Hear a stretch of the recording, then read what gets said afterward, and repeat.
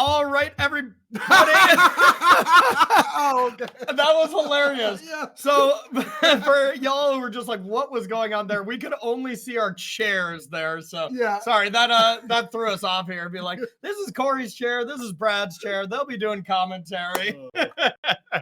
All right, everyone. So welcome to the Mana Trader series. My name is Corey Baumeister. That's Brad Nelson. We are going to be bringing you this Pioneer coverage all weekend. We have a nice big 8-rounder here. So Pioneer, a little bit more popular than Vintage. We're going to be bringing you all that action here for day one. And then we'll be bringing you the top 8 tomorrow. So, bro, are you excited for some Pioneer? I am. It's a format I've actually been playing some. I've been Yes. thinking about it because it is the regional championship format for this season.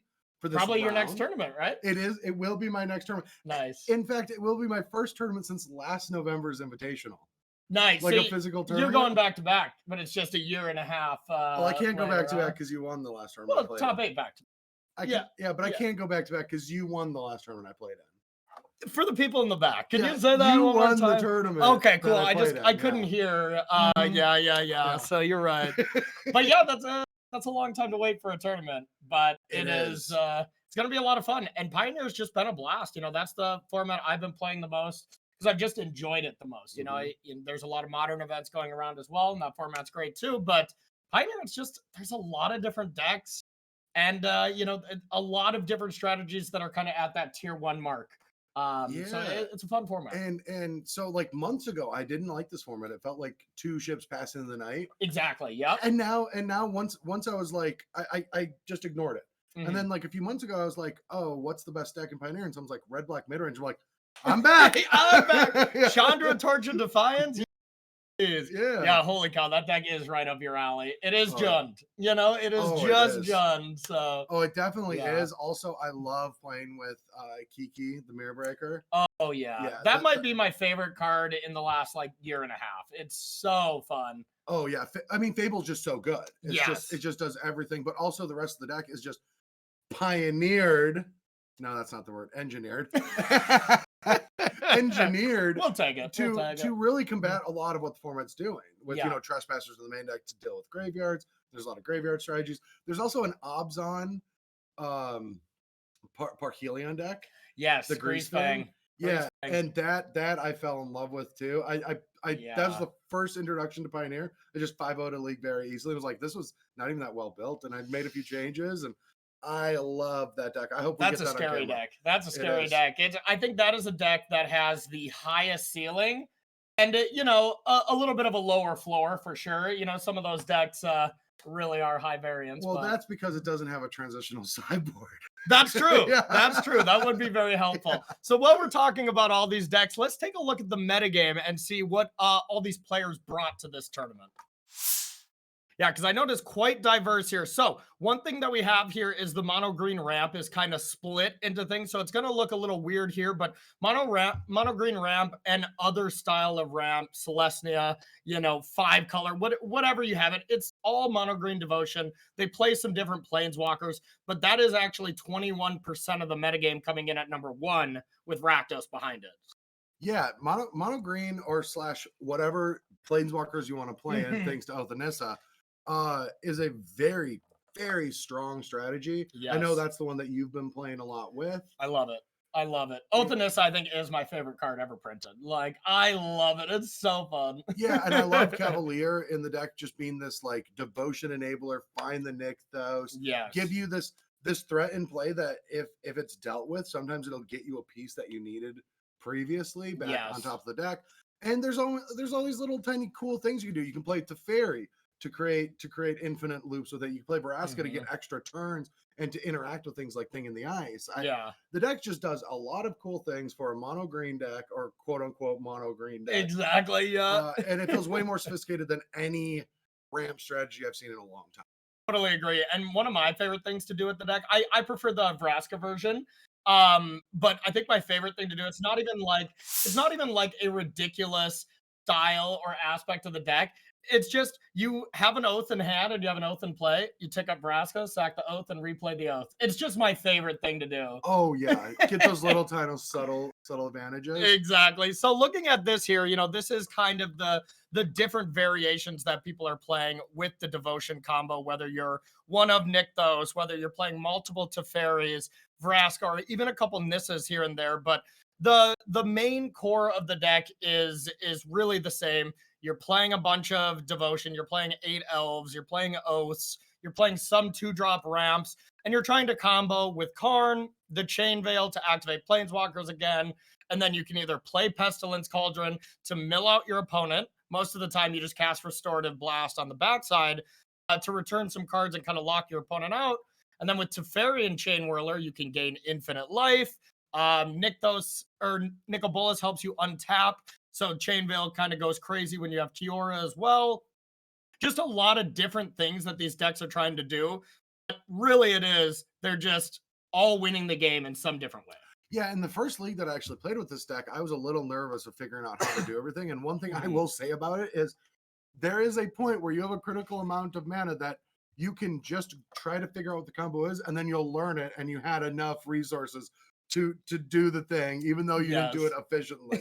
Yeah, I think it was when I was learning this deck, it was kind of right before the Chain Veil. I think Canister popularized that piece of tech where it actually became a deck that could combo pretty easily. Otherwise, it was like, people are like, how can you go infinite with this? And we're like, okay, you need to have 2 Kioras in the graveyard. You need to have a Karn in the graveyard. You need to have Karn, Kiora in play. You need to have at minimum 13 devotion. And it's just like, okay, this is ridiculous. I was playing Phoenix at the time. I'm like, I don't really buy into it. And like my green opponents were like comboing off, and like they're even typing in chat like, yeah, I think I got you here. I just got to do this. I was like, honestly, go for it. 1, because so many people fail when they go for it. 2, I just want to see it to learn. I saw one of my opponents just combo off beautifully, and I'm like, yes, that's how we do it. So that's a me. That's a me. My personal favorite is the Vraska version, where you can go search up Ugin's Nexus and then just sacrifice it. All you need to do is just have 5 mana and a Vraska in play, and the combo just gets dumbed down. It's easy. Yeah. You start your turn with taking an extra turn, and then you build your battlefield. Yeah. Then you start the next turn by taking an extra turn, build your battlefield. You're either going to ultimate Vraska and win, or you're just going to attack with lethal layers over and over and over. So, it's very difficult to beat that. I've lost from that board, but it's because I was anemic, and I just didn't draw up the 5 or 6 draws that I got. Yeah. The one thing I learned not to do is if you got 5 extra mana, don't play Ugin's Nexus afterward. What is that? There's a clause that says players cannot take extra turns, so it just passes. That makes sense.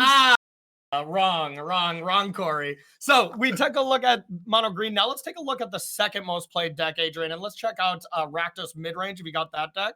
This is our second most played deck, sitting around that 10% range. And this is going to be a very popular deck, but Pioneer is quite open, where whenever I look at a metagame where I see 20% as the top deck and then like 10%, I'm excited. That's a good format. There's a lot of rogue strategies we're probably going to get to see here. A lot of players that brought their own spin on things, or even their own strategy. Yes. So there's a lot of innovation still left for this format. There's new sets coming out. We'll talk about, the impact of Dominaria coming into Pioneer. Absolutely. But yeah, this is a pretty fresh format, getting ready for a very competitive few more months. Oh yeah.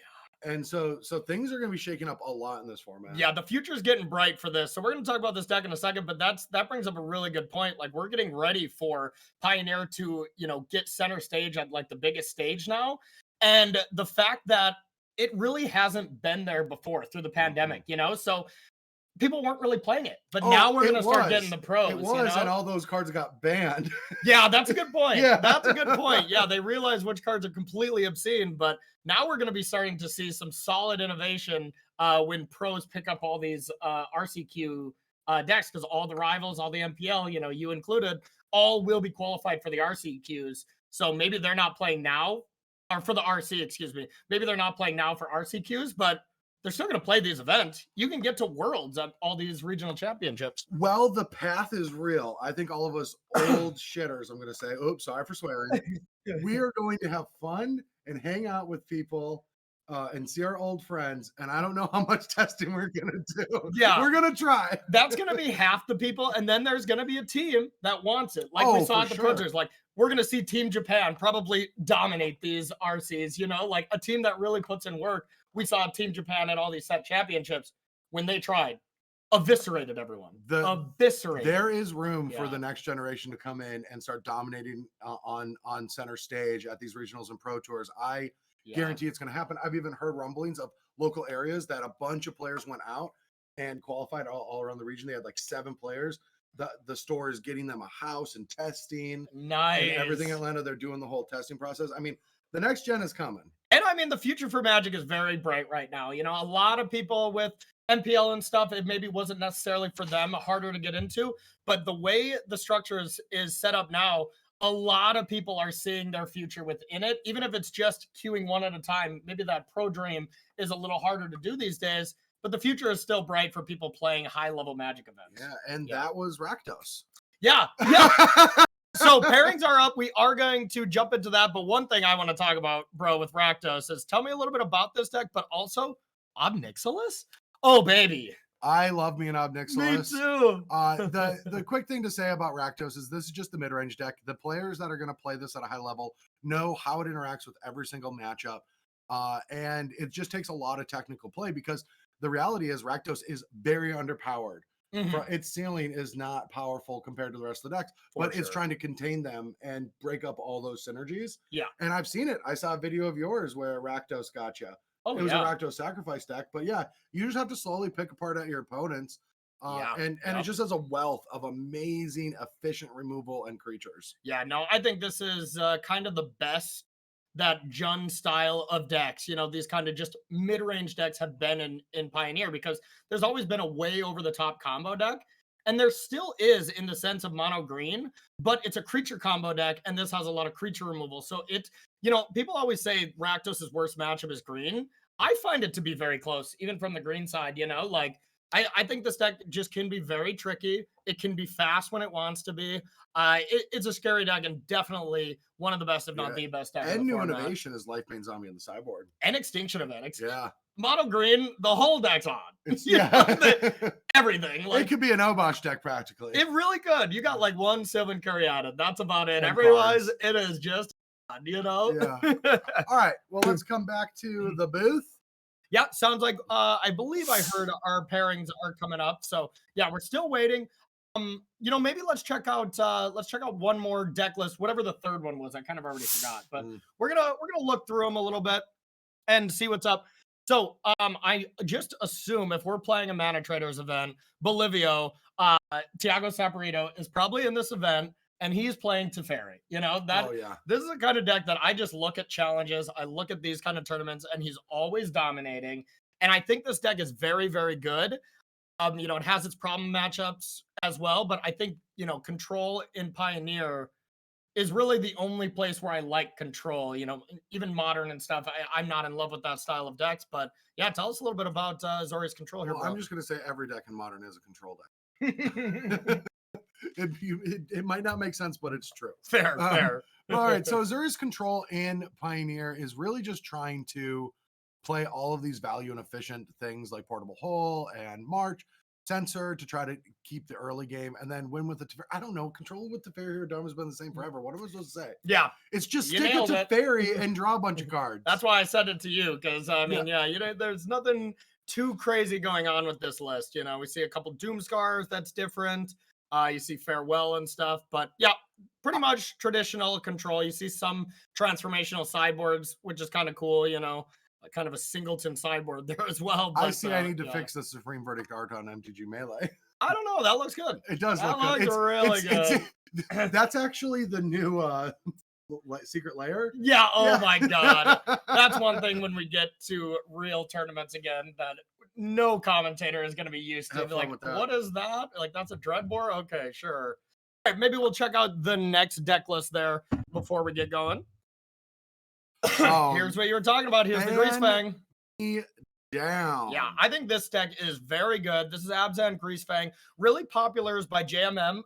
Jan Moritz Merkel ended up doing well at a challenge, and he just plays it every time. I'm pretty sure he just loves the deck. But also, you know, he's one of those players as well that will be queued for these events with being an MPL pro last year. So doing some testing, but the whole MO here, play cards that are maybe not so great, Stitcher Supplier, Satyr Wayfinder, Rafine's Informant, get Parhelion 2 into graveyard, and then play Greasefang. And the thing about this deck is when you go Thoughtseize into one of those 2-drops that hits Parhelion into Greasefang, and you're on the play, there's almost no deck that can compete with you. But this deck's biggest enemy is itself. Yeah, and one of the things about this deck that I've been working on, and I'll give away some of my tech that I've been doing just off camera, just sitting at home. Is for free?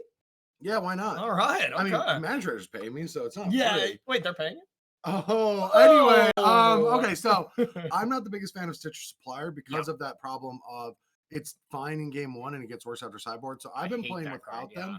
Another card is Witherbloom Command, where I'm down to 3 copies because I'm not really that confident in that card. I actually like it more after sideboard. But the big thing, there's 2 things that I think people aren't doing enough with this deck, is playing a Boseiju in the main and either 1 or 2 copies in the sideboard, because you've got Grizzly Salvage, you've got Satyr Wayfinder. Everyone else is playing Rest in Pieces and a bunch of stuff. You can find an artifact destruction spell off of these cards. Oh, that's a good idea. I never thought about that. Yeah. I feel like every green deck should just be playing 1 Boseiju. Well, they for sure should be playing a Boseiju, but yeah, with Satyr Wayfinder and Grizzly Salvage, to be able to get these cards into your hand pretty easily against cards like Rest in Peace, throw another copy in your sideboard. That's a really good point. Like, why even play Abrupt Decay when you have, you know, when you have Boseiju as a land or the same effect? Because most of the time you're like, yeah, I don't want to give my opponent a land. When you're playing this degenerate of a kind of combo deck, who cares? Who cares if they have a basic, you know? Like, yeah, and I mean, I like Abrupt Decay because it kills Trespasser too. That's true. Creature kill is a big Trespasser. Deal. Yeah. The other thing that I like to do at the sideboard that I've been working on is just playing Rotting Regisaur. Oh, baby. It's just 7/6. It's just giant. I want to discard stuff anyway, and I have cards like Can't Stay Away. So I can just like instead of trying to get this combo going with Greasefang, I just put 7/6s into play. That's a good point. Just deal with it. Like point. Phoenix deck, just deal with this giant threat. Oh yeah, Phoenix cannot deal with 6 toughness. No, not a chance. Yeah. Yeah. So like those are the 2 things that I've been tweaking with, and Sky Sovereigns, which I see that people are starting to play those. Okay. It's also a card I play in Rakdos too, because whenever a format, you remember our rule in Standard, whenever a format gets mid range, puts boats in your deck.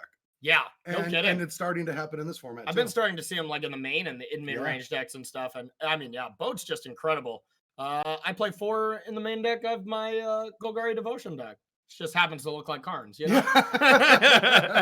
That is true. You play 5 copies of boat. Exactly. So let's take a look while we're talking about Phoenix. Let's take a look at Phoenix here. Players are still getting settled for round number 1. This is a deck that we have just been kind of seeing fall off a cliff when it was the best deck, you know, kind of by a lot here. Not even that long ago.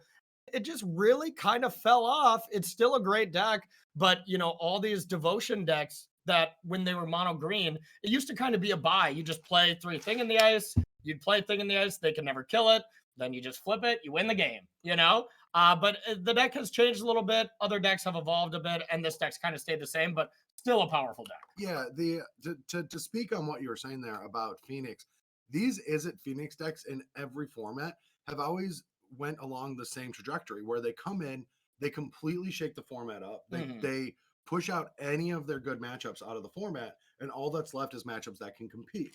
And once that happens, it's up to the Phoenix deck to figure out how to beat the format once all the good matchups are gone, all the easy ones. Yep. And sometimes you see it succeed and sometimes you see it fail. And we've seen in Historic all throughout the digital era of competition with Historic Phoenix doing well sometimes and doing poorly other times. Yep.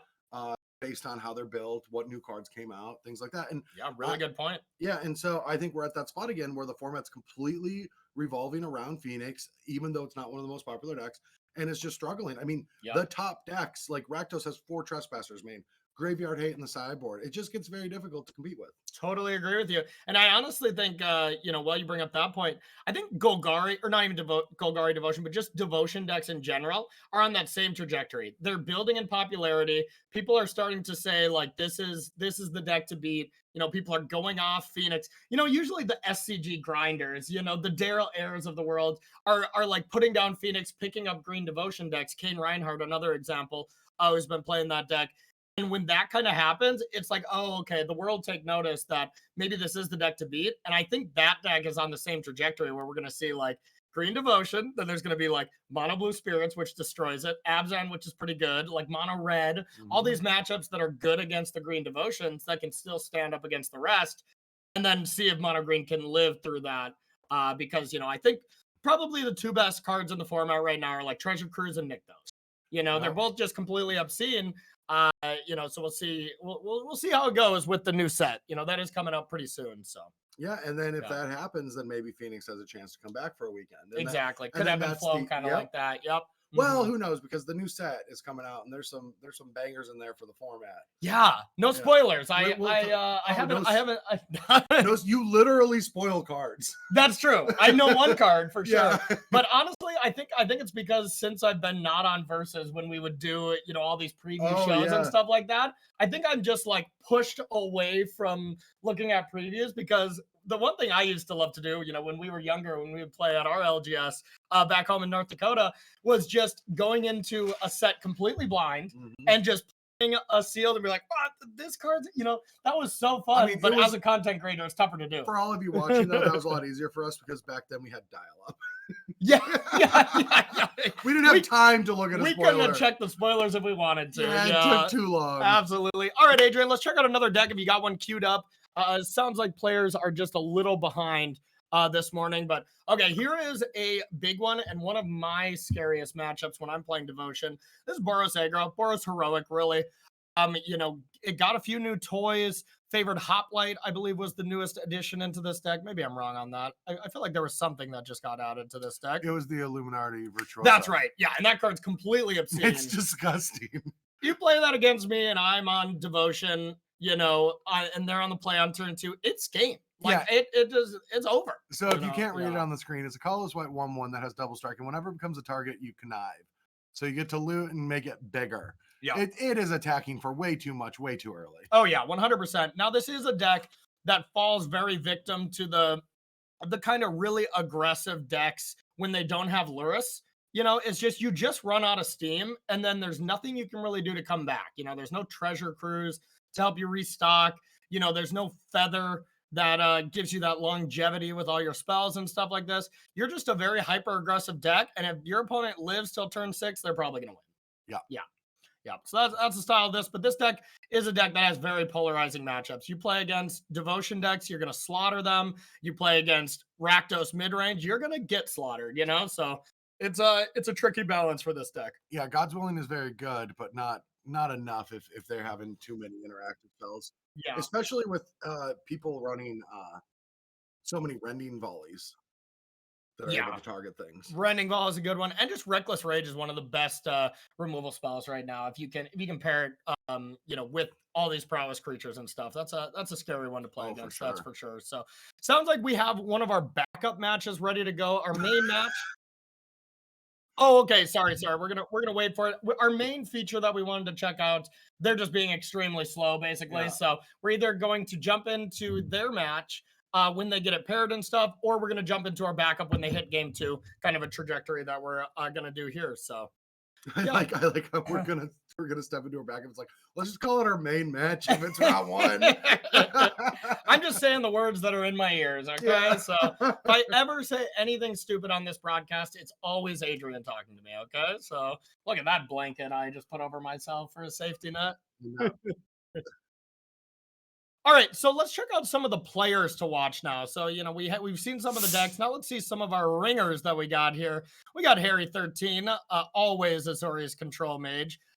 Friends with Gabriel. Wonder where he gets it. Exactly. Yep. We got Sneaky Misato on 5-color ramp. That is just going to be a Devotion deck. That is Kane Reinhardt, just top 8'd or just top 6'd SCG Baltimore. So big shout out to them. What's a top 6? Team events are top 6. Oh, team event. Okay, yeah. Then the top 2 get buys and stuff like that. Yeah. Then we got Nathan B, always playing these events on Rakdos midrange. Claudio, always the Niv player, just queued for the mocks by taking down one of the mock showcase events. Wow. Yeah, with a spicy deck. Just a really cool take on Yawgmoth in Modern, from what I remember. Bant ramp, assuming this is just our Mono Green Devotion with Teferis, trying to go for the infinite life aspect other than Vraska. Twinless Twin playing Golgari mid-range, and this is not Golgari Devotion. This is just a mid-range deck. I'm excited to see that. Exactly. I mean, we gotta call that deck Go Garbage, though. I think for sure it's Go Garbage. I haven't seen the deck list yet, and I don't know anything about Twinless Twin, but this has to be Go Garbage. Yes, thank you for that. Thank you for that. Then we got Phil Hellmuth, Sam Rolfe, one of the premier players in this tournament for sure, on a Jeskai Ascendancy. We're gonna have to look in on that. Yeah, that's a blast from the past. Yeah. So it sounds like that's actually the match we're gonna jump into right now. You're getting your wish, bro. Cause it's about to end. It's about to end? Why? How are we missing matches before we watch one? Yeah. Throw us into something. Let's watch some magic. We gotta watch some magic. There we go. Okay. And game. Love it. So what is the main feature we're trying to watch then, Adrian? Okay. Oh, this is still game one. Okay, we'll check this out. We'll get to see some Ascendancy. Do we have Ascendancy as a deck list to look at? Probably not. Yeah, this is a deck that was very popular and then just kind of fell off the cliff, And honestly, this is one deck that I just don't really know why. I've never really had a big problem beating this deck. So maybe it's just that's probably the reason. That's probably it. But when people are not expecting it and stuff, this could easily just be a really good take. And Sam Rolfe just plays an absurd amount of Magic, so probably has a nice teched out list. We're taking a look at it now, and you see your classic hits for Dig Through Time, for Jeskai Ascendancy, a bunch of looting effects, the Sylvan Curry added to untap and create infinite mana. But otherwise, it doesn't really look like anything too different, bro. No, yeah. I have not much to say about this deck. Mentors in the sideboard make a lot of sense to me. Nice pivot. Malevolent Hermits is also. I haven't seen that one since last year. Kai Buddha at home. Yep. Kai Buddha at home. Oh, I've never heard that. Actually, Kai Buddha in his current form. Yeah, absolutely. Yeah, current age Kai. Sorry, Kai, if you're listening. Current age Kai. Yeah, but it looks like we're up against mono white aggro. A pretty good aggressive deck for the format. I think kind of in the solid tier 2 range as far as decks goes. But Brave the Elements is a hell of a Magic card. I used to play a Brave Naya deck for an entire season way back in the day. It was Naya mono white with Brave the Elements, man. I really pushed the limits when it came to those formats. Yeah, holy cow, though. But yeah, Brave's just a tough card to do. Saves you, pushes you through against green. It can be tricky, that's for sure. So. Oh, it's an unbelievable Magic card. All right, so we got a hand cam. I would assume that's good.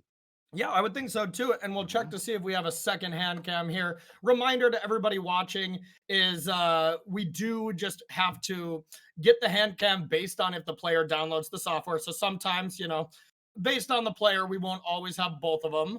And then you can yell at those players. All right, maybe don't do that. They're doing the best they can. But that's the reason if you don't see both of them at a certain time. Yeah, all right. Well, it is. Oh, Thalia's tough because if the Hopeful Initiate ever gets 2 counters, then those Jeskai Ascendancies can say bye-bye. Yeah, and it's not even Hopeful Initiate. It removes counters from anything. So it's a tricky card that I learned that the hard way from among creatures you control. But yeah, we see Fiery Impulse here, probably able to just, play a second land here and clean that up at end step or something. But if Thalia is on the battlefield, you pretty much cannot combo. I'm sure it's not impossible, but it seems very tough. You got to start with Sylvan Awakening, and then, you're playing 2 for all your cantrips. So it's probably possible, but it's much, much harder. Oh, well, once you have the Ascendancy plus cantrips and Awakening, you're good to go. But getting there through Athalia seems like way too slow. Exactly, yeah. Like 2 mana considers and stuff, not great. No, not going to happen. And yeah, there's the opening here. It's like next turn you're going to probably have to spend your time playing the Ascendancy, and so the dark skittle nice. The dark skittle is gonna never mind. No Ascendancy. I was just gonna say, here is the benefit. Sam Rolfe definitely made a judgment call here. Is like, okay, you can either take 4 damage, wait till end step, kill Thalia, and you guarantee you're gonna untap and play Jeskai Ascendancy, or you take 1 damage and hope they don't have second Thalia, and then you just rip second Fiery Impulse. Drew a second Impulse? Jeez. That's absurd. Jeez. Sometimes when good players get lucky, it feels not fair. Samurott being a very good Magic player. To be fair, there were 6 outs with 3 more of the Fire Impulses and 3 Rending Volleys left in the deck, but still. Oh, sure. Yeah, probably brought those in, huh, bro? I would assume that they came in. Yeah, that's a good one. Yeah, and this is kind of your classic way to approach these mono white decks or just any aggro deck that's kind of all in like this. Kill target creature every turn until they don't play creature, you know? Yeah. It does get trickier now, bro, because of Extraction Specialist. That is a very, very scary card. I was going to say it does get trickier now that every card is 3 cards. Yeah. Like, I remember last season in Standard looking at the mono green deck. Those in Standard for a while, the one that was good, maybe a year and a half ago. Okay. You know, with like the wolf enchantment. Oh, yeah. Yeah. And was that deck that we destroyed at the Invitational over and over and over every round? Yes. Nice. It is nice. That one. Yes. It's also the deck I played previously at a set championship and got destroyed over and over and over and over. I do remember that. Yep. I do remember. I think I did a deck tech with you. Yeah. But what I'm getting at is I looked at that deck and identified every single creature can gain card advantage. Yes. And I'm like, this is the death of 1-for-1 removal decks. 100%. 100%. Yeah, I totally agree with you. And we really don't see those style of aggro decks in Pioneer because there is over-the-top combo decks. Mm-hmm. You know, if that was not the case, you'd see it. But now the deck that fits that mold is Rakdos Midrange. It just can play both roles. It can be an aggro deck that can curve out and never run out of steam, or it can shift to a control role. And that's what makes that deck so scary. All right, before we get back into the game, I just want to talk about our last point because it's interesting to me. Okay. Now, I can't confirm if this card is actually in the set or it's one of the supplementary commander cards. Oh, yeah, no one ever knows. I never know. It's impossible. But if it's in Standard, I feel like it could flip the script for decks like Blue-Eye Control and stuff. It is a blue 2/3 that at the beginning of each player's turn, they can draw a card, but then spells for that turn cost 2 more mana. It's the perfect draw-go creature. Okay. So if you're playing a draw-go control deck, you play it on turn 2, and then every turn you draw an extra card, and you never play anything on your turn. Okay. And then they can't do that because their spells cost 2 more. I'm just trying to evaluate. I was like, does that seem like it's directed at commander? And is it too powerful? We're going to figure out in chat here in 7 minutes. Yeah. But I'm assuming it's commander only because it seems very powerful. Yeah. But anyway, getting back into this that's a big drop that we were talking about. Yeah, Extraction Specialist. Get that Thalia back. Oh, yeah. I mean, and honestly, that's another one of the benefits or the disadvantages to just pointing a removal spell at your mono white player on turn 2. Because if they ever curve Extraction Specialist on 3 into the card you just killed, it's like, oh shoot, we're in trouble, you know? Yeah. And Phil is in a lot of trouble. Yeah. Having to deal with so many Thalias and now Gideon flipped. Yeah, and that's some of the cost to playing like Fiery Impulse, for example, instead of like Flame Blessed Bolt. If mono white were to be popular, you know, that might be a change that people do, just the exile effect to play around Extraction Specialist. Yeah, that's game. I mean, that's also just one of the problems with playing a combo deck that you need 2 different 4-ofs. Yeah, that's true. It's true. You know, it's one of the issues with spell-based decks. Yeah, is you can't run a ton of redundancy in your removal spells. Like, effectively, how many would you want against this? Like, how many does Izzet Phoenix get? Because it's more of a mid-range deck with a combo finish. Yeah, it gets way more interaction. True. Yeah. Mm-hmm. Yeah, you can only play so much when you're playing Splinter Twin, I guess. When right? you have to, yeah. All right, so we're gonna have game 3. Phil Hellmuth on the plate, gonna advantage them, but you know, Thalia just looked like an absolute beating that game. So I'm sure Dark Skittle is going to be looking for that, putting a high premium on it. Oh, for sure. I mean, that has been it's a perfect white creature because it's been relevant in every format since it was created. Yeah. Oh yeah, absolutely. And normally, you know, these cards that are busted before and then come into the format maybe don't make as much of an impact because of power creep kind of thing. Yeah. I'm looking at you, Liliana, you know? I agree. I mean, Lily's never even had that much of an impact in Standard. Yeah. No, it like really was good in the, you know, modern gen for a while, but it was even kind of phasing out when it was popular there. So I'm under the impression that it's probably not going to be that great, but I'm still going to try it. Oh, I'm almost certain it's going to push Rakdos up a tier. You think so? Yes. Okay. Liliana is very good. Like Edict into discard into Edict. For example, even in the mirror, like even if it doesn't impact a lot of other matchups, it's such a good mid-range mirror card. Yeah.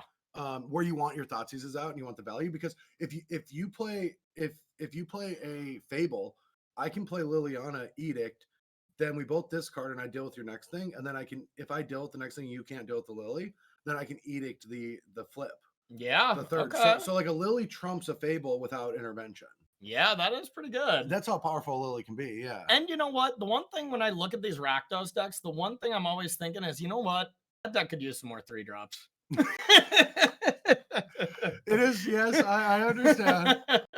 3-drop tribal. But no, I could definitely see, depending on the metagame, that like pushing out like Trespasser or something. Like maybe Trespasser is a good. Now this is a big turn card, because it was a curve 1, 2, 3 into Thalia, and you're gonna have to take care of Adeline over taking care of Thalia, because that is just too much power on the board. Yep, absolutely. And not going to be able to play anything else. Or wait, no, Caryata did come in on turn 2, so gets to consider. Yeah, Phil was really hoping maybe this is the turn where I get to end step, kill Thalia, and then opt consider. But slowing it down a little bit here, not so bad since the clock isn't crazy.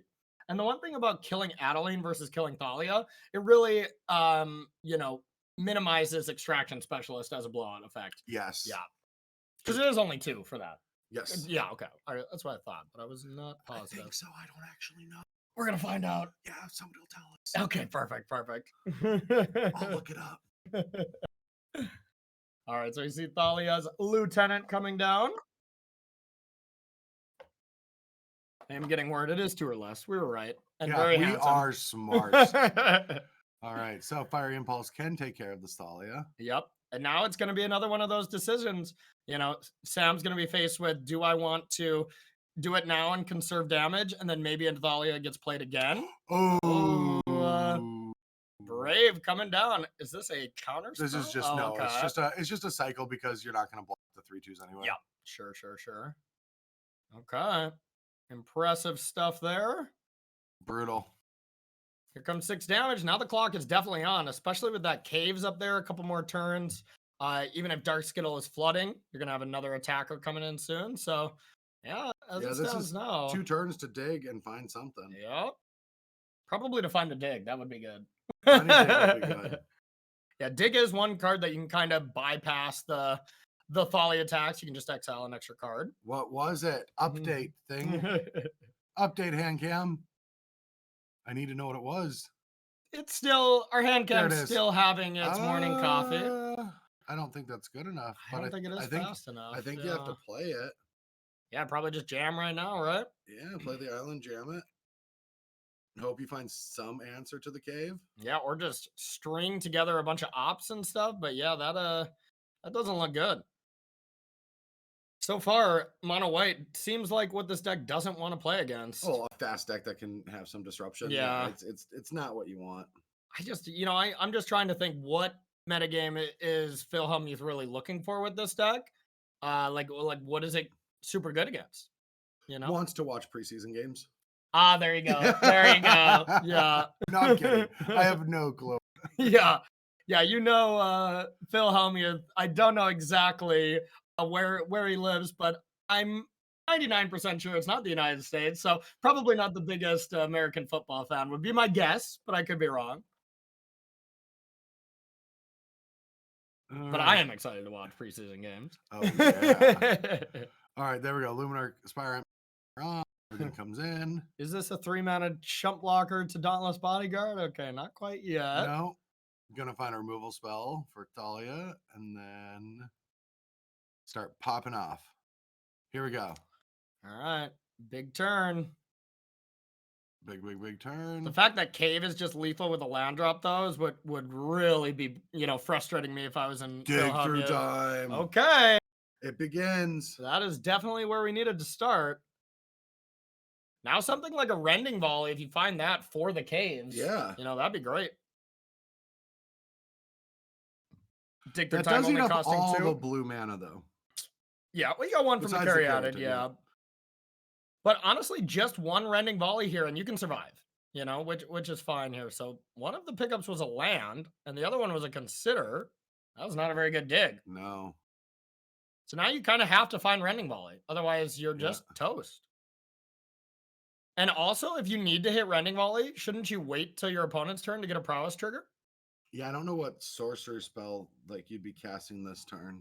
Yeah, maybe they. Yeah, you missed the prowess trigger. Yep. And those would have made them. But the main thing is we did hit Rending Volley. That is huge. So if there's a land and caves, you know, it is just. If it was weighted though, it actually deals with the creatures. Yeah. Oh. That's Brave the Elements. I think we're gonna name white on this, and yeah, with one Rending Volley, yeah, there's no way out of this. So Frank Karsten just responded with valuable advice. Okay, he always does have valuable advice. It's amazing though, but he's everywhere. Yeah, he just swoops in to help people. That's true. I didn't know how many lands to put in my new commander deck. Yeah, Frank Karsten right there. 100%. Article already ready. Knew I was going to need it 6 months ago. Have you heard of the Bloody Mary myths? Where if you say it into the mirror 3 times, that scary person appears. If you say a complicated math problem into the mirror 3 times, Frank Karsten will appear and help you out and let you know the percentages of it. Yeah. Well, this isn't even math related, but Frank did say that you can check the bottom of a card to see if it's commander or not. DMU is Dominator United, DMC is commander, and this will be a standard legal card. So Pioneer does have a blue 2/3 that at the beginning of each player's upkeep, or I think it's upkeep, they can draw a card, and if they do spells they cast that turn cost 2 more. That is awesome. And it is also awesome in Commander. You get a lot of turns. Oh, yeah. That's some cool stuff. So, all right, everybody, welcome back to the booth here. I'm Corey. That's Brad. We're going to be bringing you coverage all day. And that's not going to be it for round number 1. We're going to try to jump into another match whenever Adrian finds something cool. And we're... Okay, sounds like we got Nathan B, 1992, I believe. So we're gonna jump in and see what he's up to. Okay, so we don't know exactly, but oh baby, that's an Ob Nixilis. That Ob is in play. But this is another mono white deck, and Nathan is on the back foot.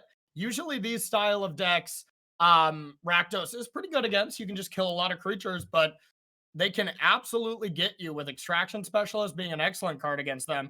And Brave can still not only protect you from removal, but most of the creatures are red, so you can kind of push through red. But yeah, I think it'd be very important to find an Extinction Event right now.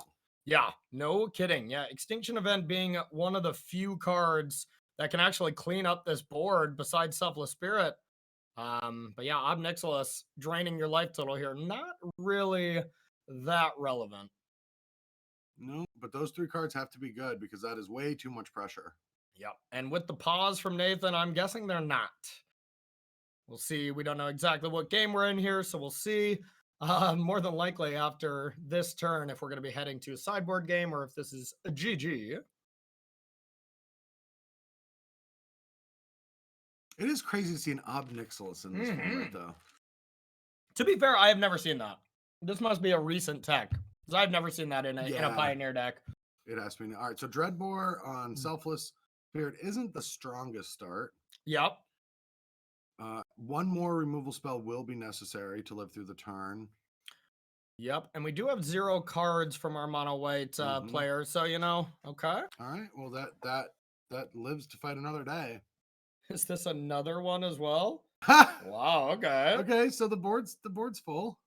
Yeah, and I mean, with Ob Nixilis being able to kill a creature next turn as well, that's pretty good. This is where you're like, knock, knock, Brave, you there? Yeah. Should be the perfect turn for it. And now, like, what do you attack with here, bro? Like, I mean, so if you attack with everything, there's a trade with the Harvester, and then there's a block on... Oh, I guess the specialist is being protected by the bodyguard, so... I'm assuming you just block the other two. I forgot the name of that. The Pantheon, something of the Pantheon. Yep. I know it has Probe multicolor, but yeah, Bone Crusher can still get in front. Yep. But basically, the MO is you don't want to attack here, right? Yeah, Soldier of the Pantheon.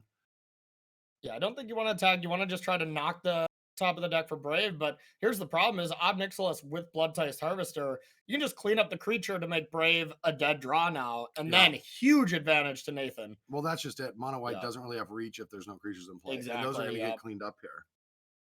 Exactly. Decides to draw instead. So that actually will make Brave the Elements a lethal attacker, even through a blood type harvester sacking. So maybe a misstep if that does end up coming down. Yeah. Because that's the one thing I'm doing against the mono white deck is I am always just saying, does Brave kill me? If the answer is yes, stop it. If the answer is no, sure, whatever, do whatever. But I mean, I don't know. Do you keep in all of your Braves in a matchup like this? Probably. Yeah, I would think. Just it protects it from a removal spell. And I mean, I just think it's the reason to be playing these white decks. Like if you're not loving Brave, I don't know if it's correct to do.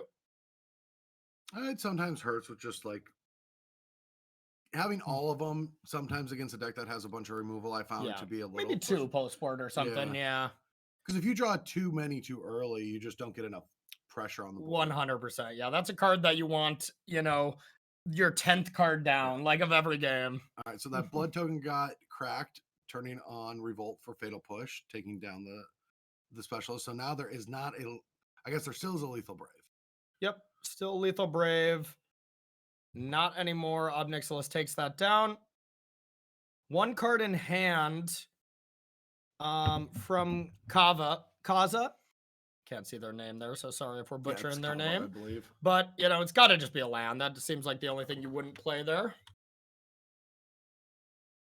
All right, Dauntless Bodyguard coming down to bodyguard the bodyguard. But not amazing here. But Kuza is at, 30 life, so this is a long time before this game and truly Nathan gets only ended. has 3 more turns before they're dead because who can't resist Ob Nixilis? You get to draw a card. A whole card. Every turn. Every turn. I mean, you can't resist that. That's too much value.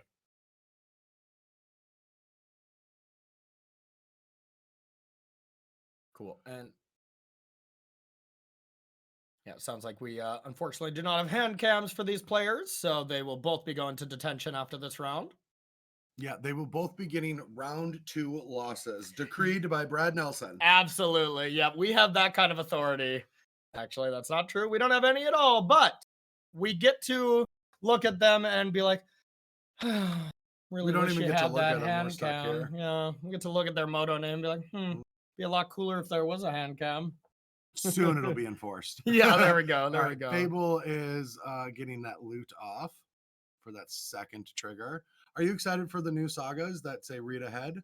I am excited for those. Those are really interesting designs, you know? And honestly, I think sagas are my favorite design cards over the last, 2-3 years or something. I love them. It's just like, basically, it's just planeswalkers, but not overpowered. You know, it's like they do great abilities, but you don't have to deal with, 2 years of Chandra Torch of Defiance and Standard wrecking everything. It's just like, it's a card that will be doing specific things each turn. And I mean, I think Fable is the peak example. We'll be dealing with that card a lot, but it's not ridiculously overpowered. It's just very good. And a really fun card to play, in my opinion. Oh, I do think it is ridiculously good. Yeah, I do too as well. But, I don't think it's... Yeah, maybe it's just really good. It's a little too good. All right, so Lightbane Zombie here does make it so there is a black and a red creature. So Brave isn't lethal with this 1 Dauntless Bodyguard. That would just be the big bummer here is if you lose to Brave on turn 13. Oh, yeah. When you could maybe do something about it. So getting that counter on Mutavault to be able to block. Yep, trying to protect from Ob Nixilis as well. But the thing about Mutavault is not going to be attacking through with Brave. Brave just gives pro to your white creatures. And, oh, baby. Oh, if this game wasn't already over. Yep, that is a Kalitas here. Now we're going to be getting that. If Kalitas connects 1 time, this game is completely done. I think it doesn't have to connect. Yeah, I don't think so either. With 0 cards in hand and the fact that there is a black and a red creature, so Brave doesn't get it done, I think this is going to be all locked up for Nathan. And impressive stuff from when we came into this match. Yes, it did not look good. It did not look good for Rakdos. Yeah.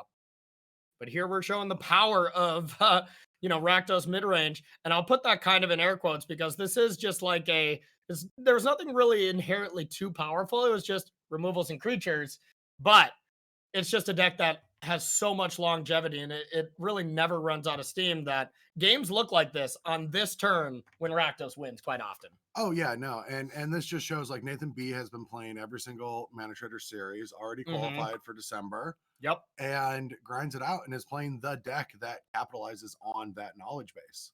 How did Nathan qualify again? I know multiple times in Pauper. That's right. Okay. Yeah, I wasn't doing that one, but yeah, Nathan is just trying to make as many at-large spots as possible. Nice. Trying to absorb all of the qualifications. Excellent. Yeah, congrats to them. And yeah, reminder to everybody else, while this game's kind of in garbage time, is that end of the year tournament. We're all still feeding for that.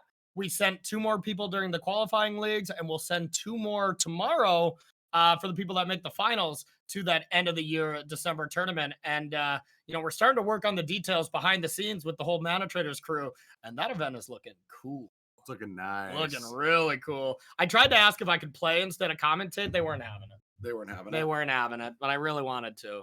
Seems like a sweet event. Yep, Mutavault doing its best job here to not die immediately. Just kidding. And there it is. All right, so we're going to be going to the next game, either game 2 or game 3. Probably going to game 3, I would imagine. Yeah. But what do you think of this, bro? What do you think of this matchup? You think it is, going to look like this a lot of the times, or do you think Mono White has a chance? Well, of course, Mono White has a chance. It's Magic, right? Mm-hmm. Like whoever's on the play is favored in most games, and this match will play out like every black-red mid-range versus white deck has ever played out in the history of Magic. Kill creatures, try to play Kalidas. The other person's trying to have their creatures. The aggressive deck is trying to curve out. The mid-range deck is trying to stabilize. Yeah, that sounds using about powerful right. cards like Bone Crusher Giant. That sounds about right. That sounds trying about to eke right. out some value.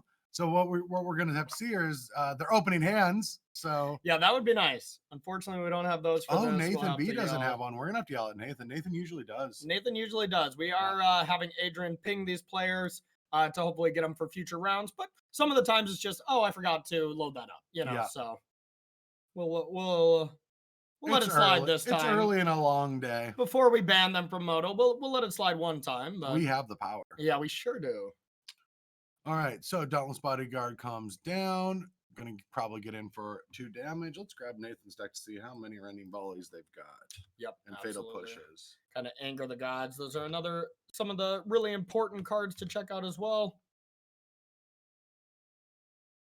And yeah, the mono white aggro decks always kind of look the same. There's some decisions on numbers, how many extraction specialists you're playing, that kind of stuff.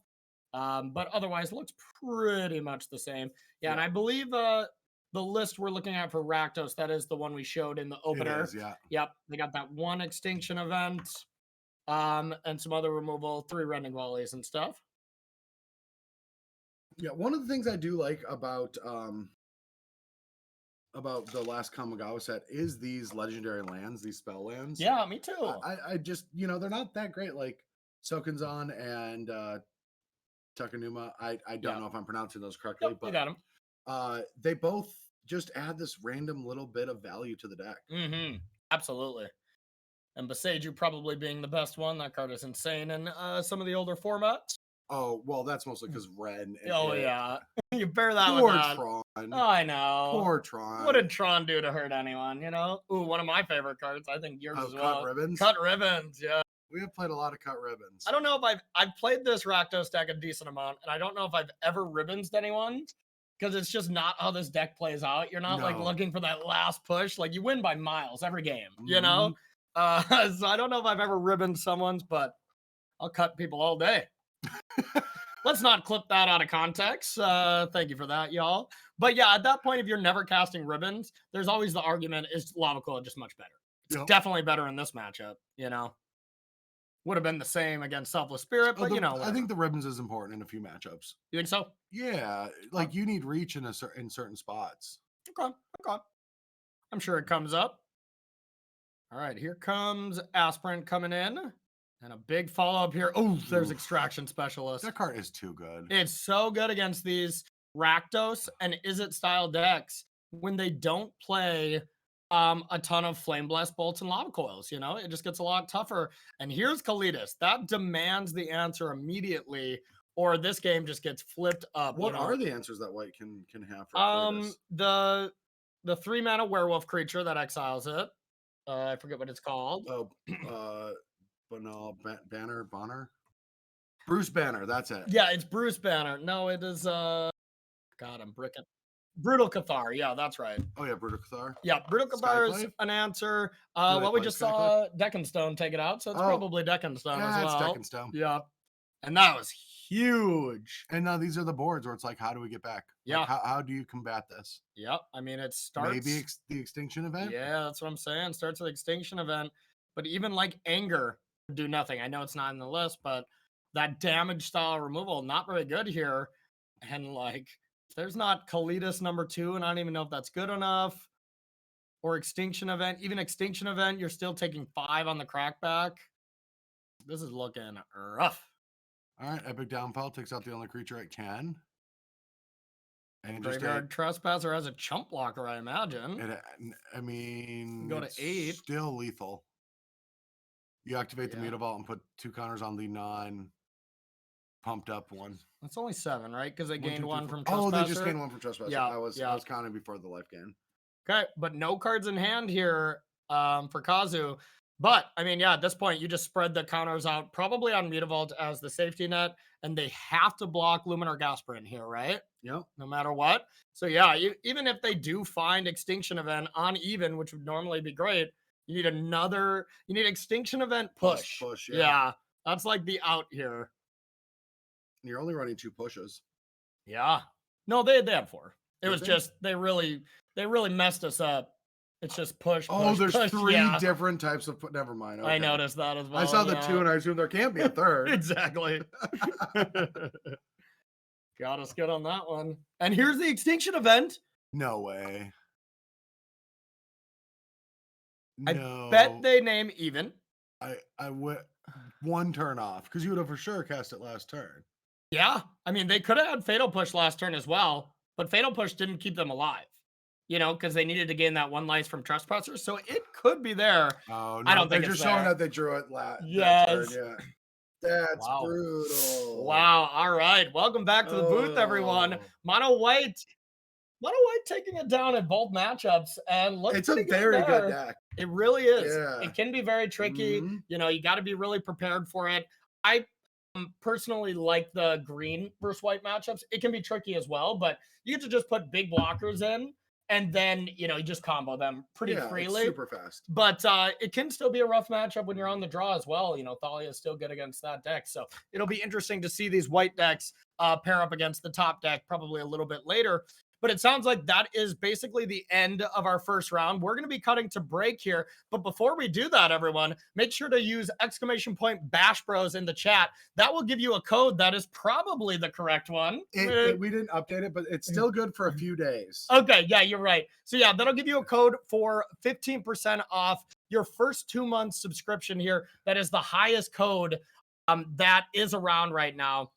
So check that out if you want to maybe play some of these decks here. We'll have some deck lists available to you a little bit later as well. Yeah, if you want to put your hat in the ring and try to be on this event for next month. We don't exactly know the formats for next month. We do. It's standard. Oh, it's standard. Okay, perfect. New standard, baby. New standard with Dominaria. So if you want to get a Mana Trader subscription for their loan program, now is a pretty good time to do it. With Dominaria coming out here pretty soon, get to try out a bunch of different brews without just buying them and selling them, which we did so many times early in our career before these services I lost so much money to MTGO. I played 1 league after I just bought a deck and be like, this deck sucks, sell it, lose the 30 ticks or whatever, and yeah, not so fun. So, all right, everyone, a short break. We'll be right back with round number 2 here at the Mana Trader series.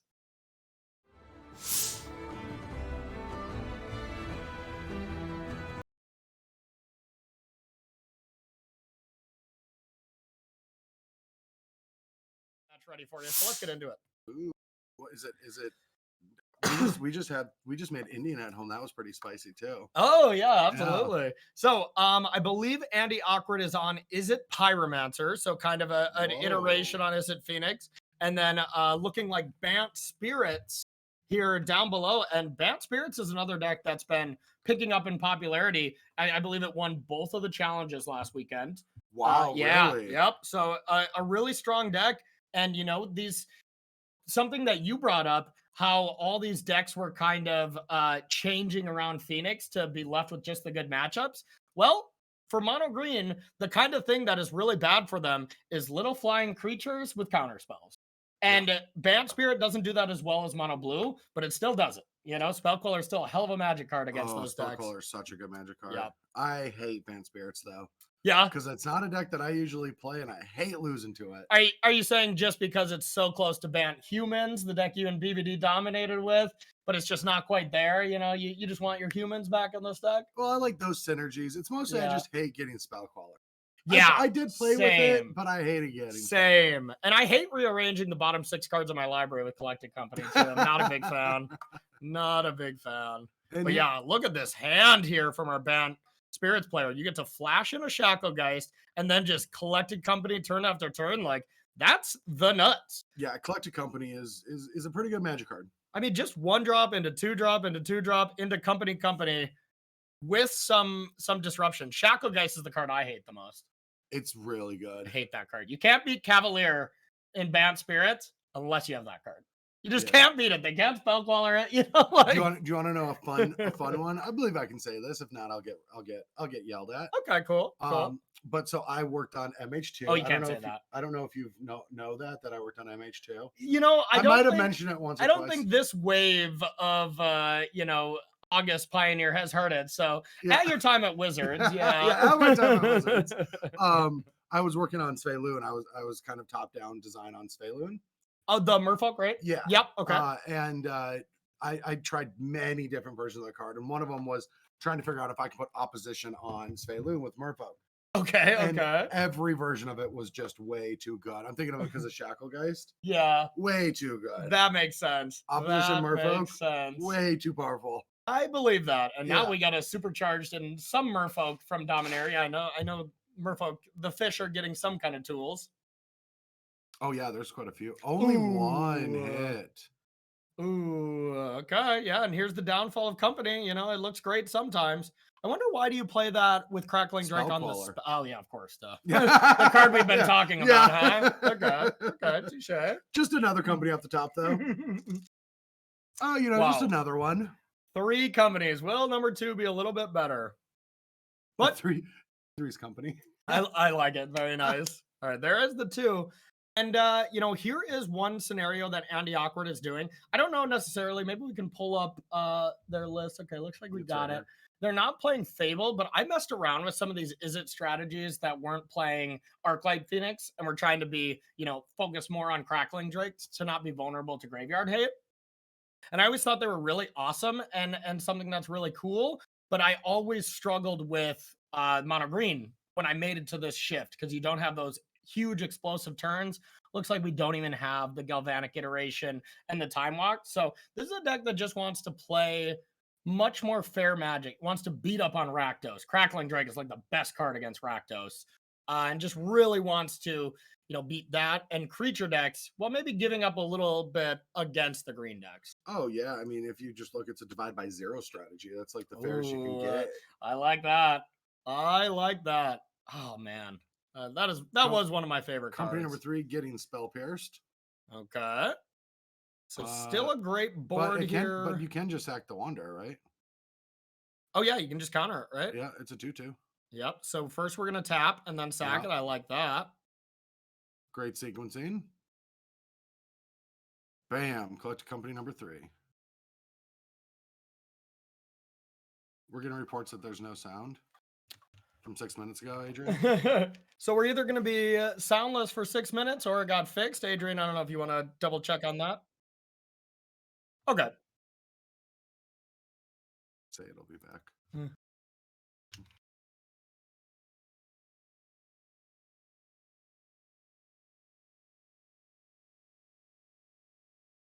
Sounds like you can still hear us now, or we're talking into the void. So we're talking to each other. That's true. Either way, it's Adrian's fault. So yeah, we'll see. We'll see what happens there. We're getting some messages from 7 minutes in the past. That something must have cut out. And while we wait, Bash Bros _DMU to say 15% off. Yeah, there you go. Yeah. There you go. Yeah, we like that. We like that. So heading to the next game, looking at our Izzet Pyromancer player, I guess we can say that. As far as cards that we bring in, not a ton, to be honest. Like, yeah, your sideboard is a lot less limited now that you are a learn package, but this sideboard really seems like it's pretty geared towards mono green. See some Rending Volleys, those will be excellent. Man, Rending Volley really feels like a premium removal spell in this format right now. Well, I believe it's because there's so many different creatures that it hits, but also the big one is the Greasefangs. Yes. Just a 1-mana removal for the turn that you have to deal with it. Absolutely. Yeah, Greasefang is definitely big. Just having flexibility for a removal spell that doesn't just hit some of the cards, you know? I don't think I've ever been more frustrated, though, when a person allows the trigger to go on the stack to bring the Parhelion back, and then they kill it, and then it just goes back to my hand. I got to get rid of it again. Yeah. It's just a beating. It just doesn't feel like it should be how it works. That's fair. That's fair. I mean, it is how it works. It makes sense how it works. Oh, wait, you let Greasefang trigger resolve and then kill the Greasefang so it can't crew the Parhelion. So the Parhelion comes back and just goes back to your hand. Well, if the trigger resolves, the Parhelion No, it's play, the trigger right? on the stack. You let Greasefang trigger. Oh, because it targets? Yeah. Oh, okay. That's cool. That's cool. All right, so here we are for game 2 with a Mana Confluence as the first land, which is an interesting first land. I guess you want to make a decision on your pathway later. Okay. Sounds like while we were just looking at the decks, our sound was not working. Okay. Is it? Cool. Just double checking that. First mistake that has ever been made on this broadcast. So, all right, getting into this game here. Can I just make a comment? You sure can. That our Bant Spirits player's hand just looks like a rare binder got shaken. Yeah, it looks like a commander deck at this point, you know? Can you tell me what Catilda, like, what's the reason for Catilda in the deck? No, because I don't know what it does. Oh, you don't know what Catilda does? Nope. We're going to check it out right now, but I'm not going to lie. I have no clue what that card does. All right. Remember, you're the expert role here, bro, so I have to lean on you to know every card. You're still the competitive player. All right, so we see this dispute hit on the rattle chains. There we go. There's a big Catilda. All right, so Flying Lifelink Pro Vampires equal to the number of permanents you control that are spirits and/or enchantments. So just a big lifelinker? That doesn't seem great. And then it has Disturb, and it makes spirits or something. Yeah. Okay. Yep, seems like an odd one to me, but I don't judge. So, land number 4 for Andy Awkward here, being able to just play Crackling Drake and just have the biggest creature on the battlefield, plus having a Ledger Shredder to do some damage. And, you know, the Shacklegeist in our Bant company player's hand, it can do some work at stabilizing. But, yeah, the mana base here is brutal. Mana Confluence being the only blue source is definitely going to start adding up. And just really brutal, especially with the 2 pieces of removal here. And a one good card that's really good against Disturb cards. Lava Coil. Get that exiled. Also, yeah, just kill both these creatures. Get that Connive. Try to find another spell. Yeah, attack for at least 7. You get a Connive trigger. You get to get rid of the Spire Bluff Canal. I think it has to just be 7 because, yeah, you want to keep all your spells. Yeah. Oh, yeah. And you don't have a spell to discard, so that's a big factor as well. But yeah, get on in there for 7. And Bant Spirits, when it's on the back foot, doesn't play catch up too well, especially with Painlands. And yeah, it looks like our bottom player would agree. I do. Archwoo. I do love Rattle Chains plus the Spirit of the Labyrinth at beating up on Connive, like forced draws. Oh yeah. Yeah. Like you can even force trigger it. Yes. Yeah. The Narset style effect, you know, yes. that is incredibly brutal. Yeah, and Ledger Shredder, as powerful as it is, it does have some drawbacks when it runs into those style of effects. And just, you know, it might be a hot take, but that card has just not impressed me that much. In Phoenix, like, sometimes it's great, you know, sometimes it's at least good, but like Thing in the Ice is the card that, like, sometimes it's insane. But sometimes it's also very bad. Maybe I just sound like a jaded Magic player, but it's from years of experience and seeing these things. Yeah. A card like Ledger Shredder comes out in a format that doesn't have a ton of interaction. Yeah. It dominates because it's interacting with all the decks that it's good against. Yeah. And then as the format evolves and starts building itself to beat these kind of effects, it just gets weaker because it's not as strong when both decks are interacting. Yep. I think I totally agree with you on that one. And it's just not a huge attacker. The loot ability is okay. Late. Yeah, exactly. So not absolutely amazing. But let me tell you, one deck it is good against. We're good in Jeskai Breach. You play so many zeros. You just get turn 2. You're always triggering that thing. Oh, yeah. That does seem like a really fun deck in Modern. It is definitely a fun one. So Mausoleum Wanderer, turn 1 is really good against a spell-based strategy. All right. Where did their hand cams go? I'm sure they're being loaded up. Attack for 2. Good start. And now let's see if Andy, has a 2-drop here to play. Ledger Shredder, as much as we were giving it grief, would be a great play right now. Up against these 2-1s and 1-1s. It's tough for me to believe that they would keep a hand that doesn't have anything on turn 2 with this kind of strategy. All right, so there we go. We got a hand count up there. Nice little hand. You got a removal spell. You got to consider it a trigger Ledger Shredder. Big play here to be able to maybe remove that. And there it is. This is a puttable hole. You do have the Abrade to kill that and then consider, like, as a trick, too. Because you can do that during your opponent's turn and ambush block. Spellquell is a scary card. Or even just the Mausoleum Wanderer. Yeah. And with this being a flash, assuming Rattle chains at the end of turn. Yeah. If there's anything at end of turn, I think you have to fire that Abrade off right now on that portable hole. Otherwise, it is not going to be really possible. Wow. Well, I guess you can do it with the trigger on the stack, but if you let that Wanderer become a 2/2, and then you try to do it during your opponent's turn, of course it's great. Here it is. If it works. But yeah, I think you just have to do it now. Because if you get it Spellqueller, the game's over. Mm-hmm. Oh, on the Rattle chains. Interesting. That is interesting. I guess it is hedging against another removal spell, but... Well, I do like this pivot that we're seeing from Bant Spirits. Talk about a transitional sideboard here right now. All they need is Lotus Field, and they had it there. Yeah, they have the combo next turn. Yeah, not the accurate hand cam there, everyone. Oh, don't tell them that. Okay, it's the accurate hand cam right there, everyone. All right, unlicensed Hearse seems, I guess. Usually an amazing card against Izzet strategies, but with Andy Awkward's build, it's much less reliant on the graveyard. Treasure Cruise is the one card, which, that Treasure Cruise is basically dead right now. But, it doesn't really stop Crackling Drakes from getting larger. But the one thing that does stop Crackling Drakes is Skyclave Apparition, but no second white right now. Yeah, and starting to flood on these mystical disputes. They might come into play later, but yeah, I mean, double Crackling Drakes. Yeah, if you can get to a board position where Andy Awkward can just be like, have 2 Crackling Drakes and then have disputes up for like collected companies and stuff. Those are the scenarios where Andy, dominates this game.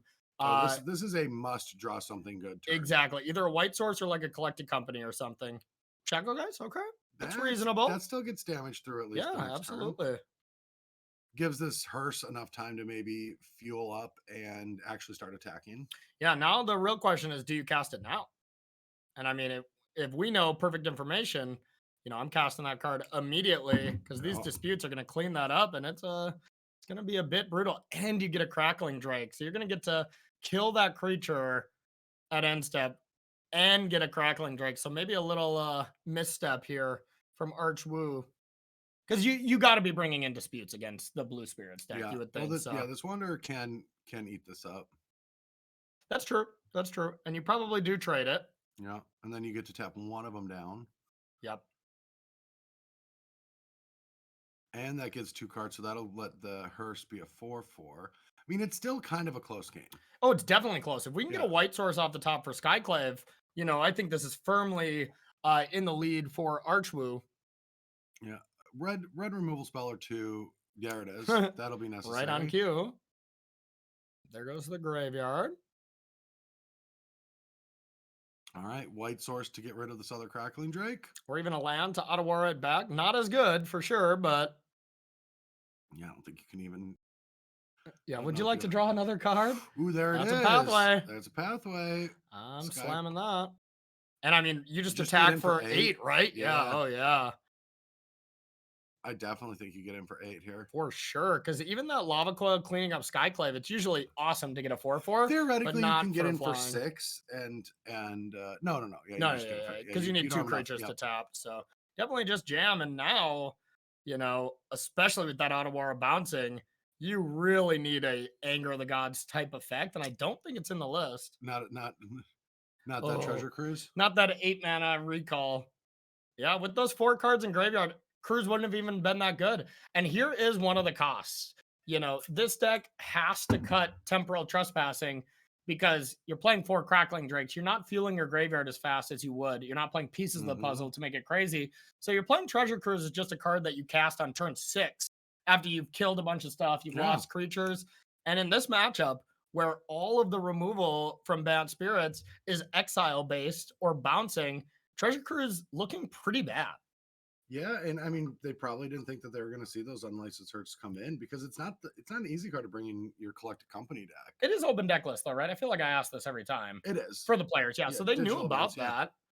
But yeah, here's the Lava Coil. Sure. I mean, that's enough to theoretically live through the next turn if that Ottawa wasn't there. And you probably feel safe with that Mystical Dispute too. Yeah, I mean, you are still dead on board even without the Ottawa. You just attack with both flyers, but that's extremely risky. Because if there's a removal spell, all of a sudden you are extremely behind from the Bant Spirit side. So, yeah, I bet we see Ottawara bounce Crackling Drake just for safety. For safety. For safety. And we'll see. No legend, so it does cost the full 4. And now, you're running afoul of, all right, I have Ottawara. Do you have 2 shocks? Then this play would be really bad, for our Bant Spirits player. But if you don't have exactly 2 of them, game is over. And there it goes. Looks like that is our Bant Spirits player advancing to 2-0. So congrats to them. Big win. Big win. Absolutely. So welcome back to the booth. We're going to be jumping into another round right here. But Bant Spirits up against that Izzet deck. What'd you think of that matchup? It played out how I thought it would. I think that this version of like Crackling Drake Izzet decks are just too slow for the metagame where they're at right now. I think so too. I really like Crackling Drake as a sideboard card when you're playing Izzet decks because always, your opponent is pivoting to answer your graveyard when you're playing the Temporal Trespassing and stuff like that. And then if you just play Crackling Drake when they're playing a bunch of Rest in Peace and stuff like that, you cackle and attack for 8, yes, there are sideboard strategies that even if it's open deck list and people know that they exist and they're used to it, it's still very difficult to sideboard the correct way. Exactly. And you can change how you sideboard as the transformational style deck, and it's not even transformational. It's that like you have to care about my Phoenixes or they're going to run you down. But I don't care about my Phoenix. Yeah. And that's how those matchups tend to play out. It's like, sure, if I get a 3-2 for value, great, I'll use it to try to beat you. But if you bring in a bunch of graveyard hate, I'm going to find other paths. Totally agree with you. All right, sounds like we got a backup match to get us. Oh, sorry. Whoa, getting to the one we found had no hand cam, so we're gonna try to find one with some hand cams so we can always play along with the players. So we're gonna wait for one of those matches to get set up. But yeah, Divide by Zero. Getting back to this list, Andy Awkward. Great Magic player, plays a lot of Moto, and I did see them tweet that they were going to be bringing some spice to the tournament. And while this is spicy, maybe not the matchup they really wanted to play. Is that the spice? I've seen this deck popularized already. I've never seen Divide by Zero in Pioneer, to be honest. Oh, it's out there. Okay. There's definitely people talking about it on the internet. I've seen the deck list out there. I mean, I love that card. But at our Invitational when we played, it's a great card in Standard and stuff. When you get to play Allrun's Epiphany. That was my first tournament back from COVID. Yeah. And playing that deck, learning how to do double face lands and learns and I mean, my opponent, my Rama opponent, were both like, we haven't played in 2 years. Yeah. And like we would have both gotten probably like match losses, like multiple. Yeah. In the amount of like I'm like, oh wait, you forgot that trigger, and it's like, oh, that's supposed to be XL. I'm like, oh yeah. Like it was just a mess. We had like this much play area. Well, you still miss the worst time, and the only reason I played this was versus live, and that's the like showdown adventure nonsense. You had so many zones where like, oh my god, it was absurd. Showdowns, adventures, you know. Oh god, Oh, yeah, that was a brutal oh one. yeah, it was definitely there's two decks that I was glad I never had to play. Well, you all were going to SC circuits. Yeah. It was the Golos deck back when like Simic was a deck and Golos Oh was a deck. yeah, yeah. That looked miserable. The Golos mirror looked miserable to play. Yes. And then it was the Adventures ramp deck with like 4 zones, Yes. like the Team Adventure ramp deck, or Mhm. Omnath, the Omnath one, where Yeah. you had your actual exile, you had adventures, You had showdown. you had you had showdown, but you also had the 5 cards. Oh yeah, Escape from the Wild. Escape from the Wilds. Yeah, I remember trying to keep that all on camera, just on versus live, and it's just like, yeah, some of this has to be off, you know, like Playing it it was in a absurd. competitive match and having all these different zones. Yeah, it And, was like, brutal. oh, And even Yorion, you know, that was like when standard Yorion decks were around and stuff. Even that was brutal. Now everyone's like, oh, in modern for the 4-color control, this sucks. Shuffling Yorion decks is brutal. Yeah, so oh yeah. definitely missed some of the golden age here. So we're gonna see if we can jump into another match here. Looks like we're at 11:20, so I'm sure we still got plenty of matches to go. For sure. All right, so it sounds like we're gonna jump into Harry 13 match. Nice. Playing some blue-white control here. We'll see what the record is of that player, and we'll get it And what is it, updated to you. Midweek Magic? What's up? The podcast, Midweek Magic. Midweek metagame, I believe. Midweek Metagame. Yeah. Nice one with Nassif. They have some good chemistry, that's for sure. Their podcast always goes to time. All right, so we got blue-white control here. Are both of these players 1-0, I imagine, Adrian? I Cool. can check that out for you too, brother. Yep, we got both at 1-0. Rakdos against blue-white, and this has to be a match that both of them have on their radar for this. And, to be honest, I'm not exactly positive how these play out. You know, I could see it kind of going either way. Just seems like a close matchup to me.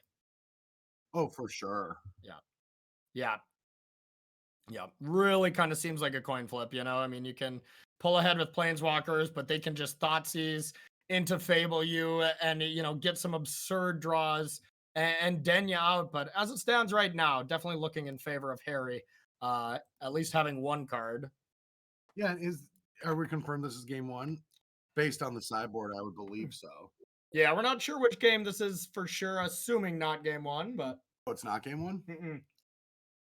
The old turn 14 sensor. Nice. Actually hit? Yep. Okay, so then we see the field taking out Den. And now, runner with nothing but a bunch of bloods. So, being able to find whatever they want in the mana that's allowed. But with Castle and Wandering Emperor, not a lot of time here for a Rakdos player. No. Fare thee well. Probably don't want to cast that one. Don't really need that one. So we'll see if Wandering Emperor probably puts out another 2/2. Gonna have both castles, one short of both castles being activated, but probably picking Arden Vale on this one. Crack that clue, maybe filter some blood. But yeah, this game seems like there is no more time left. Yeah, not really. Seems like a tricky one. Even if you find like a good card like Bone Crusher or something, it's just not going to be enough. Cut Ribbons. Yeah, I'm pretty sure this is still game 1. Yeah, definitely could be. I don't think a Rakdos player would have that many removal spells in after sideboard. Oh, that's a good point too. Yeah. Yeah, Cut Ribbons would not be in game 1. And 3 Fatal Push. Yeah, that is a very good point. Look at you and your spike mentality. They're like, no way he'd sideboard like that. You still got it, baby. You still got it. I don't see no Duresses or Go Blanks. Yeah, there we go. Or Goblin Dark Dwellers. I don't know what that's doing, but I love me a Dark Dweller. Oh, me too. Yeah. Invoke Despair. Goblin Dark Dwellers being able to, leverage some value in the mid-range matchups. Always pretty fun. And looks like we got 5 damage coming in. So not quite lethal yet, but looks like this is going to be wrapping it up. Oh, just takes out the graveyard. I was like, yeah, make sure to not misclick on that one. Yeah, don't hit artifacts. Yeah. Oh, just going to take out all the blood tokens. Love it. All right. Absolutely. What was in the graveyard that was relevant? Yeah, maybe a Croxa or something. Okay. Yeah, that's not going to do anything. I Yeah. guess just cast it. Say whatever. Just like game 1, probably realize there's nothing you can do. Yeah. You know, so yep, heading to game 2. Wow, did not think we'd be playing a full match and then jump into a game 1, bro. Welcome to Rakdos versus Blue White. Yeah, no kidding. And we got to take into effect the clocks. This is definitely going to be one of those matchups. Are you sure Harry works closely with Nassif? Because Harry has more time on the clock. Yeah, that's a good point. That I've never seen. Yeah, maybe Harry's the evolution of Nassif, you know, the next level. Gen. Yeah, next gen. The control players that don't time out. Dun, dun, Yeah. dun. All right, taking a look at Harry's sideboard here, bro. What do you like against Rakdos? Don't throw that to me. I threw it to you. All right. Well, I mean, you're just looking for like value, right? We're not going to be playing a true control game. You have to assume that a lot of the cards in your hand are going to be taken out. So anything that can get 2-for-1s effectively. Now, the question is, I don't believe, even though there's a few Croxes, I don't think you're going to be trying to rest in peace them. You'll just get them with portable holes and marches on the way back. Yeah, that usually feels like a trap to me, is rest in peace against Rakdos. You know, whenever I was playing Rakdos, I was like, please try to hit my graveyard. I'll Chandra you, you know? Like cards like Narset, I'm going to like. Yeah. I'm bringing in that Dream Trawler for sure. I'm bringing that Dream Trawler until Dominaria comes out. What's the card that kills Liliana the Veil. Oh yeah. Oh yeah. Okay. Liliana the Veil is very good against control decks. That's a good one. Yeah, we're probably bringing that Hullbreaker Horror as well. You know, I assume these control decks. I don't think you'd want a Hullbreaker. You don't think so? I don't think so because it's so like much what removal actually denial. kills it though. You know, that's the thing is like, you just can't really kill it. There's a few pieces, but it's just a 7-drop, and like you're going to be getting hit with Thoughtseize Addresses, Go Blanks. Yeah. It's just you don't want to. Like when you look at a 7-drop, it says that I need to have 7 lands in it. Yeah. And if I'm in a resource denial matchup, I'm just looking for card advantage and like using my planeswalkers to leverage a win. Do you only bring that card in like in a control mirror then, or like what would that card be for if you don't want it against a mid-range deck? It's mostly for like the can't counter decks, I'm assuming. Okay. Like it's just it has a powerful effect in the mirror. Like look at the mirror match. There's not a lot of ways to actually get it off the board. Yeah, you think about that card against Izzet Phoenix, and that seems pretty good if they don't overrun you. But yeah, that's a tough card to kill. I could also see the Starheim.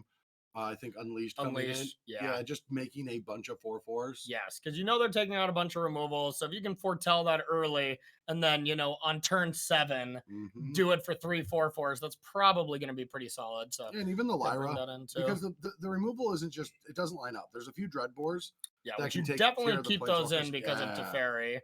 But yeah, for the most part, it's just a lot of aggressive elements, and just having these big threats and card advantage spells is where I think you're going to want to be at. Totally agree. So shuffling up here for game number 2, Rakdos on the play with only 11 minutes. So, you know, the games where Rakdos wins can be kind of blowouts too, you know, like even exactly like this, a creature land on 1, Harvester on 2, Fable on 3, into Chandra, like that's a masterpiece of a hand. Well, yeah, you signed me up on that. Oh yeah. Yeah, that is, you know, that seems like a hand you'd be playing in Atlanta, you know?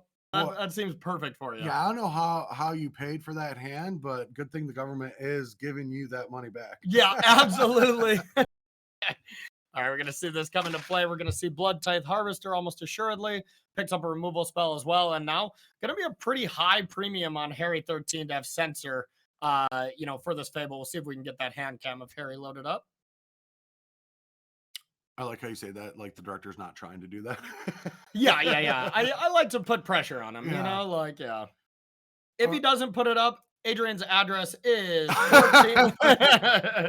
All right, Fable over Bone Crusher just wants to get that value, but yeah, Aether Gust. Not as good as Censor for sure. Do top or bottom? Top it. Fable, give it to me all day. Yep. I think, anyways. We'll find out, but. All right, so now we got hand counts up. Wow. I have to double check. That could still just be the other. It's the old hand. It totally is. It is. It's the bug hand, even though like almost all the cards are in there. This is the one time where it's going to get us pretty good. Be like, that looks like a pretty solid blue-white hand. Yeah. That is not the correct hand. I was going to say, they probably should have Dwari Disruption that. Just saying, you know? All right.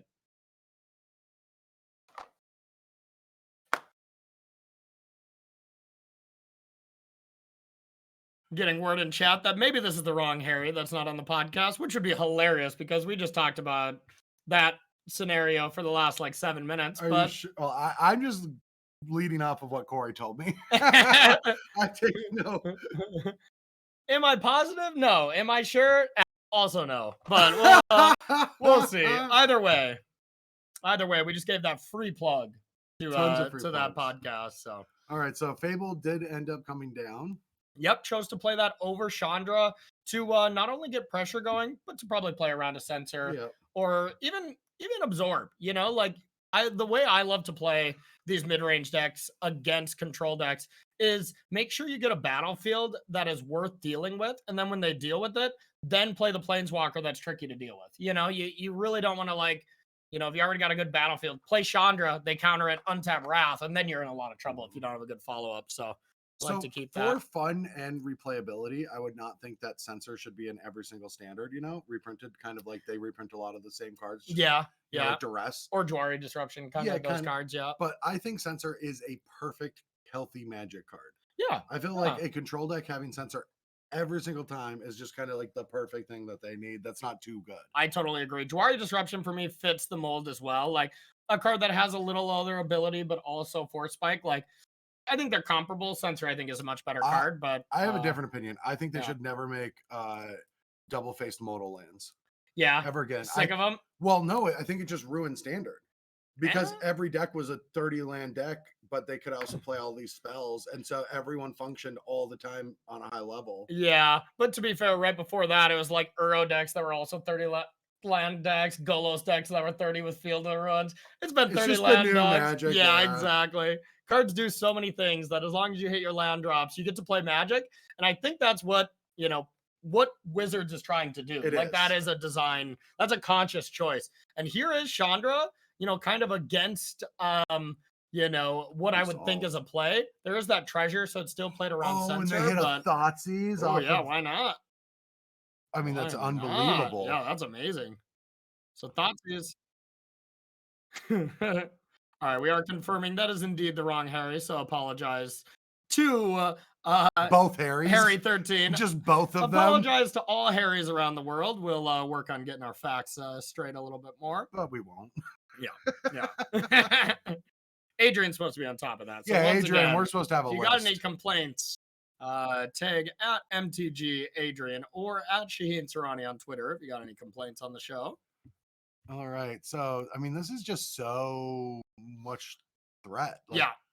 This feels like one of those scenarios that it's like, how on earth does Blue White get out of it? It's probably not with Castle Armament. It's not with the 1/1 soldier jump block.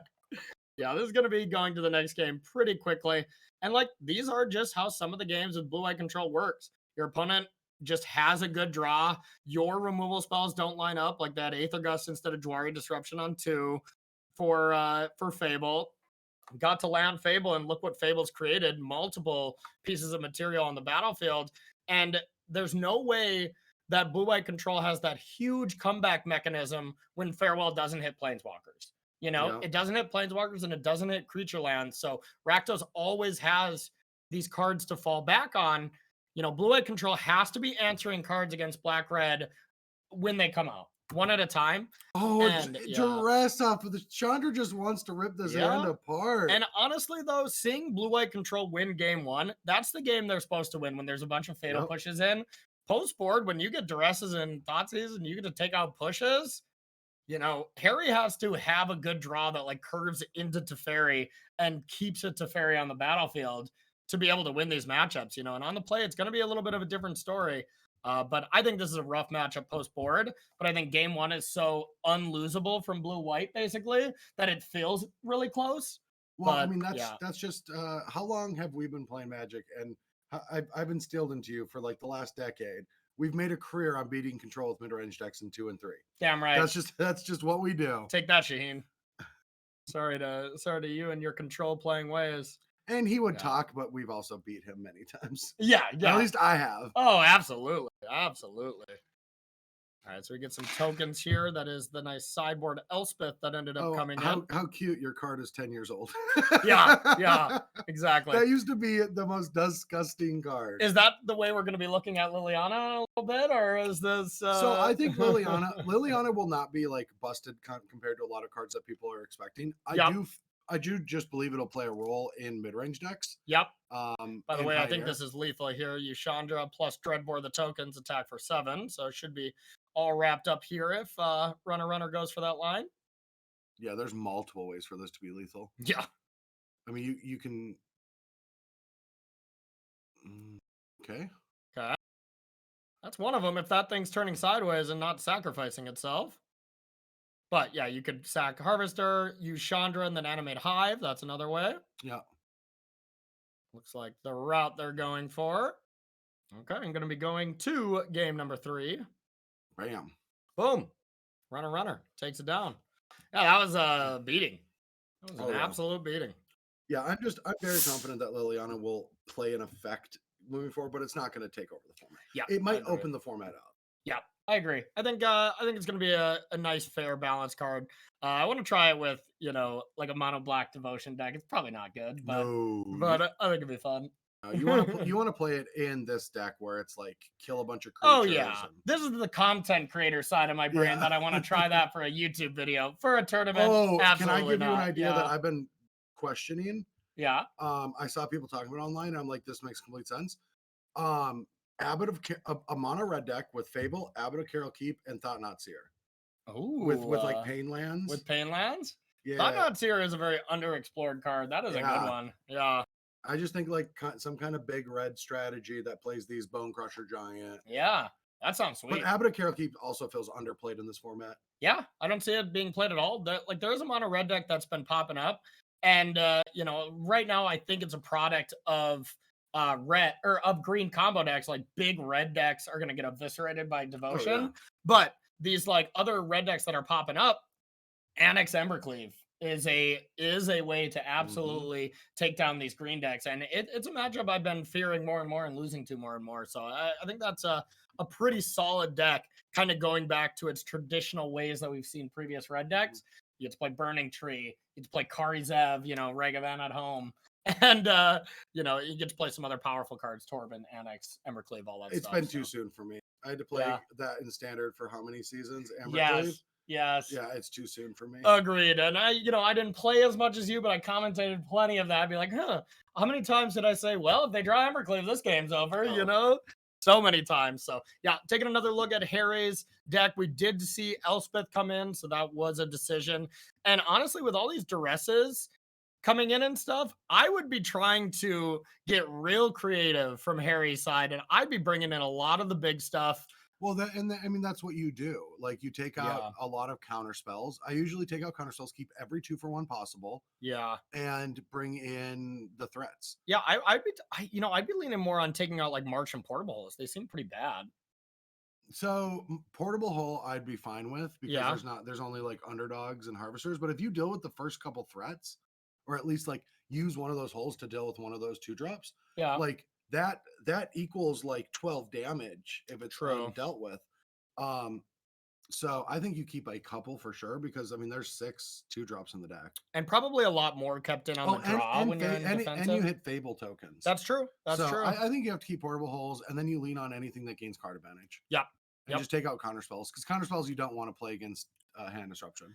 Yeah, I think the one thing you're like loving is cards like Memory Deluge, something that if it gets hit, you still get to play, from your graveyard and stuff like that. So let's see game number 3 here between Harry 13 and Runner. See who's going to be 2-0. And that's one of the value of Censor, where that's a counterspell you can keep in your deck, even if it's a matchup where you don't want to play again. Counterspells aren't as good because it's just cycles. Censor's just always good, I feel. Like, such a great card. Invoke Despair, you say? Oh, interesting.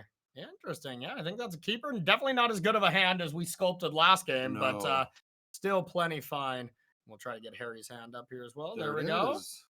Okay. Also not amazing. But we got lands. This is a pretty good hand. You have the white source for the next turn. Yeah. Here you can get that Aether Gust going, cycle a Shark, hopefully find something else to do. Yep. And then that's a thing with this matchup too. like when I'm playing any deck against Rakdos, the amount of hands I keep are higher than normal. You know, they have so much hand disruption that if you're already handicapping yourself by going to 6 on a close 7, you know, it's almost better to keep a close 7. Yeah, I mean, against hand disruption strategies or decks like mid-range that are trying to break up synergies, don't mulligan 2 synergies. Yeah. You just keep your hand as long as you have land drops. I think my favorite was a game in a top 8 way back. Now we're talking old days. I was playing. It was Mono Black Devotion versus Esper Control. I was on the Esper Control. That side. is an old days, and I was on the Esper side. Okay. And my opponent, I was on the play in game 3, and I went tap land, temple, scry to the top, go. And my opponent thought seizes me, and I just show 6 lands. Yeah, I just kept 7 lander. Oh yeah, baby. And then obviously you had a spell on top. Oh, and they were all like temples, and then I eventually just did my thing. Gotta love that. Gotta love that. So you heard it here, you know. Rivals competitor Brad Nelson says keep 7 landers. Rival sounds brutal. Can it all just be over? I don't like not being MPL or out of the system. Okay, I got it. Close to Hall of Fame elect Brad Nelson. That's worse. That's real worse. Don't like that one. Oh yeah, there we go. Okay. It doesn't hurt at all. Wandering Emperor being an excellent pickup here for Harry. A nice one off the top. Go blank, taking care of some cards. The second one's not as good, but I mean, as it stands, this is pretty good. If we get a land for Invoke or no, we have it. We have the Sogans in. So yeah, Invoke Despair next turn is pretty good. It's what? It's that creature, planeswalker. In hand, right? And you discard for each card you don't have. So this is going to be interesting how this works out. Do you not discard in general? I'm not 100% Let me read sure. Yeah. It's target opponent sacrifices a creature. If they can't, they lose 2. And you draw a card. Oh, then yeah. Repeat this process for enchantment and planeswalker. Yeah, that's right. It's all drawing cards. So okay, that's much less effective. So yeah, you got to actually give advantage here to Harry, especially if you can get land 5 to get to Fairy. There is the Dreadbore, but you know, it's a solid 2-for-1. And they have to waste mana dreadboring it, and you already replace yourself with Teferi. So those kind of exchanges you don't mind if you're not being pressured. Yeah, and we don't know what those other 2 cards are, but yeah, and we even saw them discard that land even if they can't invoke. Oh, because they can't invoke with that land. Oh, you're right. Yep. You need 4 black there, so decides to get rid of it. And now fighting Harvester and the Samurai tokens here. Not a battle you want to be doing from the black-red side. No, Wanderer can be so powerful. And honestly, we might see the train wreck scenario right now of dreadboring Wandering Emperor. Didn't see it, but then replaying it. Oh, that's brutal. But found another one of the rare mono red lands in the deck. Yep. Shatter Skull smashing there. And here we see a cycle. Baby shark. And now if we get a land, Teferi coming into play, you know, really showing kind of all signs in favor of Harry so far. Memory Deluge also not bad. We're slowly building towards our fake hand. Yes. All right. Juari Disruption one time. No, that Memory Deluge is unbelievably good. If you're not going to get a land to just play Teferi, drawing some kind of gas like this is great. The verdict's just okay, but all right, so we're going to see this. You have the option to just deluge and try to hit a land, but you don't even really want lands. You know, you want to just keep getting spells and stumble into lands at this stage. I disagree because the lands can create velocity of other card advantage. Okay, that's fair. Yeah, I would definitely, because you don't want to stick yourself with only playing 1 spell a turn. If they start getting engines like a Chandra in play and then something else that gets an engine and all of a sudden they are drowning you. I mean, that's how Magic works, is you're just building this engine of econ plus card advantage plus econ plus card advantage. Yep, absolutely. So it looks like we're going to see both these blocks, trade both of these. You know, Tenacious Underdog being able to come back over and over is scary, but Wandering Emperor Part 2 can always exile it if it starts to get too crazy. Yeah, Tenacious Underdog coming back is when both players are either attritioned out or you're on the 100% aggressive. Okay, so we see this coming down to deal with Wandering Emperor. Just doing it in response. Yeah, okay. I was like, oh no, wait till it resolves, but I suppose it doesn't matter at all. Yeah. All right, that's got to feel bad for that Dreadbore. And here is Teferi with 2 tokens. And yeah, everything coming up Harry so far. Farewell off the top. Can deal with Tenacious Underdog from the graveyard as well. Can actually deal with everything but Planeswalkers. And, well, it's convenient that Harry has all the Planeswalkers here, so pretty solid. All right. You know you can shave, right? Huh? You can shave. What do you mean? If everything's coming up hairy. Like, oh, okay. Touche. Yeah, you touche. can do some, grooming. I wish you would have told me this brotherly advice when I was a teenager, but thanks for telling me when I'm 31. You really missed on the big brother aspect there, bro. All right, didn't get rid of Tenacious or Invoke Despair, so looking to cast that now. But the thing is, you get to sacrifice Wandering Emperor here and be plenty happy to keep Teferi around. Yeah, just lost 2 for the and then it's just a duress. Just think if that was not a red land. I guess it's not that great right now at looking at the hand, but at least being able to take Memory Deluge, so the hand's a little clunky. Yeah. But now we do have an active Den that can start doing some things. This blood token's going to get rid of probably a duress at end step to get another draw, plus Kiki Jiki at home on the other side. I think I draw Teferi, then I probably Detention Sphere and then cast Memory Deluge and try to dig. Would you? Yeah, that's what I would do. I would for sure. I mean, now maybe the play is. That's actually the play I like the least. Yeah, because you're trying to find a land and you found the Field of Ruin, so you actually that's insane. Yeah, and then this will allow you to behold. Yeah, actually, that line isn't that bad. That line is excellent if you find field. Like that is excellent. Now Den is taken off the table. There's no pressure for Teferi. You don't have a counter spell to protect Teferi, unfortunately, but that's okay for now. There's a high, we really needed to find a Dreadbore this turn to deal with Teferi, but there's already one in the yard, and I believe the list only plays 2. Yeah. So not an easy thing to do to deal with Teferi at this stage of the game. All right, and Duress coming down. What do you take, bro? Oh, I look at that hand and I go, oh, no. Yeah, this is where if you were not in a big match and maybe we were playtesting, you'd already be shuffling up for your next match, huh? Oh, if we were just playing? Yeah, we were just practicing this for a tournament. Well, to be fair, in situations like with playtesting, if we're going to go real granular, it's at this point that I don't really care how it plays out. I'm not going to learn a lot. Yeah. Unless I'm only focused on late game stuff. I think people play out playtesting games too far. Okay. Remember when we used to play and it was like, let's get to like turn 6, start it over, let's get to turn 6 kind of stuff? Yeah. I mean, there's also games where I've play tested against you where like you'll just scoop on turn 3 and be like, you're probably gonna win that, but something you would never do in a big tournament, or at least maybe redo because trained us a little bit more. Oh yeah, I wouldn't do that in a tournament, but in testing, I see the value of seeing as many times how the first 5 turns play out in a match for deck building. I think that 2 people don't focus on that. Yeah, that is. They try to win out who wins the flood. Yeah. And then tries to say that's how the games will play out. Now that will happen if you have flood protection like Memory Deluge. Yeah. And I mean, if we're going that deep, people also don't do targeted testing enough. No. People will play a lot in leagues. They'll play on Arena for the ladder and stuff, and they'll be like, yeah, I'm crushing. And then you get to the real world where you're playing against good players, and a lot of people are like, oh no, my deck isn't good. So like that is the biggest level up moment for me is when we as a team, when you got me on all these really good teams when I was nowhere near good enough at Magic at the time, but being able to play against these excellent players. Elspeth is huge. Elspeth is huge. Yeah, that kind of shuts the door, in my opinion. Yeah, we're gonna see an untap or something, but there's really no way to like clear up all the tokens right now, and then attack in or something.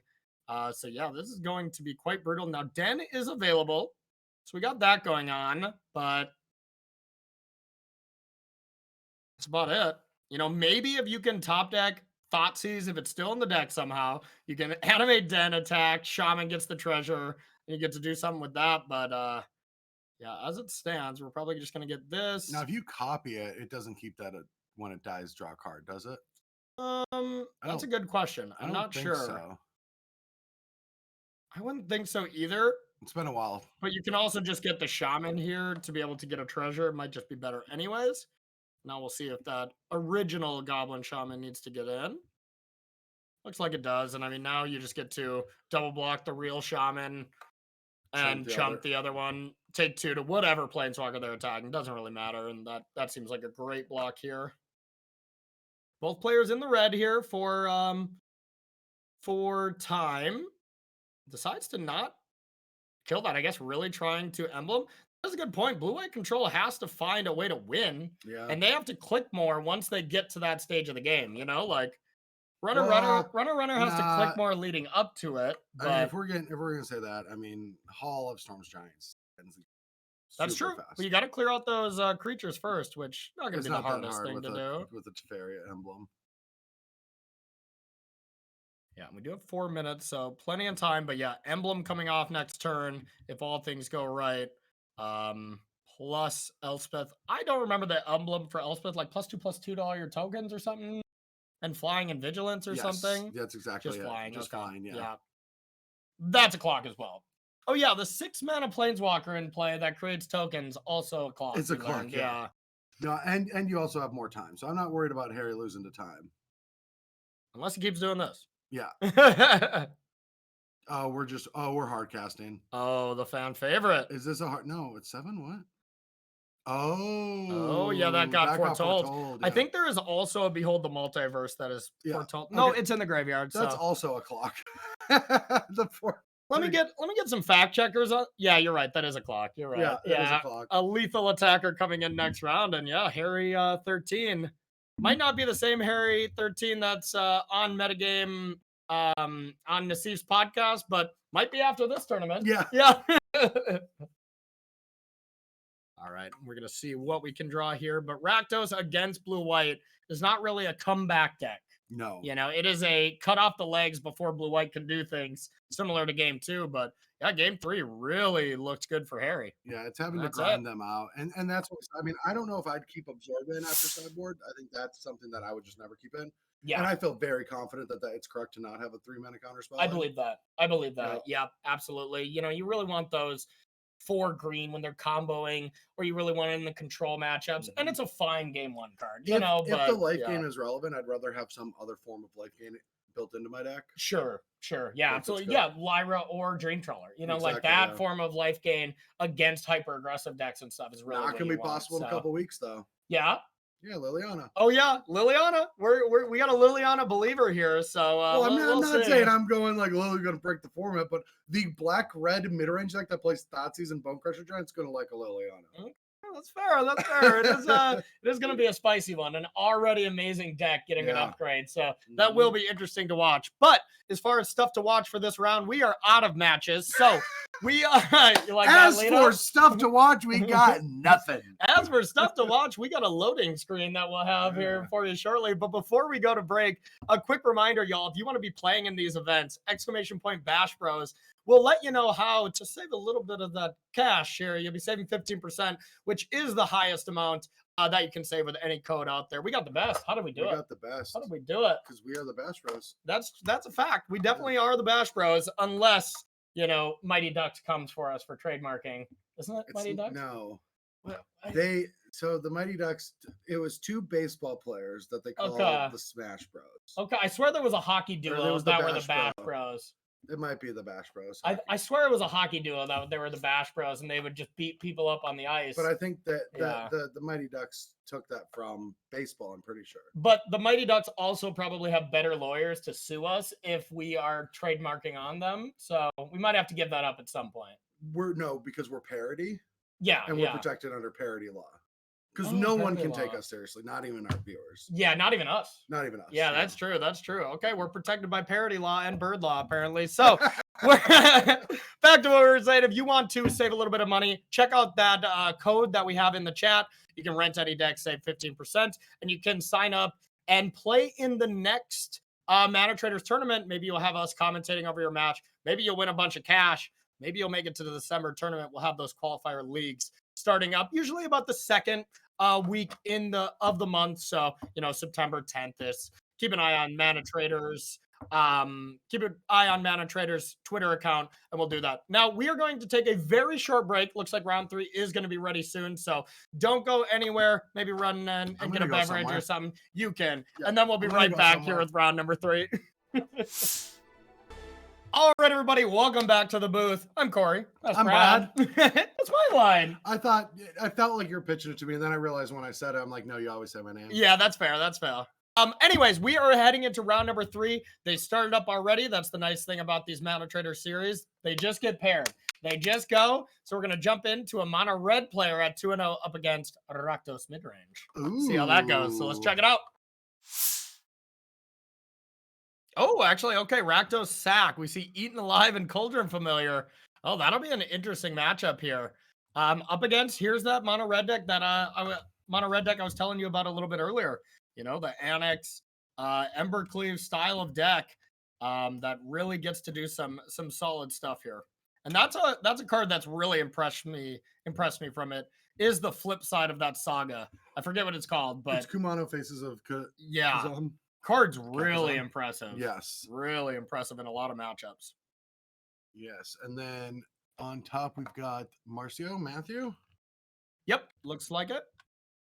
And now we do see Soulscar Mage picked up, so we can attack with these creatures. Let's see if Mayhem Devil wants to block. We have the Play with Fire to be able to do some damage here. And no block would definitely be better for them with Perfect Information here. Like, it is a lot of damage, but then you do get to play Bone Crusher Giant here.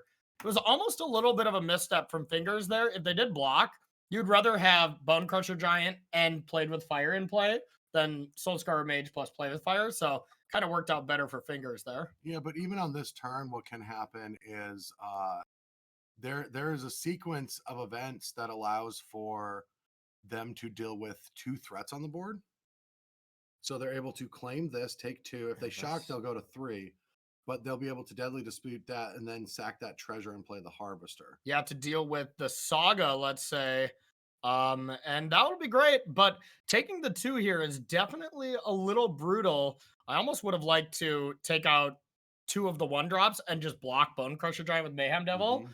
But as it stands now, going to be a little tricky. Drew a Mountain, though, so the Mountain doesn't mean the shock will happen. So now Drew a Mountain plus has Witch's Oven and Cauldron Familiar, so you know, not bad there if you wanted to do that, but decides to get the creature down to do some blocking. And now going to be a big top deck here. Mountain for Den or Mountain for Ramunap Ruins? Well, I think you just send the Den, and that's going to get 2 damage through. Yeah, because you block that. 2 trades. Harvester probably blocks Den, trades, yeah. Takes 2 damage. And then, you know, they're not in Play with Fire range, so I don't think it's super cut and dry like that. Don't know what else you can really do though, besides like land go and Ramunap Ruins them and then just start knocking the top of the deck. I mean, the other option is, yeah, you can play with fire, attack it 2 in. No, that's not enough either for that Ramunap Ruins. Yeah, not great attacks here. So I like just passing here. You know, it's not great, of course, but just doing the ruins and then trying to find some more burn. Okay. And we're getting a very important update that, yes, Corey is indeed right. It's Mighty Ducks 2 that will be suing us later on. Also from something else, though, I thought. I thought it was baseball. Yeah. Yeah. It was baseball as well. Okay. So everyone's copying us is what we can gather. And then there's the Splash Bros in the NBA. Yeah, okay. I like that. Look, everything's already been done. Everything is a yoink and twist. Sure. You steal it from someone, put your own little spin on it. That sounds about right. Yeah. That sounds about right. I mean, have you ever made an original piece of content? No, you steal it from someone else and do something cool on top Absolutely not. Yeah. Not a chance. Yeah. I've been stealing your content for years. So. Oh, I'm sorry. I guess that explains why your numbers aren't. Yeah, it makes sense why I'm not that successful, I guess. Yeah. No, just kidding. All right, we see Witch's Oven come down inside. Brad, don't cry on a broadcast, okay? We got to get through this. They can't see my tears. All right, so we do have Witch's Oven and Cauldron Familiar in the graveyard to, you know, do some nice stuff when it comes to next turn. Like if you want to sack the food itself, that's insane. But right now, as it stands, it's only 1 extra life that you can gain. And now you have to think, do you do it now or do you respond to a burn spell? As we know, it doesn't matter. If there's a burn spell on the top, game's over. Bone Crusher Giant, Lightning Strike if they play it, and another Play with Fire, Yeah, what outs do we have? We have I play with believe you fire, can play with fire at wild upkeep, slash, right? lightning strike. We probably should play with fire at upkeep because don't you get to scry if you deal damage directly to the face? They might still do that, right? Yeah, I think you definitely should. It's either that or try to fight the creatures here, but I think this is a knock the deck type of scenario. Oh, this is a knock the deck. Yeah, here we go. Upkeep. See if we want to do that. Yeah, definitely Fingers 1991. First of all, great year. Legends are born that year. But also thinking about it. So it was on the radar, maybe thinking, okay, Den is something I would like to play as well, but I don't like that personally. No, I think that you just have to knock the deck. You don't have a lot of outs. Yeah. But I mean, now at this point, what are the odds? And I mean, here now I think the game's over because you just get to sack the food, you know, to just gain 3 life. I think that was the one window, and we're gonna see one more card here. That Silken Zen would have been put to the bottom, and if it's Bone Crusher on top, you know, this is Fingers' game that may have just been slipping away because of that decision. Actually, doesn't sack a creature there at end step. Maybe Marcio Matthews is really thinking like, okay, they have me. They're just waiting for the right time to fire these off, so they're trying to react. They're playing around Lightning Strike because they can. Lightning Strike is in the deck, right? Yes, there's 2 or there's 4. There's like if you sack first and they Lightning Strike. Oh, now this is the invitation to be like, okay, the game's over, because now you just sack the Harvester, ping a token, sack the. I guess you could sack the cat or not. Goes to just chump. Like now I think you sack it just to be safe. I feel like you have to. Yeah, I think so too. Like you can win this game with Mayhem Devil. Wow. Risky. Okay, here's the play with fire. So now if my opponent keeps on top, I'm for sure sacking Harvester, and I think no matter what, I'm sacking Harvester and getting that cat in play, and then at least just having the food in play. You don't necessarily have to sack it, but besides not, here's a Lightning Strike. Not great timing because this is truly not over. Did they bottom the other? Was this on the top or the second? Did they bottom on the play with fire? Okay. They bottom. So yeah, it wouldn't have been there for last turn. But yeah, now we see the food being sacked, some extra damage being dealt. And yeah, this puts them in a situation where if they draw another land, maybe you have to sack the Mayhem Devil, but big whoop. Oof, that is a big draw. This game is scarily close. Yeah, it really is.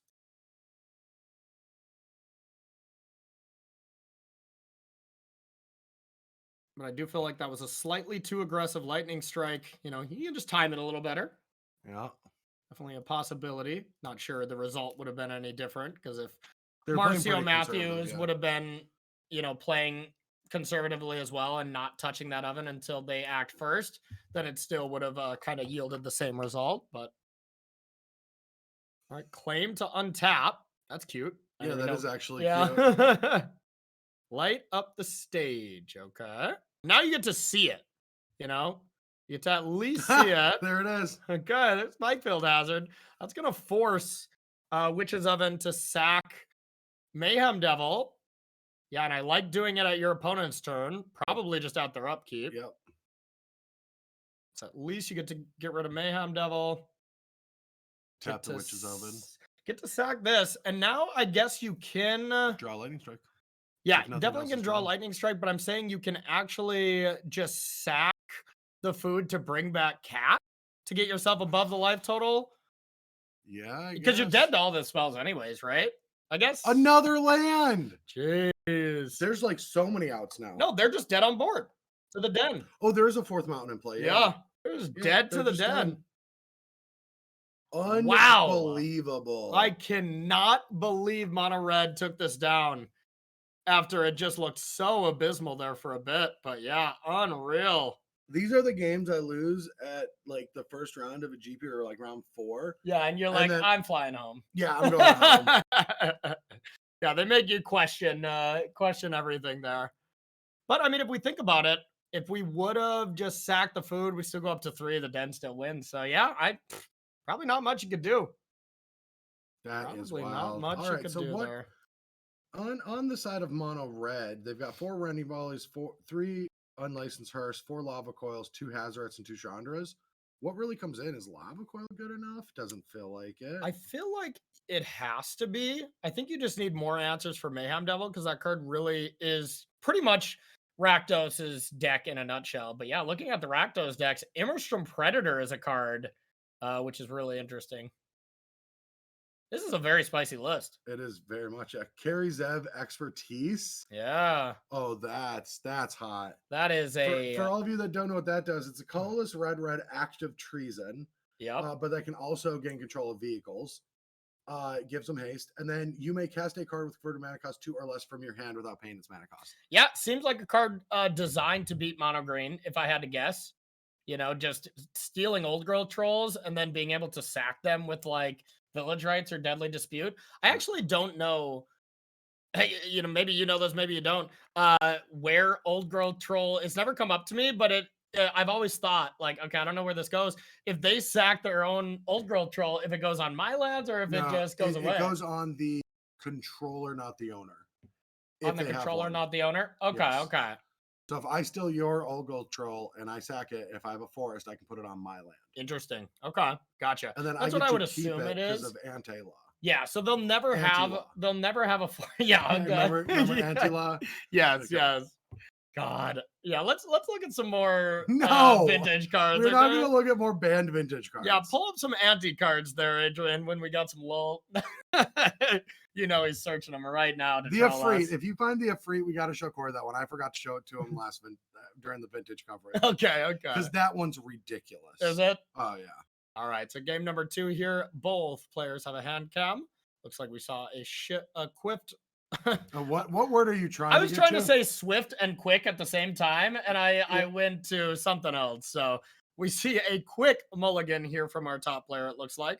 And as far as our mono red player, a fine hand because you have lands and spells, but you don't have a threat, which is a problem. So you have some of these awkward hands where like Light Up the Stage is a bad card when you don't have a 1-drop or even a 2-drop. So I don't know. Do you keep that, bro? On the play? My opponent's mulliganing? Yeah. Well, you wouldn't know before. Well, I'm right? on the draw.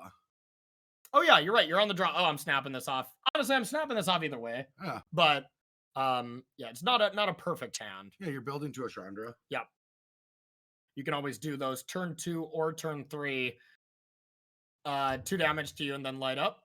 Yeah. Also, like Rakdos Sacrifice is kind of designed to beat the hyper aggressive mulligans. You know. Yeah. Just, like your 6 hand trying to get aggressive isn't going to do that much. Yeah, that's fair.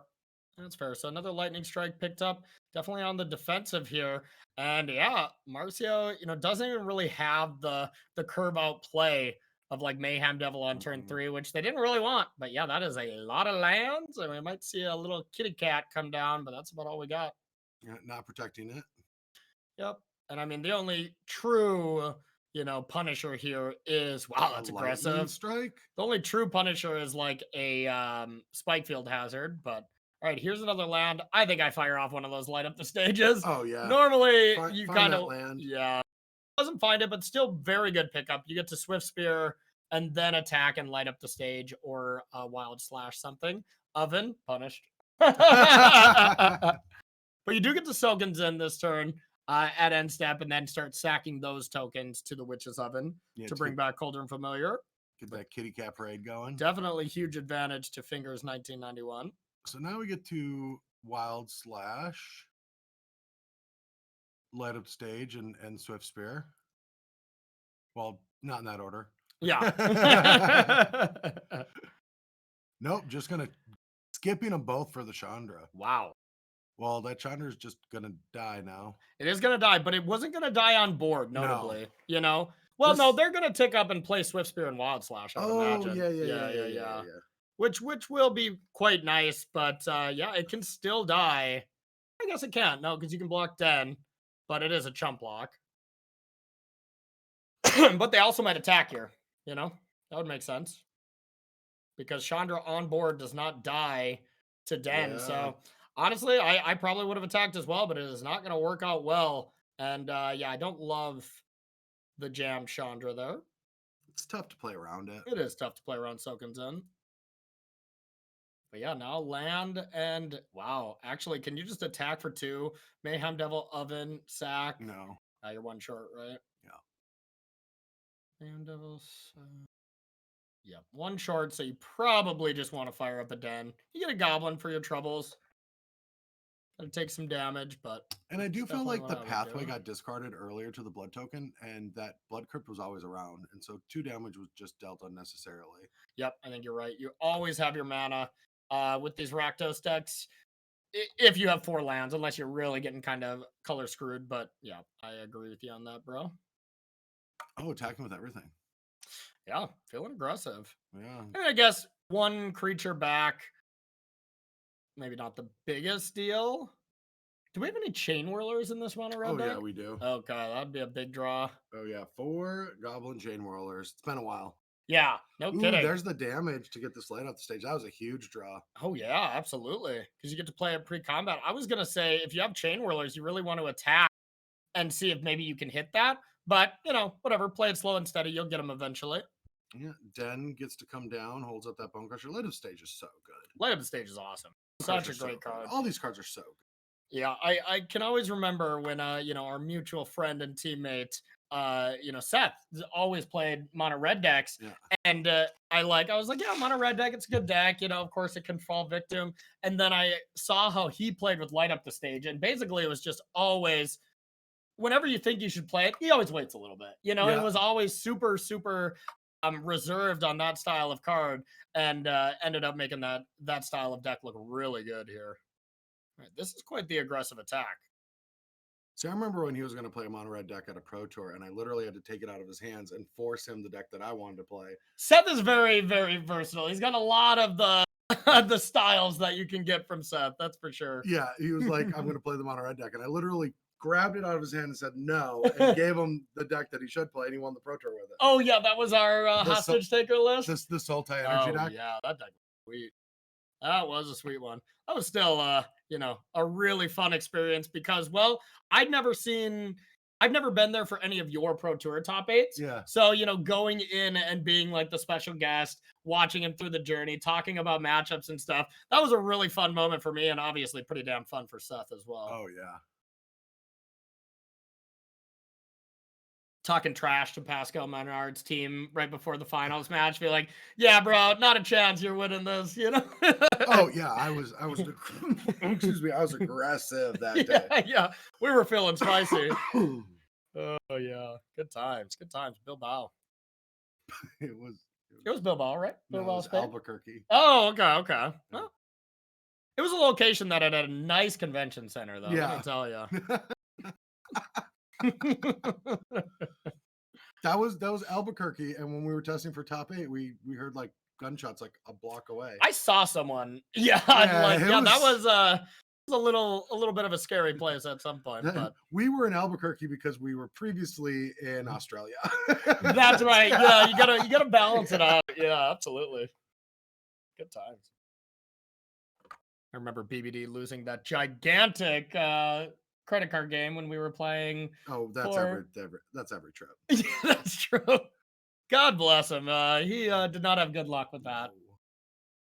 All right, play with fire down to 6. Does that light up the stage number 4? I believe it is. Wow, that is absurd. And the game's still close, which is crazy because we have drawn 9 more cards than our Rakdos player. Yeah, a lot of value in these lands as well. And they already mulliganed. Yep. Yeah, but there is a lot of lands on the other side. Firing up Hive of the Night Tyrant as a good blocker here seems quite solid. And all the information is face up for Marcio. So you got to think that Hive can just eat the Saga right now. See how these blocks are ordered. They know, everything's face up. Yeah. So they know about Bone Crusher being able to finish off Hive. But yeah, you got to do some chumps here. This deck doesn't play Embercleave? That'd be a pretty dang good Magic card right now if they did, but it doesn't look like it, does it? No, it's way more low to the ground. Okay, interesting. Yeah, no Annex. Usually when you see Annex, you see Embercleave, but no Annex for this one. It's very interesting decisions, and this is where it comes in. There's so many different variations of each archetype right now. Yeah, exactly. And you know, it's there's probably one that's right. And usually my philosophy when I'm playing these red style decks is just play the good cards. Yep. Just play the good cards. The burn heavy versions, I think are okay, but you really just want to be playing the over the top thing. There's so many decks that can like gain little bits of life here or have counter spells. Like I usually don't love the burn heavy lists. You know, you always play Bone Crusher. You always play like maybe one other spell, but you know, you're trading Lightning Strike here for Ember Cleave, which would completely end this game on the spot. All right, so now we're going to see Stomp and I'm assuming the land. Yep, and now we'll see Bone Crusher Giant coming down.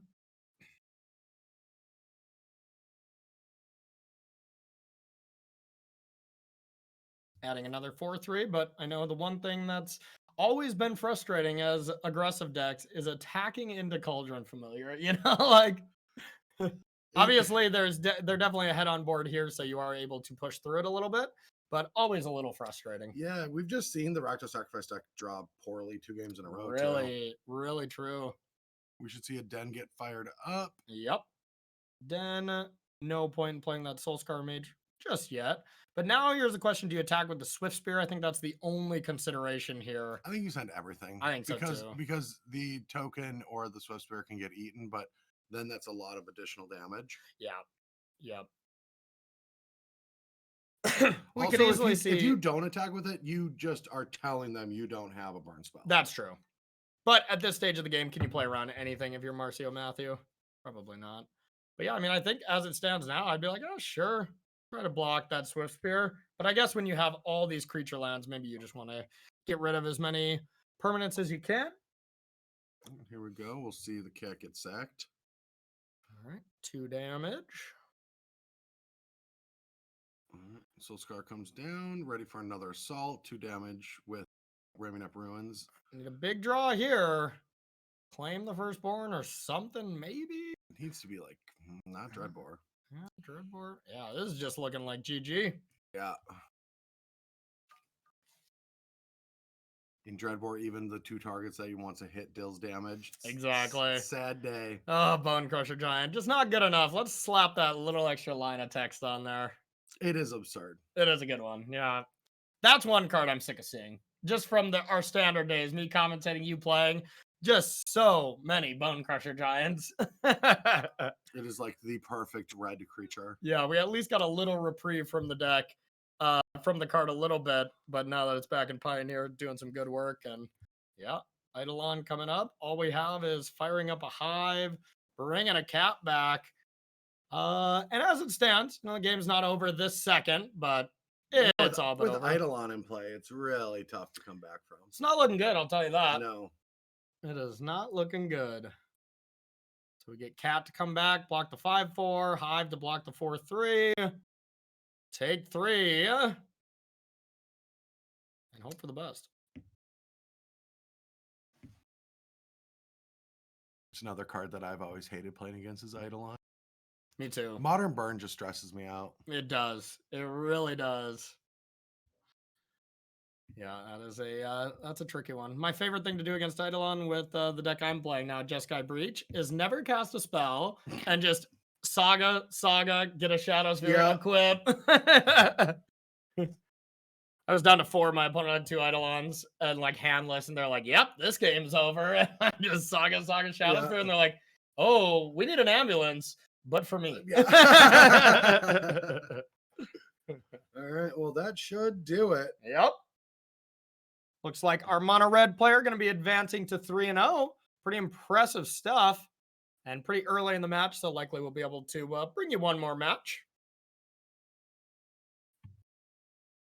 Sounds good. Okay, there we go. Taking it down here, mono red. I can't talk today. Mono run. Takes it down. Taking it down here. Fingers 1991. Moving to 3-0 with mono red. The really burn heavy version. Different iterations, like you were saying, bro, of so many different decks. in Pioneer when there's already, well, a lot of different decks already. So a lot of variation. Nobody's really agreed on what the best one is. So, all right, welcome to back to the booth, everyone. We're going to be loading up a backup match here for you. And sounds like the one we just wanted to go to and just ended. Gotta love that. Yeah, the joys of just letting everyone play all at once is sometimes you try to jump in. And well, that's it doesn't work that's out the well, series but... though. Like, and as a player, like I'm part of production. I've done a lot of content, Mhm. but when I'm playing a tournament that I care about, the last thing I want is the coverage team going, yeah, wait 5 minutes and then go play immediately. It's like, fine, yeah, you know. exactly. And with this, we're just taking a bird's eye view. Mhm. We're not worrying about stopping the players. Yep. Until top 8. Until top 8. Top yeah. 8, we make them wait like 5 minutes. Yeah, but you know what? They're just racking in the dough at that point, so they get paid for their time pretty handsomely. So, Oh yeah, can yeah. you pull up the series here and show it off for anyone that's interested in playing some Dominator Standard? Yeah. Some rotation standard. Oh baby, that's gonna be sweet. Yeah, get new those standard. gold spans out of there. Yeah, gold spans out of there. Like what before the new set? Like what's the deck that is going to kind of start off as a good deck? I haven't been in touch with Standard in so long. I have no idea. No one pays for me to write articles anymore. I haven't looked. Fair enough. So here is what the players are playing for. You see the non-subscriber and subscriber thing here. I don't have an exact number of how many people are subscribed versus not subscribed, but I would imagine it's 100%. It is 100%. So you definitely want to make sure that you are already getting a great service, which is a Mana Trader subscription. A lot of these players, if not all of them, are renting their decks or at least are subscribing to it to maybe get, you know, maybe some players own most of Red Black, but the changes they make instead of buying them at, they at least I mean most people use the Mana Trader subscriber. Like I definitely do. It is very popular. Oh yeah, absolutely. So playing for those numbers on the right there, we got that $3,000 for first place, 2 for second, and then paying all the way down to top 8. You're getting guaranteed $500 to have some elimination matches to decide 8th, 7th, 6th, 5th instead of maybe your traditional 5th through 8th, and then the payouts change a little bit. And this ranking is for points that go towards the finals. Gotcha. December. So before they weren't having playoffs in the top 8, but that changed since there's at-large spots for the final season. Yep, makes a lot of sense. And remember those top 2 finishers here tomorrow when we crown a champion. We'll be heading to that end of the year December event, which will definitely be here commentating. It's going to be a sweet one. It is going to be a lot of fun. I mean, you're going to be a tan human being by then. You're going to be fresh back from the Bahamas after that, huh? Yeah. After you go win your Bahamas tournament, playing a little story pro. Yeah. Magic was like, hey, you can no longer be a pro. I'm like, that's fine. I'll go be a Storybook Brawl pro. Absolutely. Yeah, you and BBD both a nice little pivot there. He's been dominating too. Yeah, but he's not a world competitor yet. That's true. Yeah. I always got to one up him. Yeah, you got to win a world championship trophy. And I get hanging over. Yeah. The problem is I'm not good enough at the game to beat the actual greats. Well, we're going to winning this tournament is going to be very difficult for me. Yeah, that is going to be a tough one. I one. am maybe not going to test that much and treat it as a way to promote their game, and I will compete, but I'm expecting to min cash that. Okay, that's fair enough. So we got this tournament for you. Adrian, do we have a match ready to head in for a backup one, or are we kind of wrapping up in this round?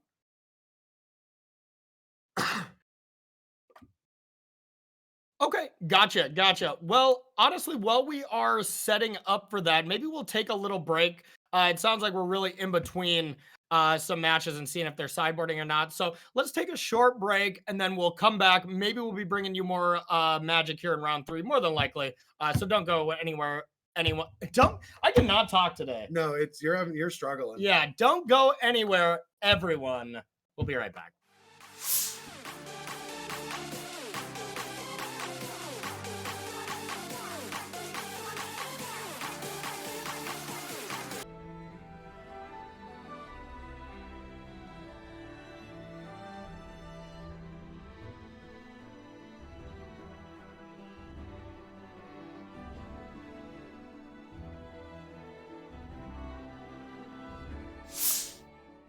All right, everybody, welcome back. We're just jumping into a backup match here in round number 3. This is Batatinia up against Lit Plays fam. as the kids would say, in a mono green mirror of sorts. You know, a little bit different aspects here. Looks like Bontatini is basically on pretty much mono green, playing some Voracious Hydras in the main. And a fourth in the sideboard as, I mean, that's like mirror match tech, right? Yeah, mirror match is Gobble pretty up the good. elves. Pretty good against other creatures and stuff. Yeah, you know, interesting stuff that some players have played in the past. You know, some people play Vraska in that slot, some play Teferi, and this is from Lit Plays, the white version. So I would assume we're going to be seeing portable holes in the board that you can Karn for, as well as Teferi, who slows the sunset as far as the planeswalkers, and playing Nicol Bolas. So really kind of playing all of them here from Lit Plays. I still don't get why they call it Fair Who Slows the Sunset. It just sounds like a cheesy romance novel. Yeah.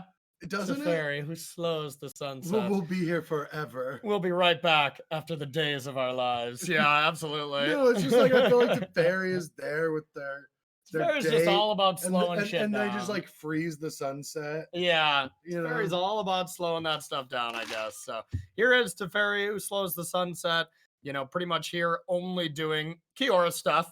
It taps down the opponent's God-Pharaoh statue, so you can attack with, with this Cavalier to kill a Planeswalker, which is excellent, as well as giving you a little extra mana with the Elvish Mystic. So it is a super Kiora. You know, this is a card that is, going to do a little bit more.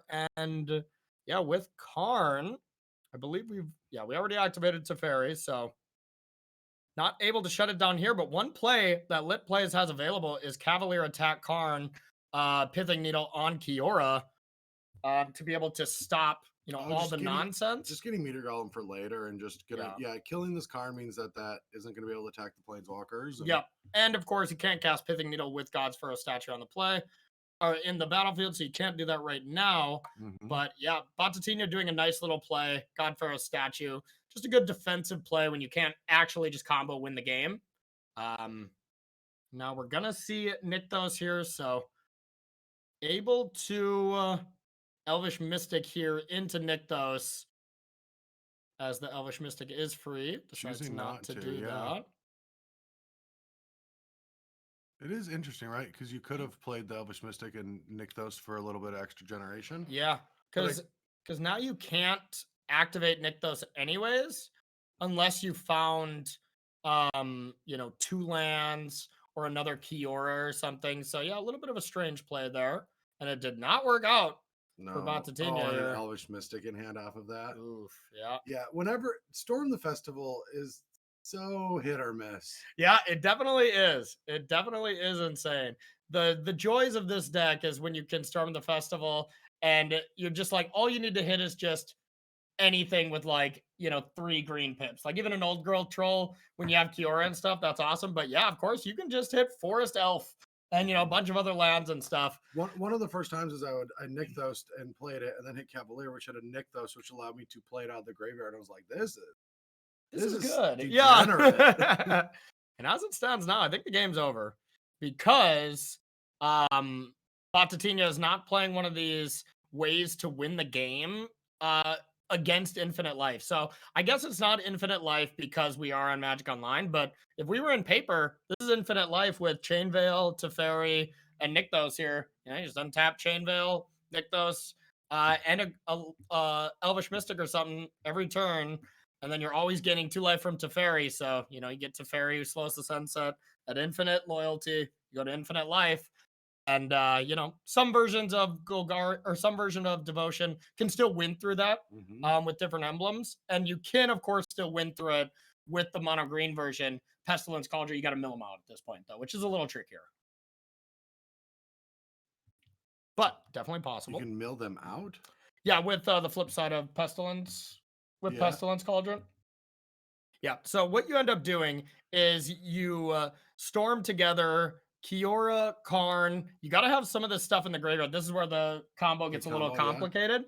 But you get Pestilence Cauldron, you Restorative Blast to return, let's say, Karn and Kiora from your graveyard, replay them, and then you search for Pestilence Cauldron again, and you keep doing that. You're gaining life as you go. Yeah. So then the flip side of Pestilence Cauldron says, pay 1 and tap, mill your opponent equal to the life you gained. Oh, so eventually you gain combo. enough, and then you combo by milling them out.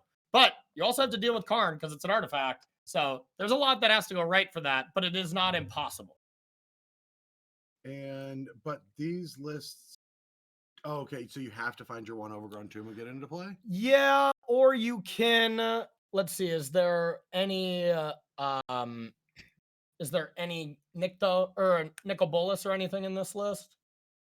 Yeah. So you can have a Nicol Bolas in play, and then you can nick those for black. the black? Yeah. Oh, okay, yeah, that's great. But this is lit plays that we're looking at. Batatinha is the one under question here. Yeah, this is just the more straight up. Yep, just straight up. So yeah, looks like just the one overgrown tomb. They have it in play, so it doesn't matter too much. But yeah, you can also go get Treasure Vault and sack that for treasures, and then that adds black mana as well. If you haven't played a land that turn, yeah. Yep. What is the more fair way? Like when you're comboing, is there a way to just generate value to beat them the next turn, or does it have to be a combo?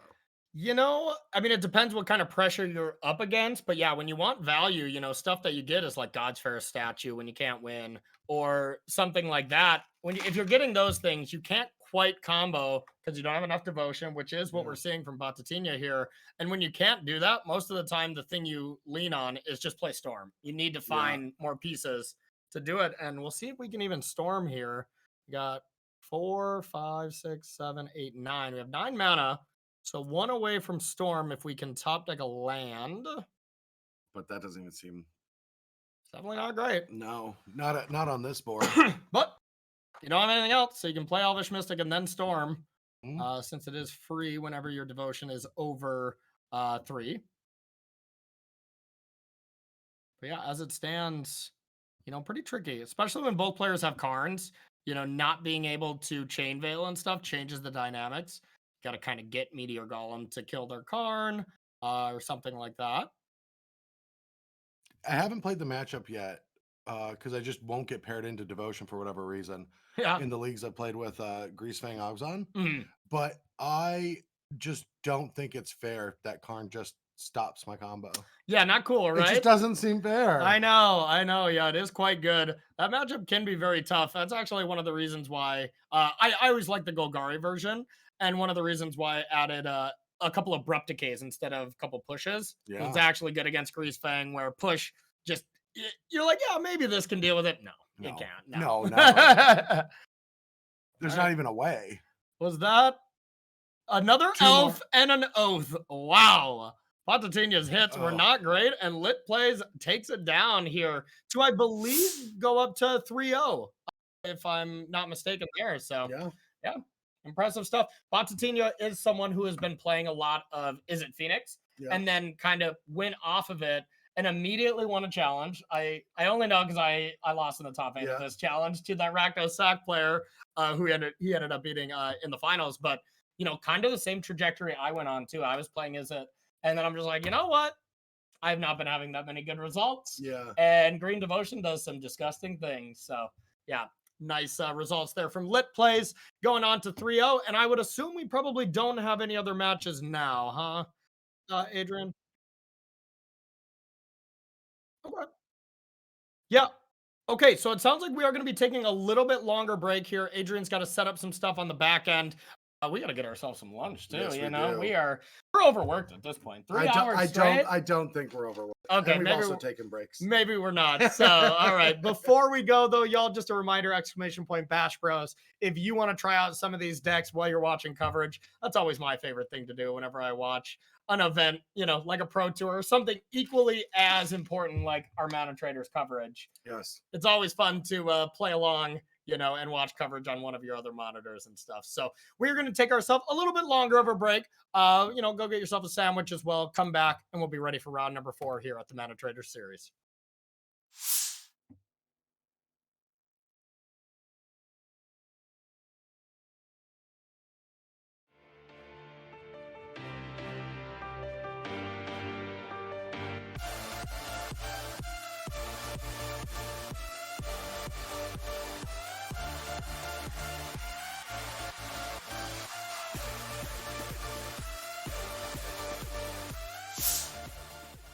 All right, everybody, welcome back to the Mana Traders series here in August featuring Pioneer. My name is Corey Baumeister. That's Brad Nelson. We're going to be bringing you coverage all day, and in fact, round number 4. They just finished round number 3, so going to get this paired up, and we'll be getting into the action. But before we do that, we better check in on all our players to watch here and see how some of our ringers are doing in this tournament. Oh, that's not great. Drop. That's not great. Okay, yeah, that is a lot of not so great records from some really good players. Harry doing great at 3-0, as well as Nick Strand doing well at 2-1 with Mono White Humans. But wow, bro, that is a lot of good players not doing so well.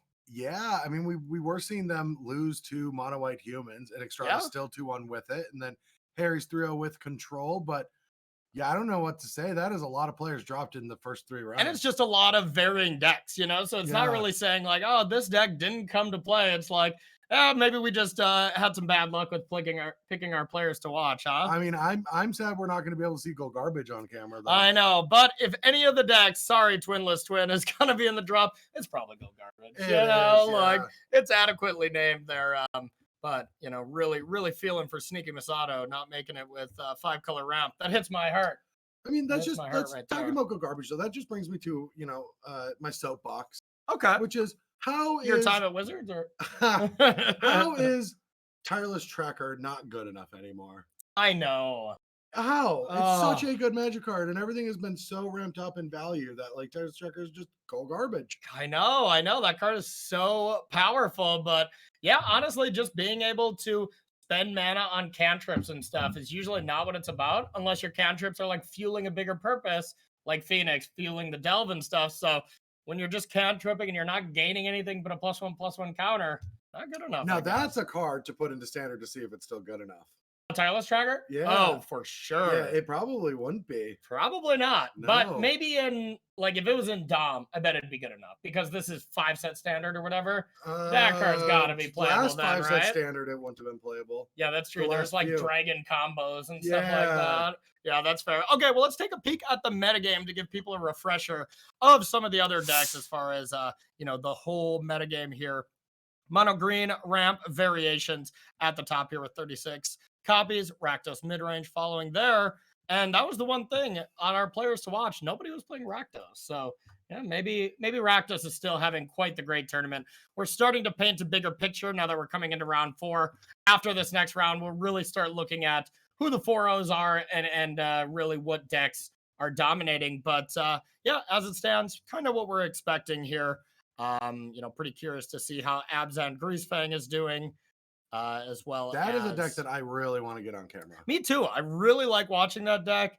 You know, because just the absurd draws are just completely broken, and it's fun to watch. Oh yeah, it is degenerate. It's degenerate when like you can theoretically, if you place your supplier, go off on turn 2. Yeah. Really? Yeah, you can mill the combo. Oh yeah, you mill the combo and you can't stay away. Yeah. And do it. Yeah, I never thought about that. Okay.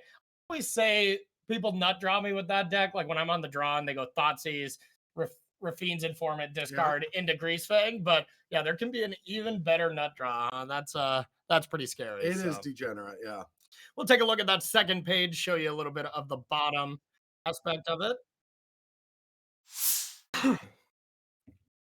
All right, so Rakdos sack here at 5%, 4-color ramp. You know, that's another devotion style deck here, so it's a little skewed in that. Mono red here, we just saw take up this last round to advance to 3-0. Hidden Strings, a deck that I just think is trash. I'm not gonna lie. I really think it's bad. It's too slow. It's too slow. There's so many Karns that get damping spheres and stuff. Like, yeah, not my favorite deck. And then Bant Spirits coming in at the last deck with 6 or more copies, and then a plethora of other stuff here in the other category. Yeah, and we've seen a little bit of that already today, and we'll see a little bit more of it. But yeah, like my gut is telling me that Bant Spirits and Rakdos are going to have good tournaments. We'll finally see the final standings as the day develops, but those are the 2 decks that I feel like are just poised to attack this specific metagame. Yep, nope, I totally agree with you on that. All right, but it sounds like we are ready for round number 4, so let's fire it up and jump into the game.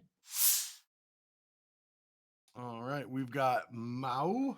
I want to say this is Devotion's up top, and we have mono red here for our bottom player. You would be. Oh wait, no, that's the wrong. There we go. Yep, 4-color ramp. Okay, let's see what kind of version. We have got some Teferi and oh, we baby, got both, all of it. Yes, wait. All right, let me check. Let's see what the sideboard is. No abrupt case. No abrupt case. Okay, so this. He's checking to see if it's his old build. And it sure is. Let's go, baby. Let's go. That's the exact list that I played at SCG Baltimore for the team event and for the 5Ks. Do you think that Mao has a sideboard guide? Let's hope so. Let's hope so. Where could they have found it? Oh, yeah. The sideboard guide can be found at patreon.com/CoreyBMTG. Thanks for that volleyball bump there, bro. I really like that. All right. And holy crap, I've been talking about Thought Knots here. We have mono red Fires of Invention on the bottom. Oh, I absolutely love the look of this deck, but they're going to get destroyed. All right, so we've got 4 Karns, 4 Bone Crusher, 4 Thought Knot, 4 Glorybringer, 3 Cavalier of Flame, 3 Spikefield Hazard, 4 Cleansing Wildfire, 4 Fable of the Mirror Breaker, 3 Anger of the Gods, 4 Fires of Invention. Love it. And one thing I also love, bro, we take a look at, the Golgari Devotion decks up top. That's the Stone Cold Nuts. Doesn't get better. The turn 2 Kiora untap, play an elf or an oath is just that's the best you can do. I would say that if that forest was a Nykthos. That's true. Yep. Other than that, that is the Stone Cold Nuts. But even the turn 3 Cavalier, draw a card, and especially with this red deck being a little slow out the gates, looks like the Golgari Devotion deck is on the play as well. So an excellent start for our Golgari player. Ooh, it's starting though. Omniscience. Yes. Excellent. So we'll see if we got the hand cam for our mono red Fires. It's a rough players. Mulligan. I think I would have put the Omniscience on the bottom. I think so. Yeah. Pretty unlikely to cast that 9-drop. Yeah. And are both players on 3-0, Adrian? We'll double check that. Okay. Both players are 3-0. I love that this Thought Knot deck is 3-0. Glorybringer, I do think, is a very underrated card right now that people aren't really playing, but no it spike is so hazard. good. Yeah. Okay, they do have the Bone Crusher at least to be able to do something to this draw, but it will not stop Cavalier. No. So I mean, this is going to just be what looks to be an absolute beating here for game number 1 for Golgari. Of course, you can brick on these Cavaliers, but they get to draw you a card. They likely find you either Nykthos to supercharge your draws or Storm the Festivals for your graveyard. So really, really excellent start for Mao. Mo. And one of the really cool things that I need to bring light to is this deck has Darksteel Citadel and Cascading Carax, and that's for the Cleansing Wildfires. Just ramp yourself. Absolutely. But also pretty good against Nykthos. Just kill a Nykthos, that's very needed. So I think that this deck list is something that I might stream with a cocktail in my hand. There you go. This seems awesome. This is magic. I think you might have to have like a Bloody Mary or something red, yeah.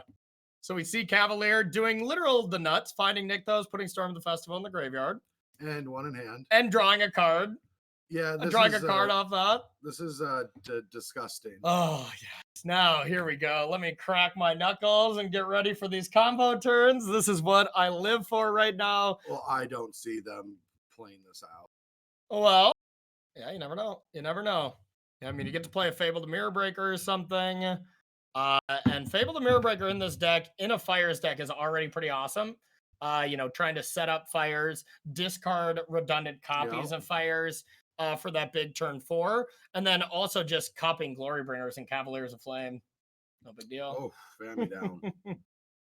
And Thought Knot Seers. Oh, yeah. In draw step, you can lock them out. Yep. You can absolutely just lock people out that don't have instant way to deal with that kind of stuff.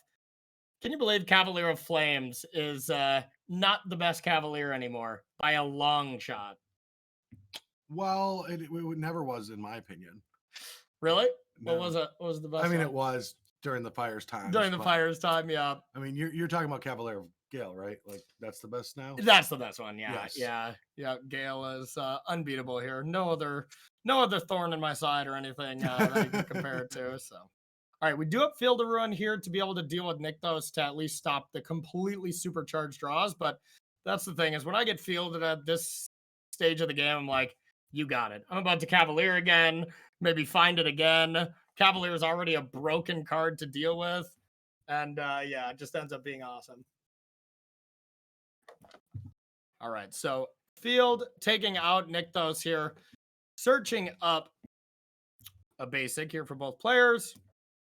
And that's the thing is like, okay, you either did that or you're just anger the godsing away just a Llanowar elf or playing Fable.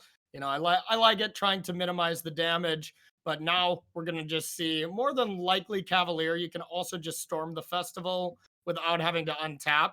I think both plays are definitely just defensible and both are strong. I think I would lead on probably Storm, but if you Cavalier and then play a land and hit a Nykthos, you could, you know, then do more stuff. But I like starting with Storm the Festival.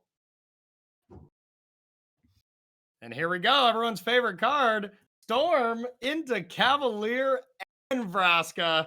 Now, as it stands right now, if we hit Nykthos, this game might be over. No, we already untapped. So the game is just over next turn.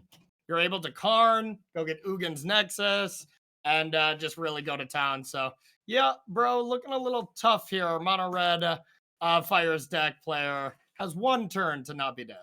That really does shock me as a person that has played a lot of green ramp versus mono red ramp. Yeah.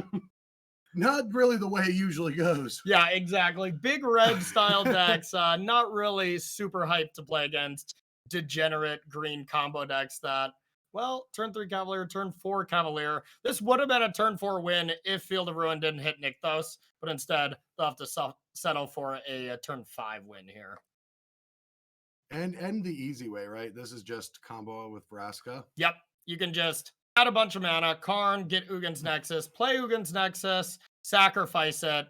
You can do this first with the second Nykthos in hand, and then just play all your other things. And, you know, then you just start attacking with Cavaliers. You can just win on your second turn with Cavaliers. But you can also, if you're trying to be max efficient, the thing you do get first is Chain Veil because it's free. I mean, literally at this point in the game, this is a buffet of ways to win. Yes, exactly. You can win like 4 different ways. You can win in like 4 or 5 different ways. Vraska unlocks that new, easier way with Ugin's Nexus, and that's why I prefer it. But yeah, you're totally right. And here's a Teferi who slows the sunset to gain infinite life if you want to as well. No Oath in place, so I actually can't cast it, but I think we could find one. I think we could find one, yeah.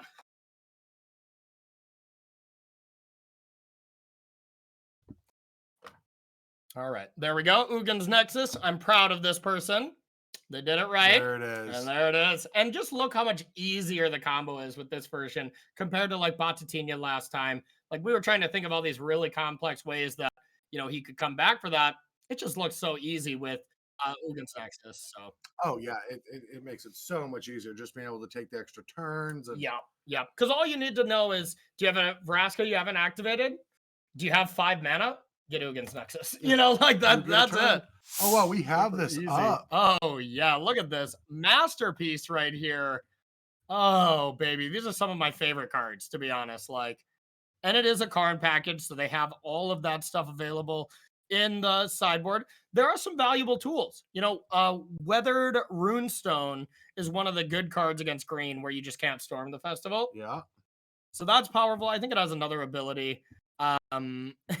Another ability that you can that works on Weathered Runestone. I don't remember exactly what it does, but I think it shuts off 2 things in the mono green devotion style decks. Like I think it's Storm and like returning or targeting stuff with Cavalier or something slightly minor to that. I don't remember what Weathered Runestone does. We are going to see those 3 lava coils comes in though. Those are excellent cards against Old Growth Troll.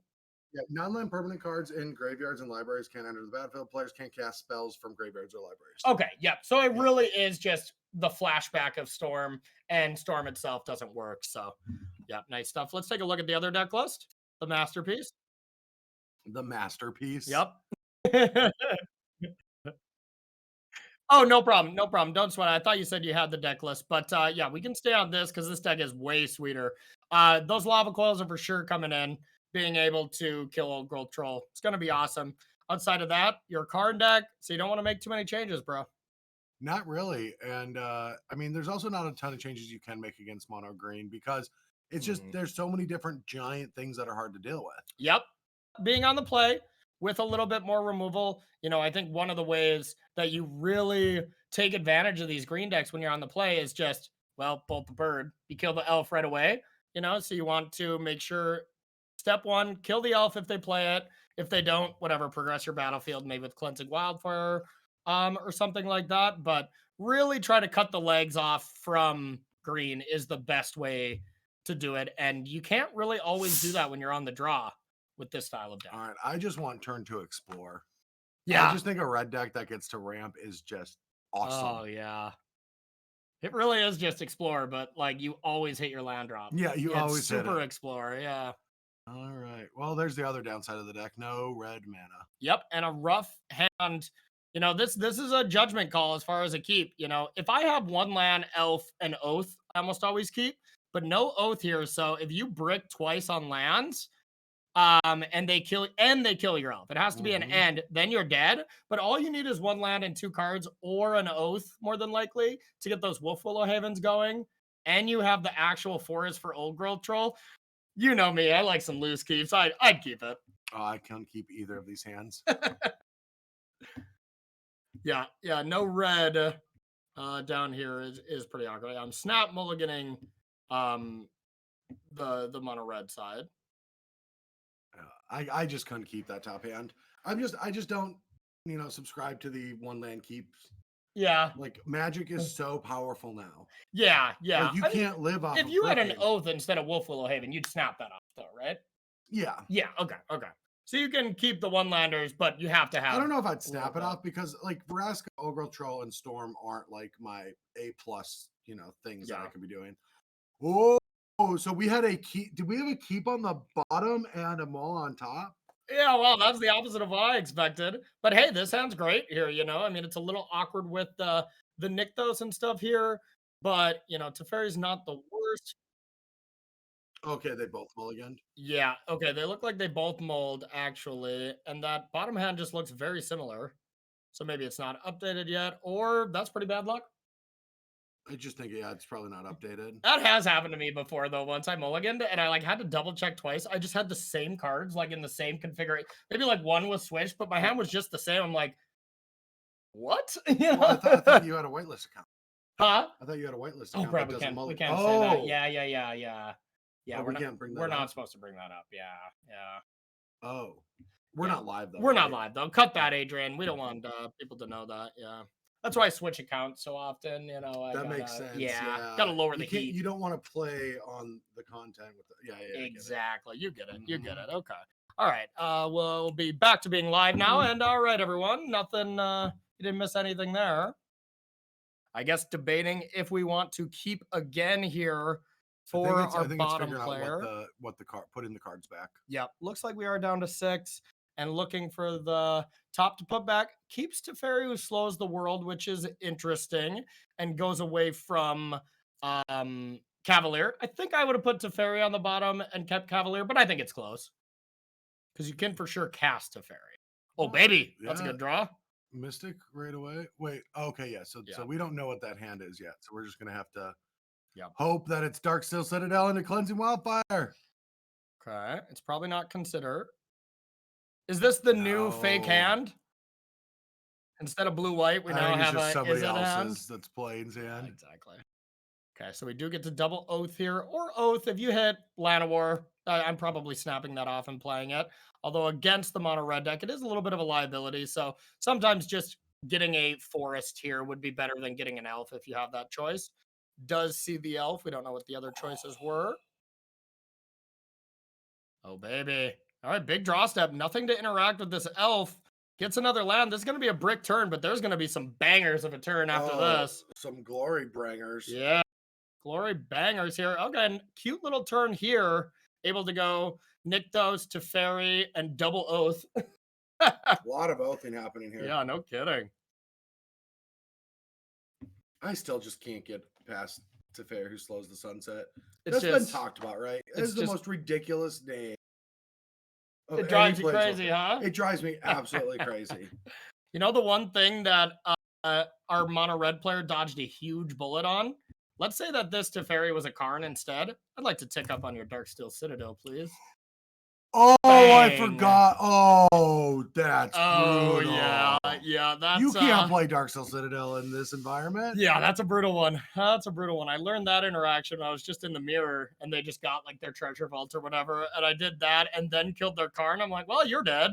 All right, so we are going to see fires into Thought-Knot, take the only card, and then, Well, luckily Teferi has another ability. Yep, another ability to help out, and you really need to find something big here. Yeah, and that's not it. Yeah, Llanowar Elves does not work out, so that's not the big thing you're looking for. So Cavalier or something would be huge. You can also cast Storm if you find it, so that's really what you're looking for. Karn you settle for as well. But those are the big ones. Even Kiora. You can't play Storm, can you? What's up? There's no way to play Storm at this point. Oh yeah, no, not with Teferi being activated. I was counting Teferi. I was just making sure because I'm like, usually you're correct and I'm not. Nope, you're totally right. That is my bad. You couldn't do it now, but you'd still pretty happily take it for next turn. But Glorybringer is going to do some damage next turn. Yeah, that's gonna be. Okay, there is Storm, so a nice hit. Gets to play the waste, gets to play another elf. And as it stands, these are good just blockers to keep Teferi alive, to be able to do some stuff next turn. But Glorybringer is just going to be perfect here. Killing an elf, killing Teferi. That's going to make Storm not be able to be cast next turn. That's going to be huge. No, oh, wait. It will be, yeah. I didn't know he didn't play a land. Okay. Yeah, Mao played a land, and so...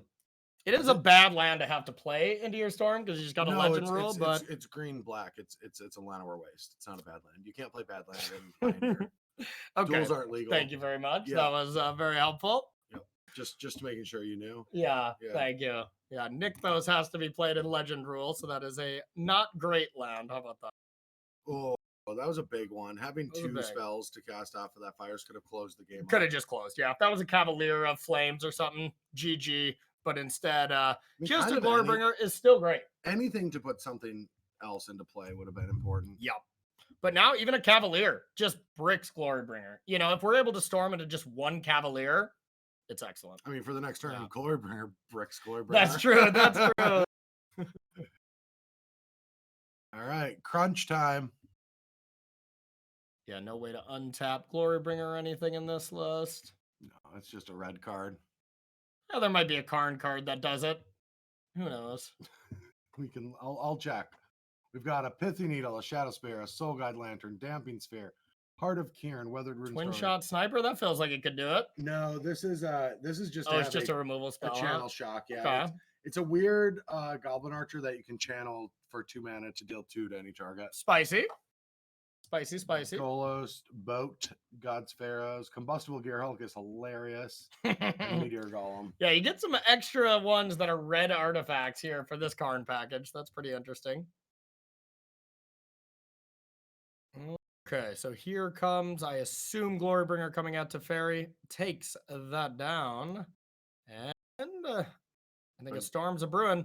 The best draw there probably would have been... I guess Old Girl Troll wouldn't have been completely free, but something where you can get a free card leading into Storm. Yeah. But as it stands, I think you just pretty much have to just legend rule here and cast Storm. Yeah, there's no. And you're just like, all right, how many Cavaliers? Yeah, please load my board. And honestly, even if you just hit. Even Old Girl Trolls here are excellent. You just want to avoid the train wreck of like land Llanowar Elf kind of thing, and you're pretty set. Yeah. Oh well, yeah. So no land. Yeah, just 2 lands. 2 lands. That is awful. And now we're super far away from being able to flash it back. So. A spell you have to cast. Yeah. At least you have Vraska to like draw a card, but yeah, that was terrible. I mean, I would just make the 2/1/1s and attack for Attack for 6, yeah. From the 12, then you got 8, 10 coming back, so not quite lethal unless you get Cavalier or something. But Cavalier Karn, a lot of GG stuff. Decides to not Soken's in. That is interesting, actually. Yeah, that is. Vraska, no real target, so just ticking up, saving some life total is going to be pretty bad right now. Second one, not really too much of a help.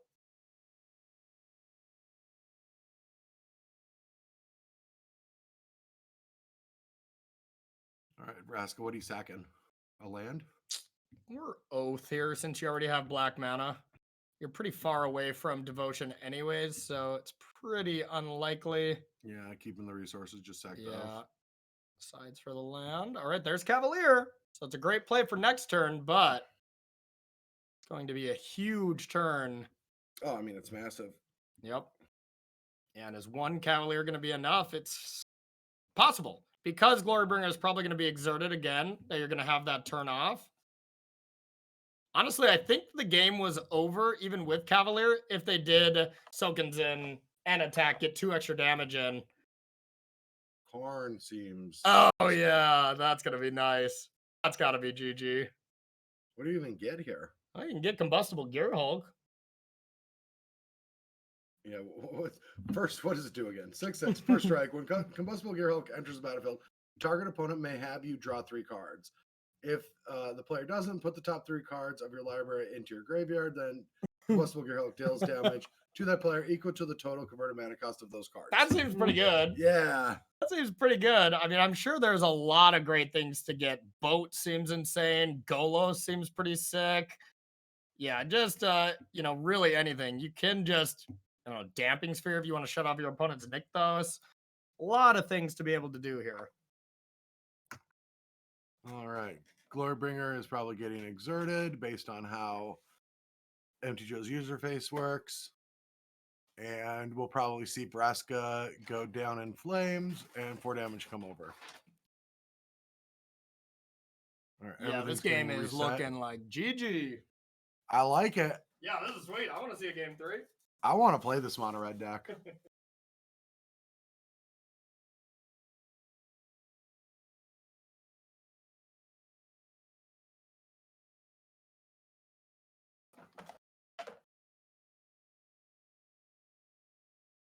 All right, Exert, Llanowar Elves goes down just like their brother. Yeah, let's see where they're attacking. Yep, Vraska gets taken down. Plays it a little safe. Come on, Combustible Gear Hulk. Combustible Gear Hulk. One time. Combustible Gear Hulk. Come on. Come on. Yeah, this game was an impressive showing from the ready. Yeah, God's Pharaoh statue. That's probably pretty good too. Wow, yeah, the safe play. Boring.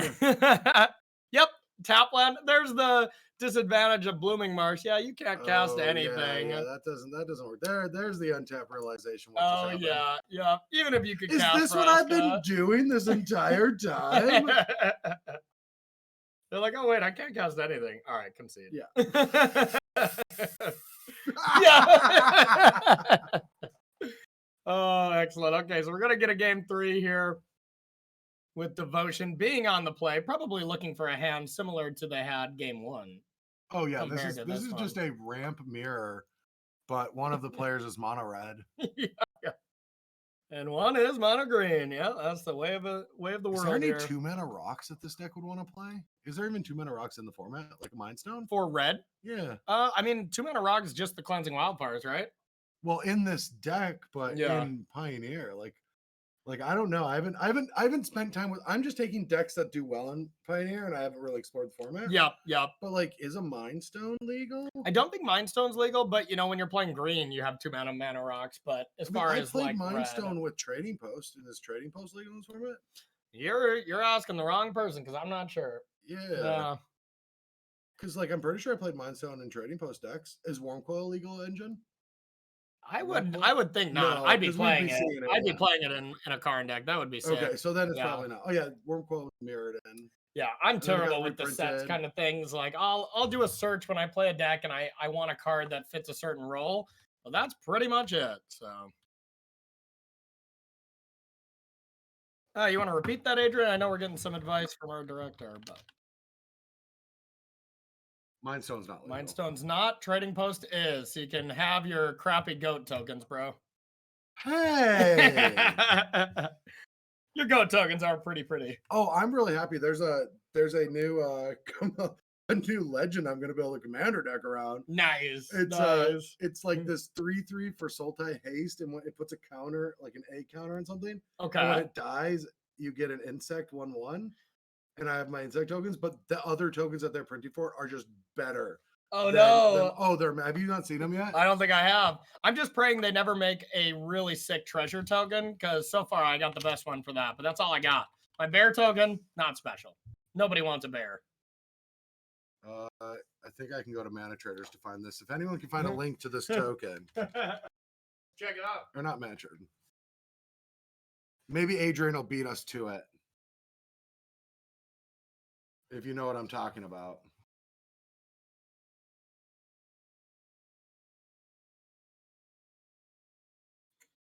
All right, let's see these game 3 opening hands.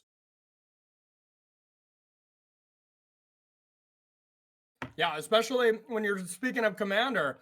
My preview card for this set was a really nice one for Commander, that legendary land that seemed like it was going to be kind of stock into a lot of decks. All right, I have, as a new commander. Almost the nuts, not quite. Oh my god, that hand. Yeah, the start of just turn 2 Kiora into a 1-drop just feels like cheating. This one's not quite there, but it's still pretty solid. As a new commander player, I do not know how to find the commander set that's connected to the Dominaria, you know? Oh, yeah. Or do I look at the bottom of it? I think what I do. Yeah, I think it's the bottom. Yeah, that's what I do. Yeah, honestly, that's the thing I hate the absolute most about previous season, now that Commander is such a big focus, is just I'm always looking at a card and be like, oh, this card's going to be sick in Pioneer, or this card's going to be sick in this, and it's like, oh, yeah. No, can't play that. All right, looks like we have a mulligan from our Mono Red Fires player. Let's see if there's a Spike Field. That's really important right now. No Spike Field. Oh, no. And so no real acceleration. Yeah, Kiora here over Wolf Willow Haven, I would imagine.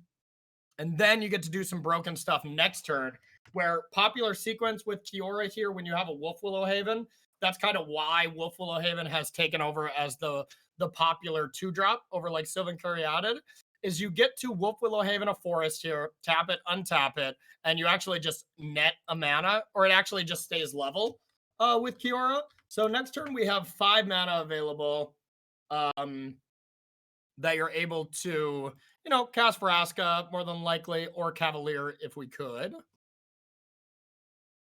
So we see Cleansing Wirefire, taking down Leia, drawing a card. And Anger all ready to go if we have an untapped red mana. And this is where I think Painlands would be better than some fields, some Blast Zones. It just feels right to me. Yeah, I know that would make a lot of sense. So if you can play double red. So here's Wolf Willow. You're able to tap it, untap it, and then play Vraska, float 1, and, sack something here. I would think it's almost better to just sack. Okay, I was like, we didn't untap yet, but yeah, that's free. Almost better to just sack Elvish Mystic. It is also aggressive to put 2 Wolf Willows on when your opponent has Cleansing Wildfire. That's a good point. Yeah. I know it benefits the combo, but... Yeah, because, it is, Field of Ruins does not hit basic lands. A nice sack there. A good heads-up play, killing the creature instead of a land. It's either sack nothing or sack the land, but yeah, as it stands now, you can't Field of Ruin the basic, and we already used the Cleansing Wildfire, so it's time. Oh, baby. That's a Nykthos off the top, too. It's not like it's supercharged, but still pretty good. We are gonna be storming. Yep, and I think we can, start with Storm the Festival. And now if we storm into Karn and just basically any 3-mana devotion card, the game's over right now. So if we get like Old Girl Troll and Karn, game. Cavalier, Karn, game. Karn and a land is game. So just Karn here is basically game. Cards actually just came here? Yeah, because if you get Karn in a land, that's 3 mana. You play Nykthos, activate, that's 4. You get up to 5 mana. You search for Ugin's Nexus, sack it, and you take all the rest of the turns. Okay, doesn't hit, but Old Growth Troll to draw a card. That is 4, 5, 6, 7, 8 Devotion. So we can Nykthos now for 8. Can't really storm, so we're pretty likely to just see Vraska, pick off one of this Elvish Mystic or something. Little miss sequencing there. Oh wait, yeah, that ramps. Yeah, it ramps you, and I think we're still at 9 mana though. I think we're still at 9. 1, 2, 3, 4, 5, 6, 7, 8, 9. Yeah. Oh wait, are we Xaxes? No, we're one chart. Yep. Maybe you should have done the math before sacking your 4/4. yeah, I think so, because that is definitely 9 mana. And just makes a wolf instead. Hedge against maybe a another Cleansing Wildfire.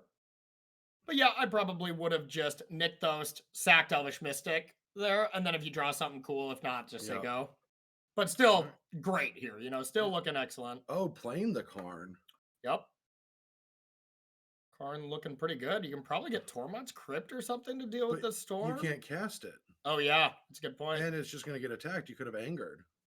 Yeah, Anger to clear up some tokens.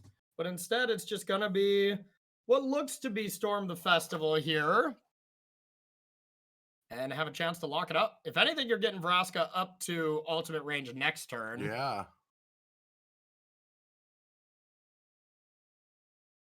Yeah, if you Anger, it's still 4, 5, 6 Devotion. 6, 7, 8, 9. Yeah, I guess with Kiora, you'd still be able to Storm, but all the plays seem pretty bad, to be honest. Still looking very, very strong. All right, Karn deciding what to get. We can look along.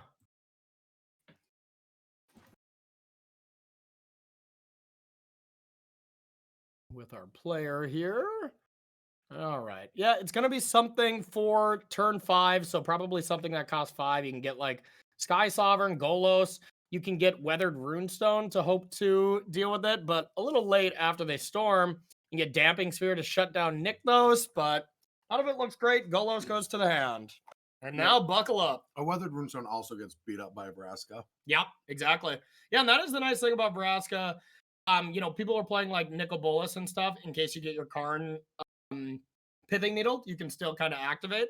But Vraska just solves so many of the problems that the deck had. Like it was Thing in the Ice and like random cards like Rest in Peace, Damping Sphere, all that stuff. Vraska just solves all of it. So I really do think it is a nice piece of tech. I really only, wanted to play it to make sure to deal with Thing in the Ice because that was the biggest problem at the time. And then I just kept seeing things it was dealing with. And I'm like, all right, this card is sick. I've even garbage, baby. Just sometimes just ramp and disrupting your opponent in the mirror. Yep. When you're a little too slow and they're going to pop off. Oh, yeah. I mean, when I'm on the play and I get to kill their Kiora with that and my Vraska's not going to die, like you win those games such a high percentage of the time. That's a great point.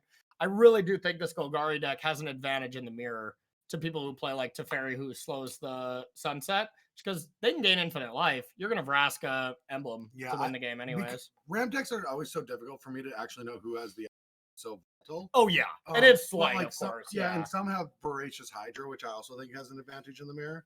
Yeah. At some points, like... Sometimes, yeah. Sometimes it is just medium, but... It's also something you can't hit off Storm the Festival, so like that's a big you can hit it. Well, it's just not very good. You can get that plant token. Yep, exactly. All That's why I like Abrupt Decay for Kiora as well. Karn plus Nissa means this is game, right? Yep. You get to still play Nykthos. You get to Karns for Ugin's Nexus. And you get to play this Old Growth Troll for free as well. Oh, yeah. I'm a proud dad here. Nebraska wasn't ticked up this turn, was it already? Because I think it was. It looks like it has been kicked up, but it doesn't matter. You go get Chain Veil then instead. Yeah. Yeah, Chain Veil, you just always have to have 10 mana. That's the key. Play, activate, Kiora, untap Nykthos. Yep. So you got 11, so that'll do it. I'm like a proud dad. Hopefully this person's in the patron. Then I'm an extra proud dad. But yeah, they're playing very cleanly. And I hear that you're going to add the mono red fire sideboard guide tonight. I am. Yeah, I've been pressured into it by chat, so I absolutely have to. Good. So, That's just that's good that you're adding to it. Exactly. So now we're gonna see it. Here's Ugin's Nexus. That's all you need. Ugin's Nexus. Vraska will tick up to 12. Take the next turn. And as long as you don't accidentally put Ugin's Nexus back into play, you get to ultimate Vraska and attack for 1. You're dead. It's just a fun way to win, too. I'll attack with the Llanowar.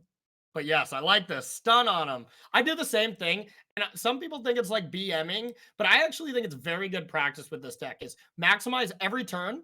That way, when you're in this tough spots where you have to have a close scenario where it's like, measured by inches instead of miles, you're at least always doing it right. It's not bad manners. Yeah. They can concede. Yeah. Well, they did not activate Vraska here before they attacked. No! But they can just do it again. You just get to do it again, but,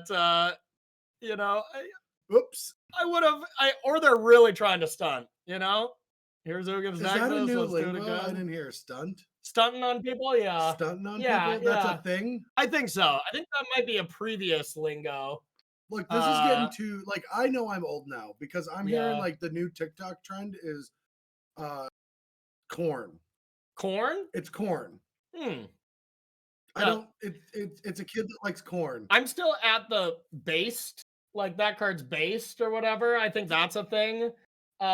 You can't, Corey, you're too old. You can't say these words anymore. It's embarrassing. Oh, I'm too old. When you hit 31, it's done. You're 31 already? I'm 31, yeah. I'm basically dead, right? Oh, yeah, you are 31. I know. Wait, does that make me 36? You must be 36, huh? Shit. Did you think you were 35? Yes. Well, welcome back to the booth where we're having existential crises and midlife crises all at the same time because we're now old. I'm 36. You sure are, buddy. You sure are. Damn. Yeah. But hey, you don't look a day over 37. All right, so that was our Golgari Devotion player moving to 4-0, right? Okay, perfect. So I would like to take my biases and check out that match from the beginning for our next one. That would be pretty cool. But it sounds like I kind of have heard you, Adrian. Do we have any other matches to jump in on, or are we getting towards the... Okay, so it does sound like they're just finishing up. So I think we're going to take a short little break. Me and Brad got a sandwich we need to just devour real quick. It's not going to be pretty. It's not going to be pretty. Yeah, leave the camera on us and you can just see two people just devouring. So, all right, we're going to take ourselves a short little break and then we'll be right back for either the very end of round 4 or the start of round number 5. Okay, so don't go anywhere. We'll be right back here at the Mana Trader series. See you soon.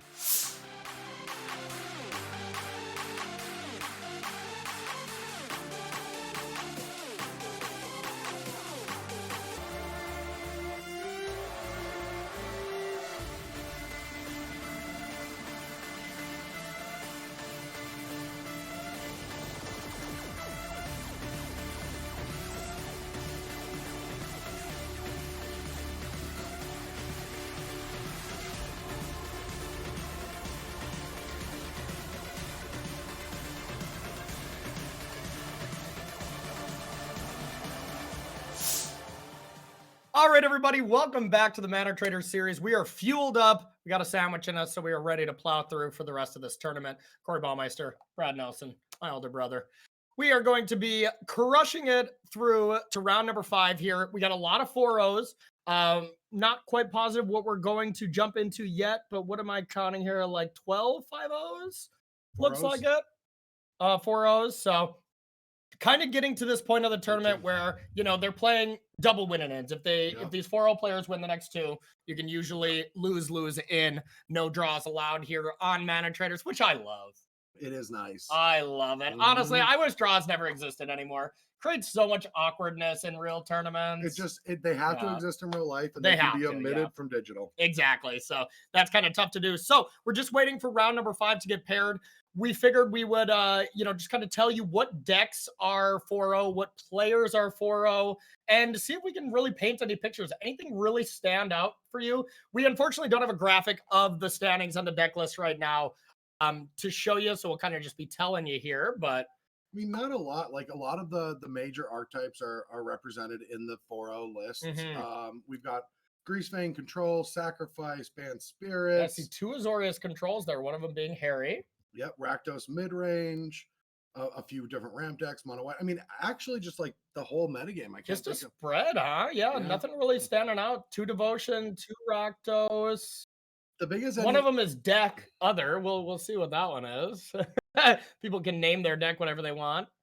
Okay, just another. Oh wow, that's interesting. No, this is a like human company deck. Human company. Oh, this is bringing back some good memories. Actually, company is just disruptive, and that's one of the things. Archon of Emeria, I don't see it a lot, but I thought about that. It's like, why don't you make your mono green decks with a bunch of Llanowar Waste and a bunch of different like lands? And it's like, well, Archon could come around and really mess you up. Yeah, really could. Absolutely. If only like Vraska could deal with it. Well, you got to get that into play. Yeah, that is tricky. So turn 2 Archon against you could mess you up. Oh yeah, Archon is just a great card right now. You know, we just saw the dominance of it whenever it is for like set championships and stuff. For all the digital formats, Archon was just always good. It's just Runes was so popular all the time, and Archon just slapped that up. So yeah, people don't utilize it enough. I totally agree with you. Yeah, it's just tough to find a home for it. It really is. Yeah, absolutely. So yeah, bro, what are you liking so far? What would you play if you were going to play this tournament? Would it just be Abzan Greasefang or? So I don't know. I think that Abzan Greasefang is a good deck, but if I wanted to win the tournament, I'd probably be playing Golgari or Rakdos or Bant. Golgari mid range, right? Just Golgari. Green ramp, splash black. I know of this Patreon that has a really good list in Cyber Guide. Yeah. And that's what I would use. And what is it? You know, is it yours or?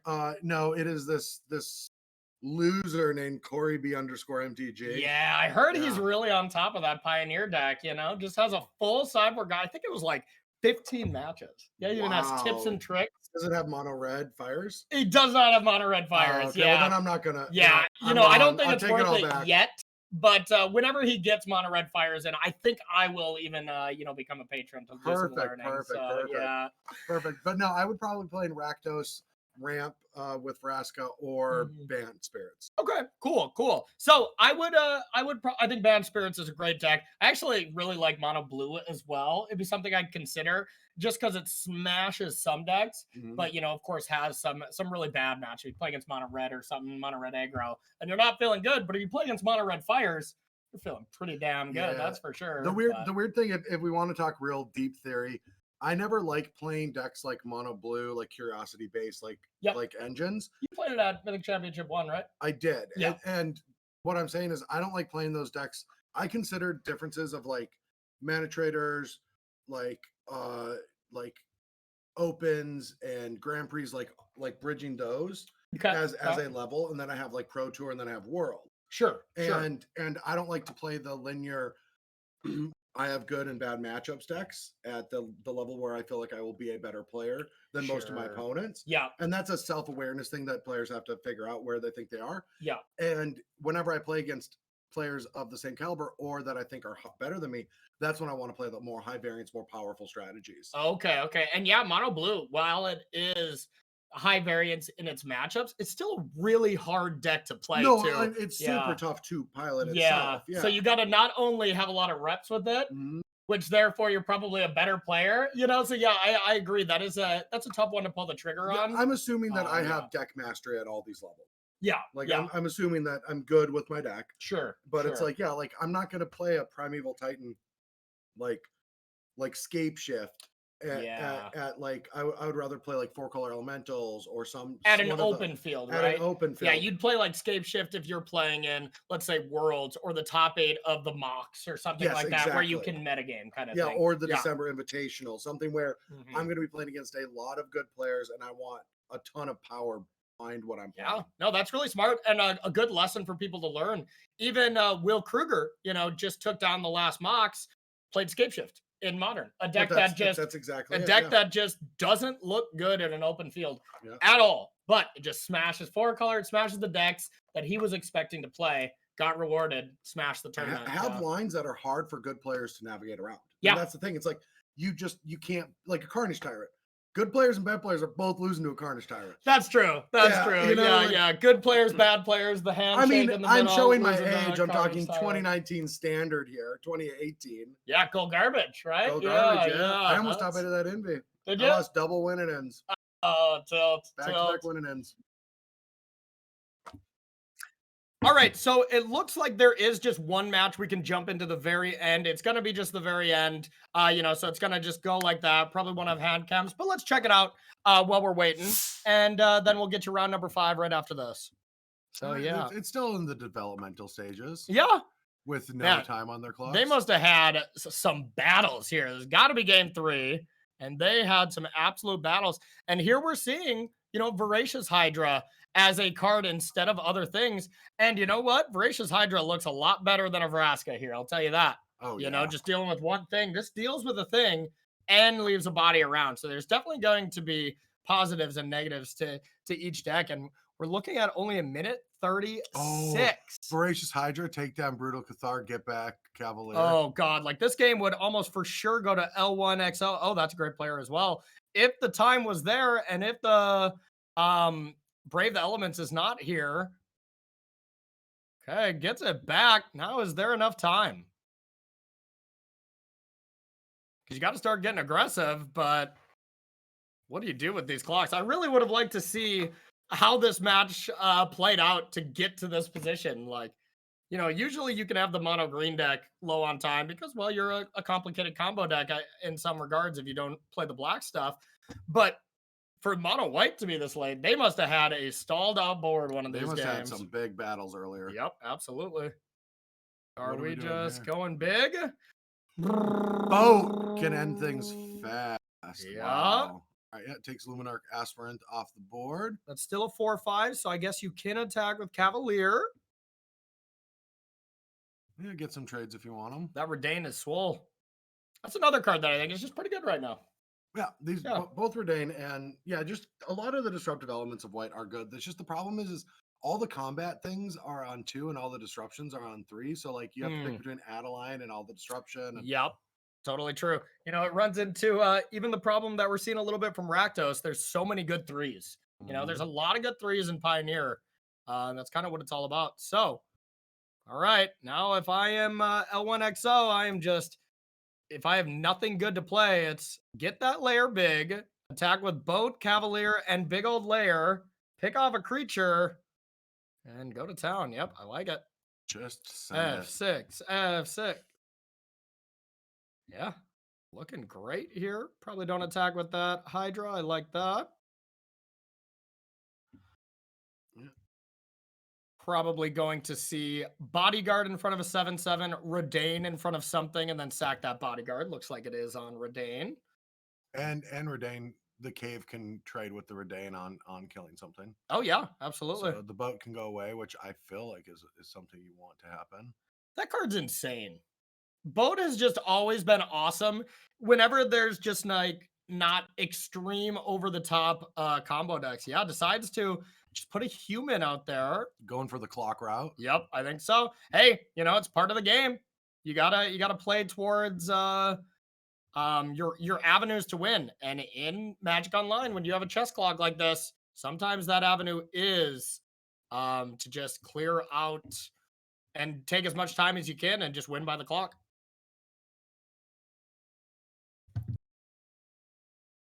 All right, Redain coming in.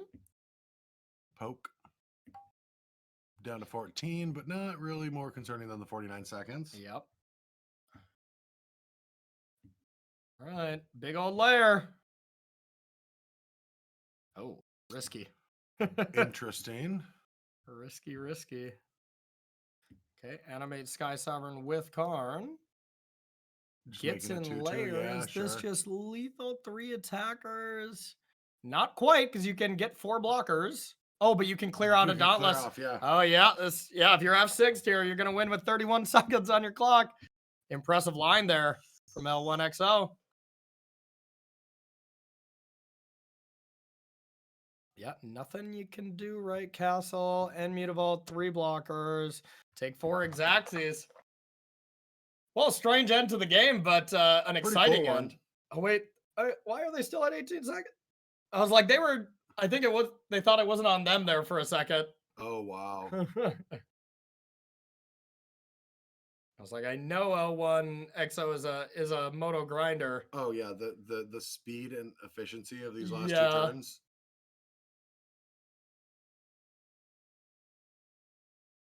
Yeah, and gonna lock this up. This is still the end of round 4.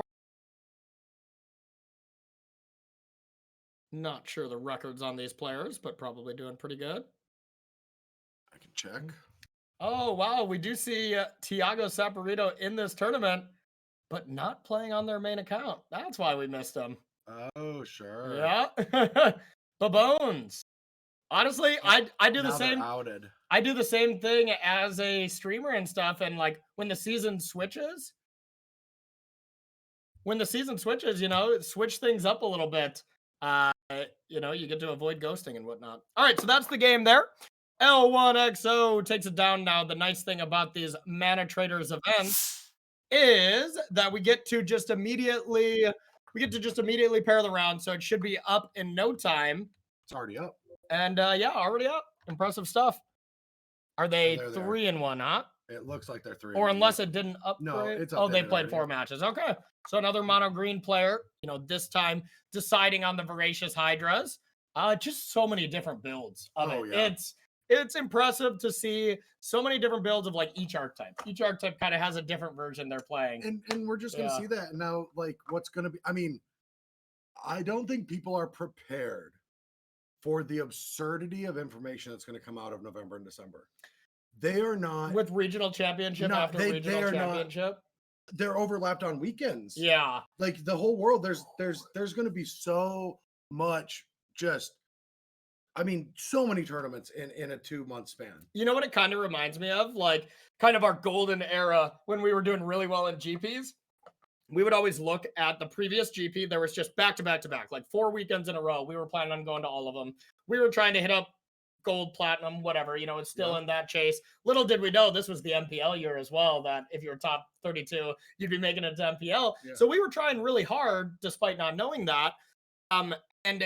Every weekend, the next week, we'd look back at the GP results, but we were also doing good. So we were looking back at our own results. So then we were metagaming against the decks we were playing and stuff. That was one of the funnest times of Magic of my life, just because it was hilarious. Be like, I think we really beat our deck from last week, so we're playing this one, and like. Oh, I get lost in the sauce a lot. Yeah, sometimes we leveled ourselves a few times, probably leveled ourselves playing white Eldrazi. Mono and Eldrazi? Yeah, no, we probably should have just played Teamer. Are you kidding me? That deck was awesome. Hey, that deck was awesome. I had a lot of fun with it. You top 8 or top forward? I top forward, yeah. I lost to Collins Mullen. I lost to Collins Mullen when I had 3 planes in play and 3 Thought-Knot Seers and just kept drawing planes, and he was like playing a big ramp deck. And I could have started on like turn 4. I cast my first Thought-Knot on turn 8. I was like, oh, come on. Yeah, that's brutal. Then he followed it up with Ulamog. And then the game was over. Yes, exactly. So we're just waiting to get things paired up so far. We're going to jump into something. But yeah, like we're saying, just a good spread of stuff. I really like Bam Zing is a really strong player that I see on Moto a lot, playing Jund Sacrifice. I believe this is just Rakdos playing Corvold to go over the top of things. Yeah. Really cool innovation there. They're also playing Karizev. This is a deck as a Golgari Devotion player. I don't want to play against that. That looks terrifying. It is terrifying. Corvold is such a messed up Magic card. Such a messed up Magic card. And they just have 7 threatens. Like... Yeah, they can carry Zest into a Claim the Firstborn, into Sacrifice. Yeah, absolutely. So yeah, it sounds like we're going to be checking out Devotion here for this first match, and then we're going to be going into something else. Maybe checking out some Bant Company after that as our backup match. Nice. Yeah, that's going to be really spicy. So that's what we have on the docket for round 5. While we just wait for them to get paired. Awesome. Yeah, I am so excited to see how this format evolves, and we have Dominaria coming out. That's also going to be exciting for next season.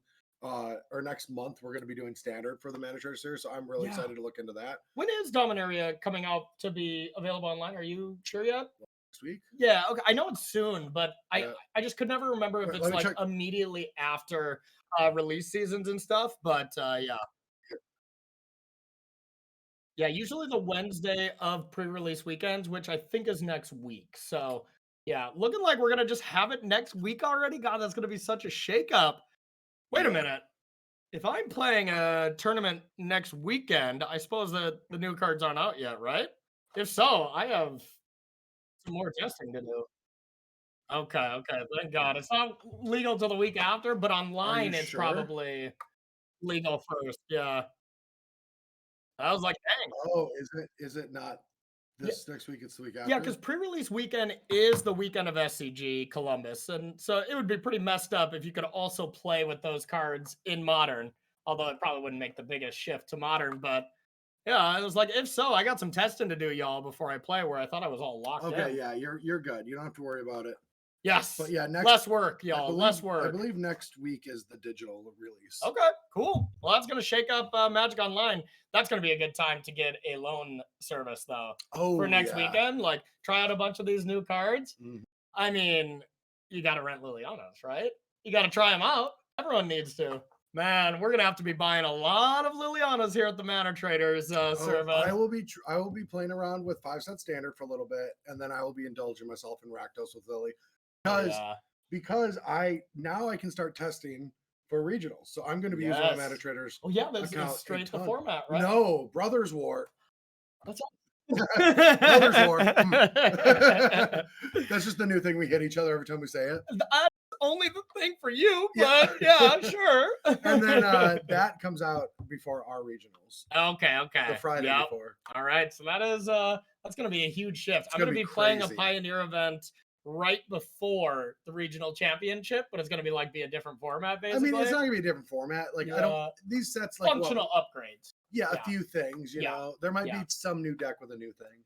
God, that's such a good point you made, though, bro. When it comes to the amount of information we're going to get from all these regional championships, depending who's first, that's sometimes an advantage, right? If you're a brewer and you have your thumb on the metagame, you want to be that first RC, But if you're the last one, no point in even testing until the other ones go, I am just saying that through the months of November, December, that is like the organized play coming out party. Yeah. Like that's setting the whole stage. Like we've run a bunch of tournaments, a bunch of RCQs around the world, a bunch of other tournaments qualify, but that's the area where it's going to get all of us on the internet taking notice of organized play. Yeah. And we're going to see what engagement that has, what all the different areas of the world are doing. We don't have these answers. Yeah. 100%. 100%. And then that might just, that might be that stepping stone where people are like, oh yeah, awesome. More stores are going to engage with RCQs. More players are going to go out and play in them. Mm-hmm. Yeah, no, it's going to be really, really exciting. But you know what else is going to be exciting? Another match. We got another match. We're going to head on in for our 4-0 players battling it out here at round number 5 of the Mana Trader Series. Do it. Woo! All right. And we actually start without a play. That's good. I mean, yeah, that is definitely good. Oh, I forgot to show you this token real quick. Oh, that is an actual token. Isn't it adorable? That is adorable. I'm looking at Zira's insect. A flying insect? Well, you're not a flying insect, so yours that doesn't compete with yours. They got wings. No, but your token doesn't fly. You're an insect, right? No, these are just insects. They don't fly.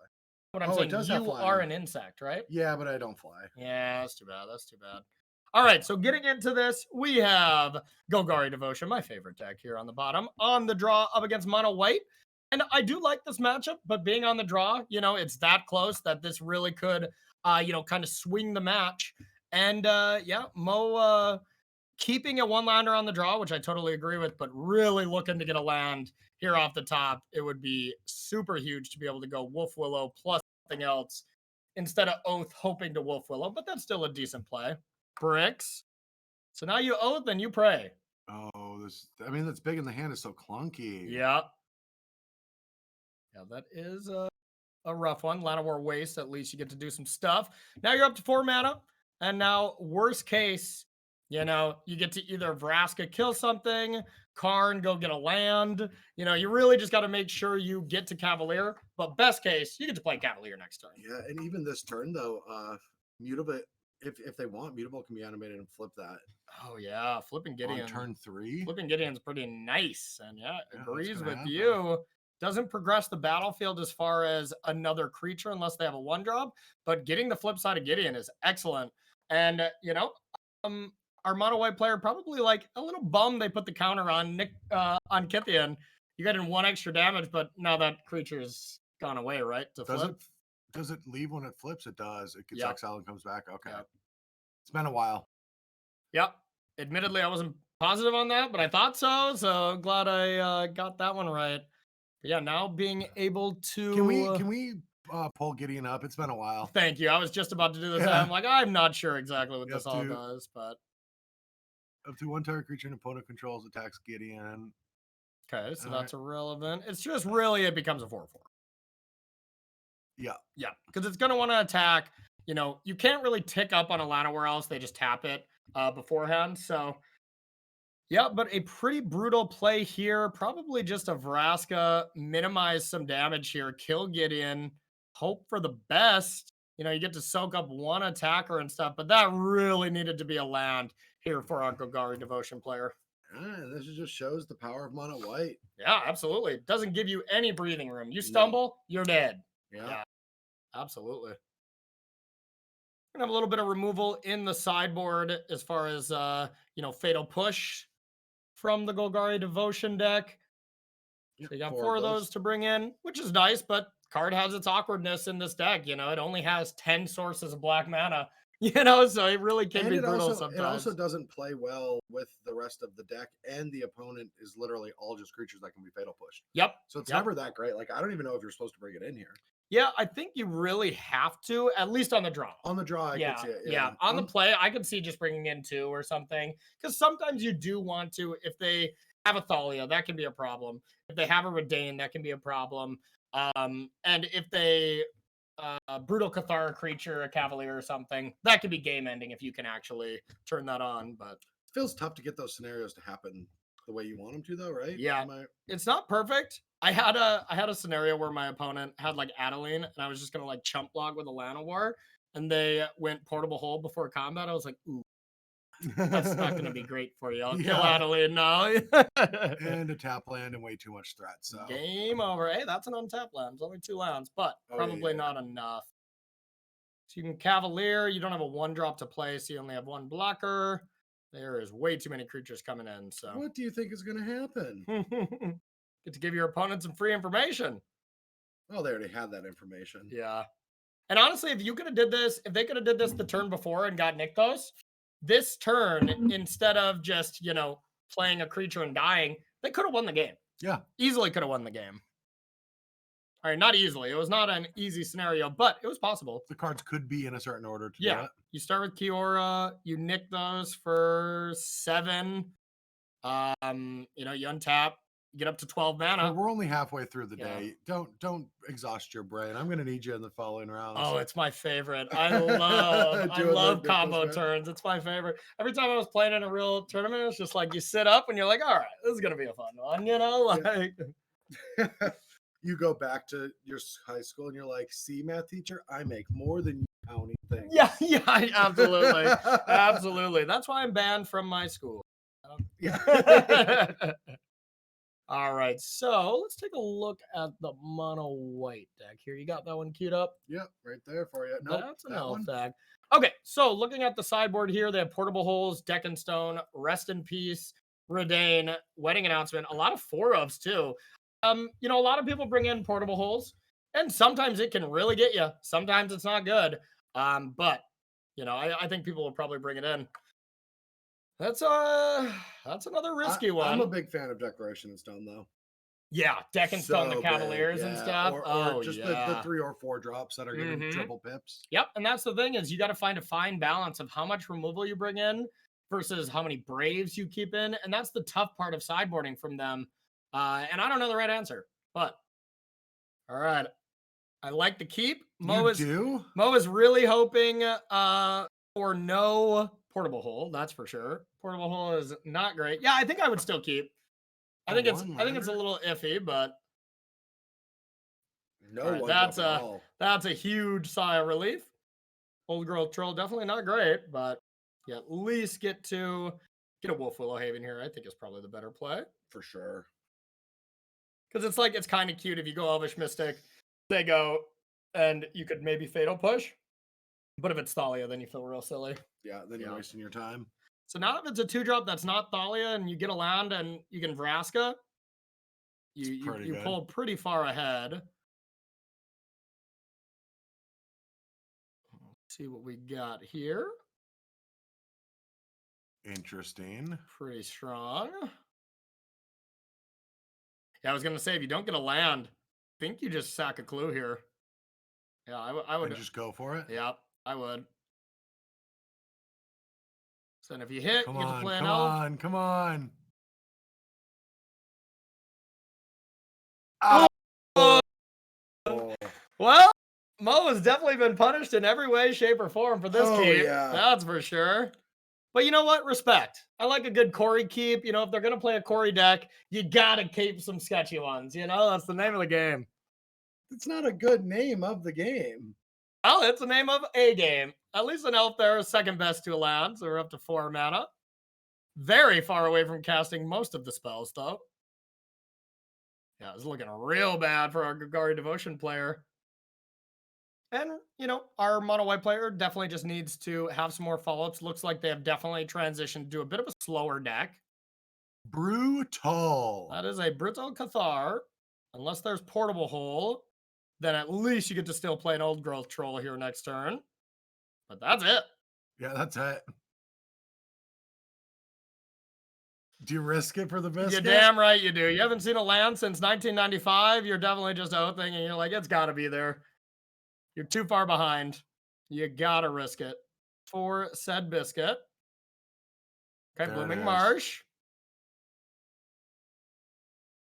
Okay. Yeah, now next turn. Still can't cast any spells, even with a land. Well, no, that's not true. Yeah. We can draw exactly. Nykthos. We can draw exactly Oath of Nissa. No, Nykthos is no, crazy. And then we can Fatal Push the Redain. There you go. There you go. And then the Oath hits us Nykthos. Or just a much. Okay, you're going over the top, huh? I would just take Nykthos here. I mean, if we're taking the most aggressive lines, you can Nykthos and cast Storm the Festival next turn through Redain tax. That's pretty good. Really? Yep. 6. Yeah. Yep. So that would definitely be, the change of the game. This is one reason I switched to some Abrupt Decays, because there's some matchups where push is just okay. Mostly the Mono Green Mirror, where Abrupt Decay can be awesome. And Abrupt Decay would look way better right now than push. Portable Hole. Okay. Well, you can still do something if you get Nykthos. What can you do if you get Nykthos? Cast a Vraska or a Karn. That's true. Vraska, get Redain out of there. That's still pretty good. Nykthos. Oh! Banger! What? Banger! Get that Vraska on that Redain and get it out of there. Are we watching a match in real time, or is this just Corey's fantasy world? It feels like my fantasy so far. I'm loving this. I'm loving it. All right, so 5 mana, 6, play Vraska, kill the Redain. Can't take through and the Old Girl Troll still. Yep. I like that they get the black mana. Respect. I like to always go away from, especially in person. You know, I like to add all green mana and then cast Vraska just to see like the look in their face and be like, you can't. Just always give it the tap. Yeah. I love it. Great play by Mo. Mao. I'm not sure if I'm pronouncing that correctly. All right. It has to be a big draw off the top because can't really attack with anything. Yeah. Another Brutal Cathar or something would just be excellent. But yeah, I didn't even see that they were handless. So yeah, no, it's not amazing. You can just go super wide. Ooh. That's good. That's a really good one. Yeah, I mean, I think you just go wide here. It's kind of brutal because you definitely block that Brutal Cathar. Yep. And where do you attack Vraska? You know, do you hit it? Do you not? It's tough because now the Devotion is up to 7. So 7, 8 mana. Getting Storm plus Fatal Push. Okay, just sacrifice the Mutavault. Doesn't want to even like send the Hoplite in. I hate that attack. What? I hated that attack. Oh, attack with something more. I was saying, yeah. No. I loved it. I would attack with probably everything other than Brutal Cathar. That seems decent to get rid of that. So just wanted to deal with Vraska. So one thing you can do here is you can always just like play Vraska, tick up, and then use your Fatal Push if you really wanted to, or you can just Storm.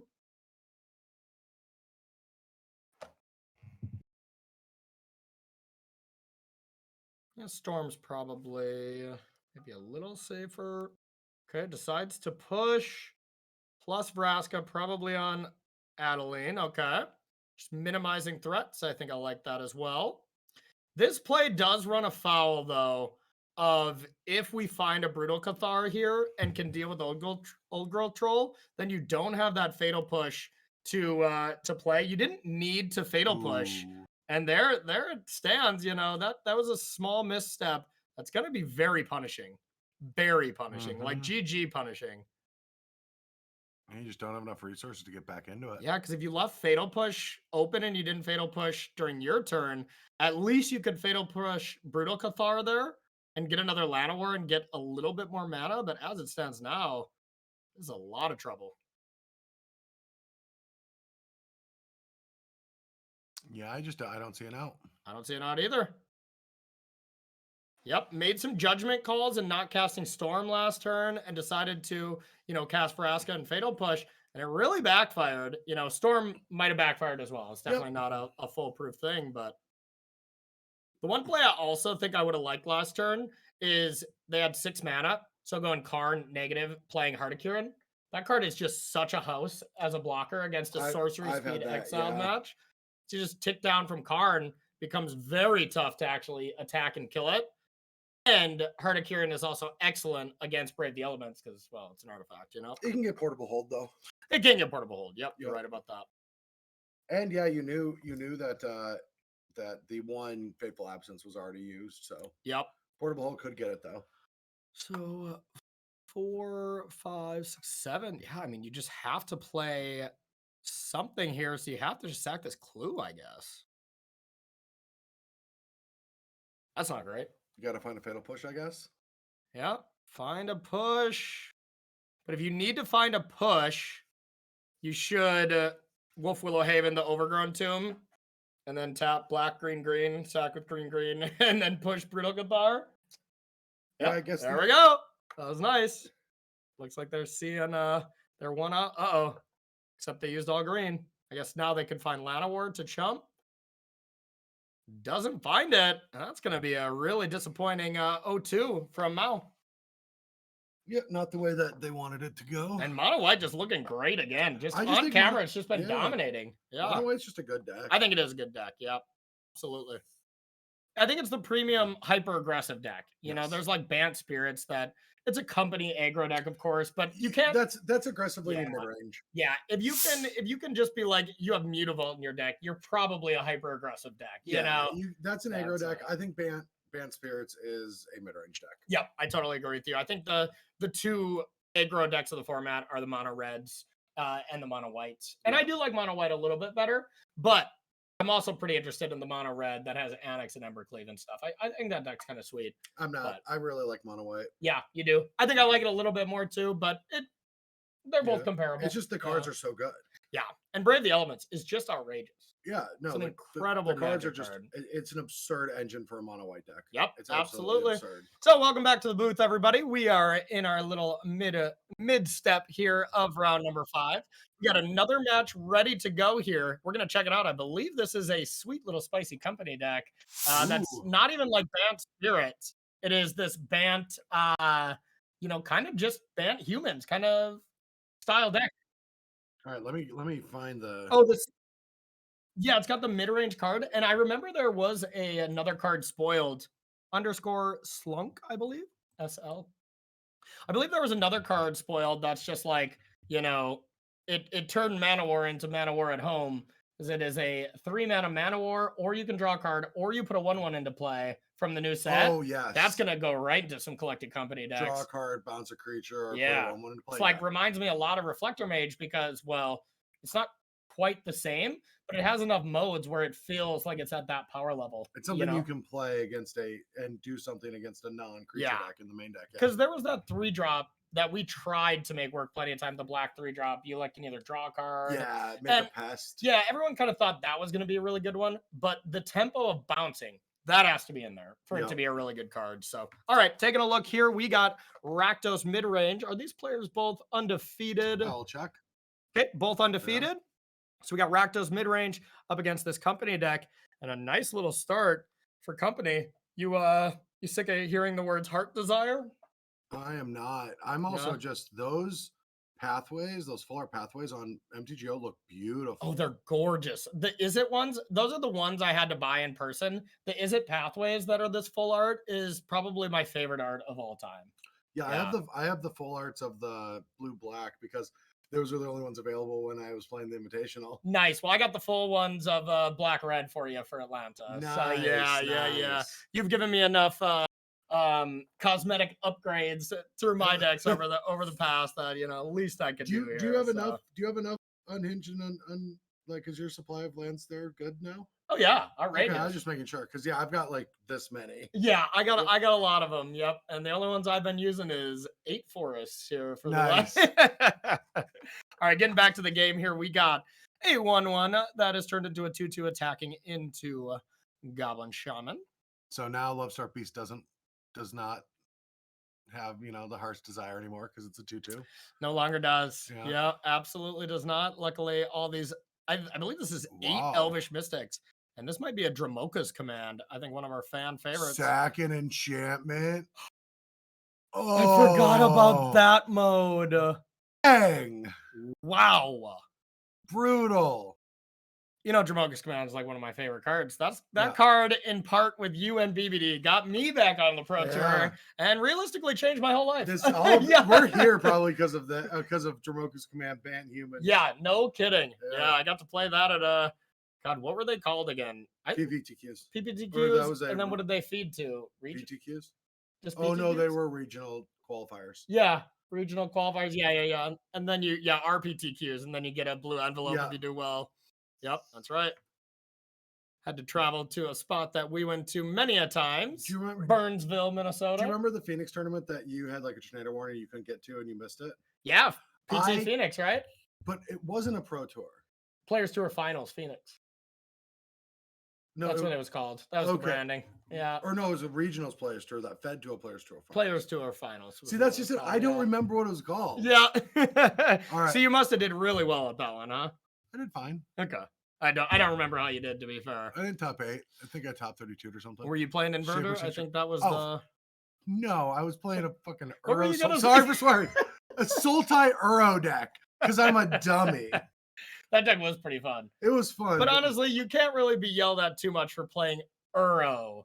But to be fair, that was definitely not the best deck. That was not even close. No. Wasn't that where Breach came up with Huey? Yeah, Huey breached people for the first time, and I think won that event. Huey didn't win the event. Or took second or top 4 or something. Yeah.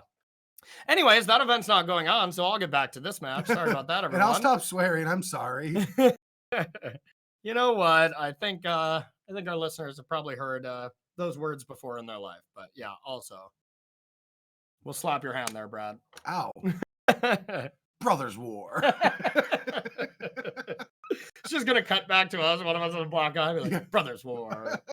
Please call the cops as well. We should really pitch some Brothers War content to Wizards. It's such low-hanging fruit. Oh, yeah. Who would like Brothers War content out there? Yeah, absolutely. Let us know in 7 minutes. All right, so the Swole Human is coming in. And probably just going to play Elf and Lovestruck Beast. Yeah, that seems good. I mean, Shaper's Sanctuary is just an unbelievable magic card against a black-red removal deck. It is. Whenever they don't have a lot of extinction events, Languish, whatever, kind of mass removals. I'm not sure exactly what this Rakdos player has for stuff, but yeah, if people are just answering with spot removal, Shaper's Sanctuary is just going to be so good against Izzet and Rakdos. But it has to be all spot removal because of the format. You can't just run a bunch of sweepers in this metagame. You can run Extinction Event because it's very good against green. You can run a few. Yeah, you can but run you still need a ton of removal to beat the Banned Spirit. For sure. Because you can't main mass removal. Yeah. There it is. Would like to draw a card. Thank you very much. It's such a good card. Yeah, really, really strong. considered it for the sideboard for devotion decks as well for a while. Oh, great. A lot of what happening is not great for this Rakdos player. Garrick's Harbinger is a spicy one. That is a spicy meatball. Yeah, that's another one where you hope your opponent doesn't have Extinction Event. Otherwise, they're dead. Yeah. To be fair, it is Rakdos, so they have lava coils. They have some of that stuff. But... It's also not protection. It's hexproof. It's hexproof from black, so a hive can block it. Yep, Kalitas can block it. But we picked up a card I think we might be happier to play, and that's Collected Company. I'm vibing with this deck. Yeah, I like it. I like it a lot. Droppin'Baums killing Fable. Oh, I didn't even think about it. Yeah, that's awesome. Could fight your elf and kill your Wolfwillow Haven? Yeah. Oh god. Well, let's hope this deck doesn't pop up. I like that they didn't even wait for attacks. They're like, whatever. Yeah. Oh, I love it. Yeah. They're like, I'm gonna do it. That's fine. Can still play high because it is played, not cast. All right, now we got a big old attacker, and we don't have a hand cam, but I think I know what the hand is for our bottom player, believe it or not. What is it? Lands. Yeah. I believe it is lands, Brad. All right, so is this where we put the Luminarch Aspirant into play and diversify a little bit? Yeah, definitely just based on lists. You know, it is an open deck list tournament, so I'm sure Slunk right now is just looking, okay, what do I have to play around? So right now we have an attack for 8 if need be. That's a big chunk, putting them down to 6. And yeah, now you're exactly right. Or it could be 9 with Luminarch, but it's how far do you extend? I do really like seeing the time-shifted Elvish Mystic beside the at-home Elvish Mystic of, 7th edition Llanowar Elves. Yeah. Yeah. Unfortunately, I love the art on the 7th edition, but I hate the border. But those are the Llanowar Elves I have as well. I'm not too proud of myself, but yeah, those Elvish Mystics are gorgeous. Oh, I have one of the I just was bored at home, and so I had like 10 boxes of cards, right? But now as a commander player and I need cards to build decks. Yeah, you got to sell 9 of them. No, I cracked most of them. Okay, I'm cracking boxes at home. I'm a filthy casual. Okay. And I cracked a box of Shifted, and I just got that elf out of it. I'm like, that's so cool. That's gorgeous. Yeah. Well, if you got pretty Llanowar Elves, I'll take them for my next event. Okay. I have one. Yeah. Commander players only having one. Do you have the white bordered ones? Yeah, I have those exact Llanowar. Oh, I have some, black bordered if you want them. Okay, we'll take it. Well, forget what we're saying. Slunk ended up taking that down. We kind of saw the writing on the wall. There was a lot of not. We are starting a match with Slunk. Yeah. Before the day is through, I want to watch. Honestly, are they XO? Like, we can start that next round with Slunk because that is awesome. Okay, they are XO. It looks like they are. Yeah, so we're going to be starting that with Slunk. So, Director Adrian, we got any matches here for round number 5? That was a rather quick one. I'm sure. Yeah, maybe Harry 13 still playing on Control. Nope. Harry's finished at 5-0. Oh, both of them are got. Oh yeah, I forgot. We can kind of check this.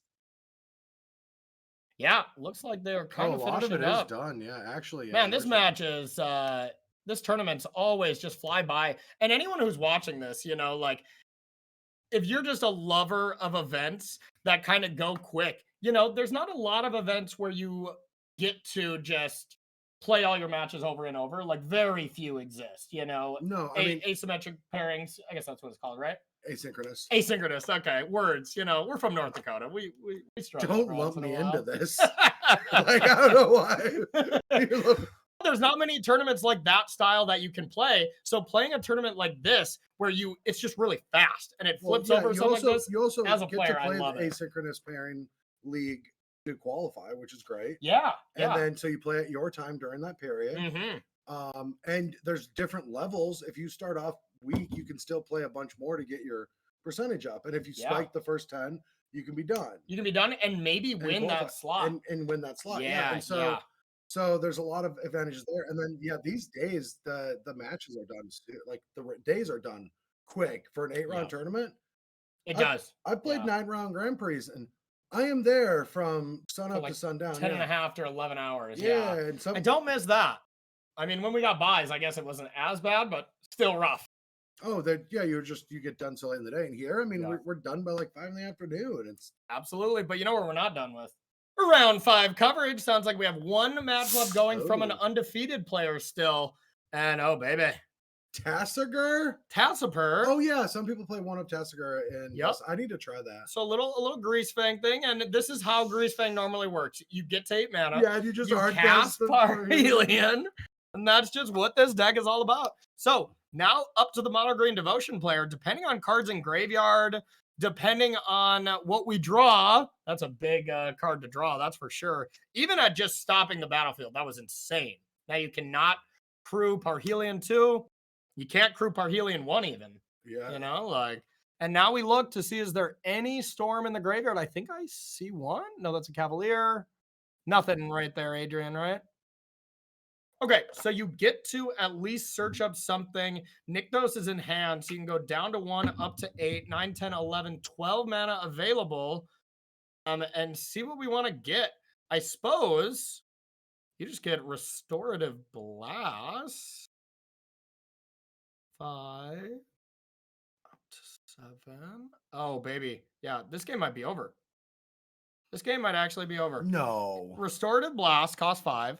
You get back Kiora and is there another Karn? There's another Karn. So you get Kiora and Karn. Then you play Nykthos. You go up to 7 mana. You Kiora down to 4. Untap Nykthos. No way. 2 up to 9. So 9 mana. Then you can Karn again. Yeah, it looks like we're probably a little short. Maybe Teferi changes that. But if you get Teferi, then you can't generate any more card advantage. Yeah. Okay, so you do get Pestilence Cauldron, which is Restorative Blast. And then at least you just get Cavalier here. And you can bring back, okay, goes for Kiora and Teferi. But if you get those, then how do you... You don't do anything. Yeah, that's what I was thinking. You can't even cast You can't even cast Teferi. Yeah, that seemed like a mistake to me. What I would have got is Kiora and Cavalier. Because you have Karn shutting down Parhelion, then you get another reach blocker. You go Kiora, untap Nykthos, down to 2, up to 9, Cavalier. Then you actually still have a chance to combo. But as it stands now, this is just the end of the turn. Yeah. You untapped and you played Nykthos for no reason there. Wasted a ton of resources here from Drizzit. Where it just should have been a setup turn. You get Kiora, you get Cavalier, you play, you're going to get a land, and maybe you could still win the game by flipping over Storm the Festival and hitting another Nykthos off, you know, not a very likelihood. So more than likely you just set up for next turn, and if you have 2 giant reach blockers and you start with Kiora, Karn in play, then you win the next turn easy. You still win the next turn with how it stands now, but they you lose your Karn. They can kill Karn, exactly. And they could have did that anyways, but at least you get to eat more blockers and stuff like that. Isn't this your opponent? Yeah, I think your opponent gets to search, be like, yeah, you can have a Thoughtseize. Yeah, here's a Seder Wayfinder. Take a Thoughtseize, bro. I guess you have Teferi in hand, so maybe that's not the best.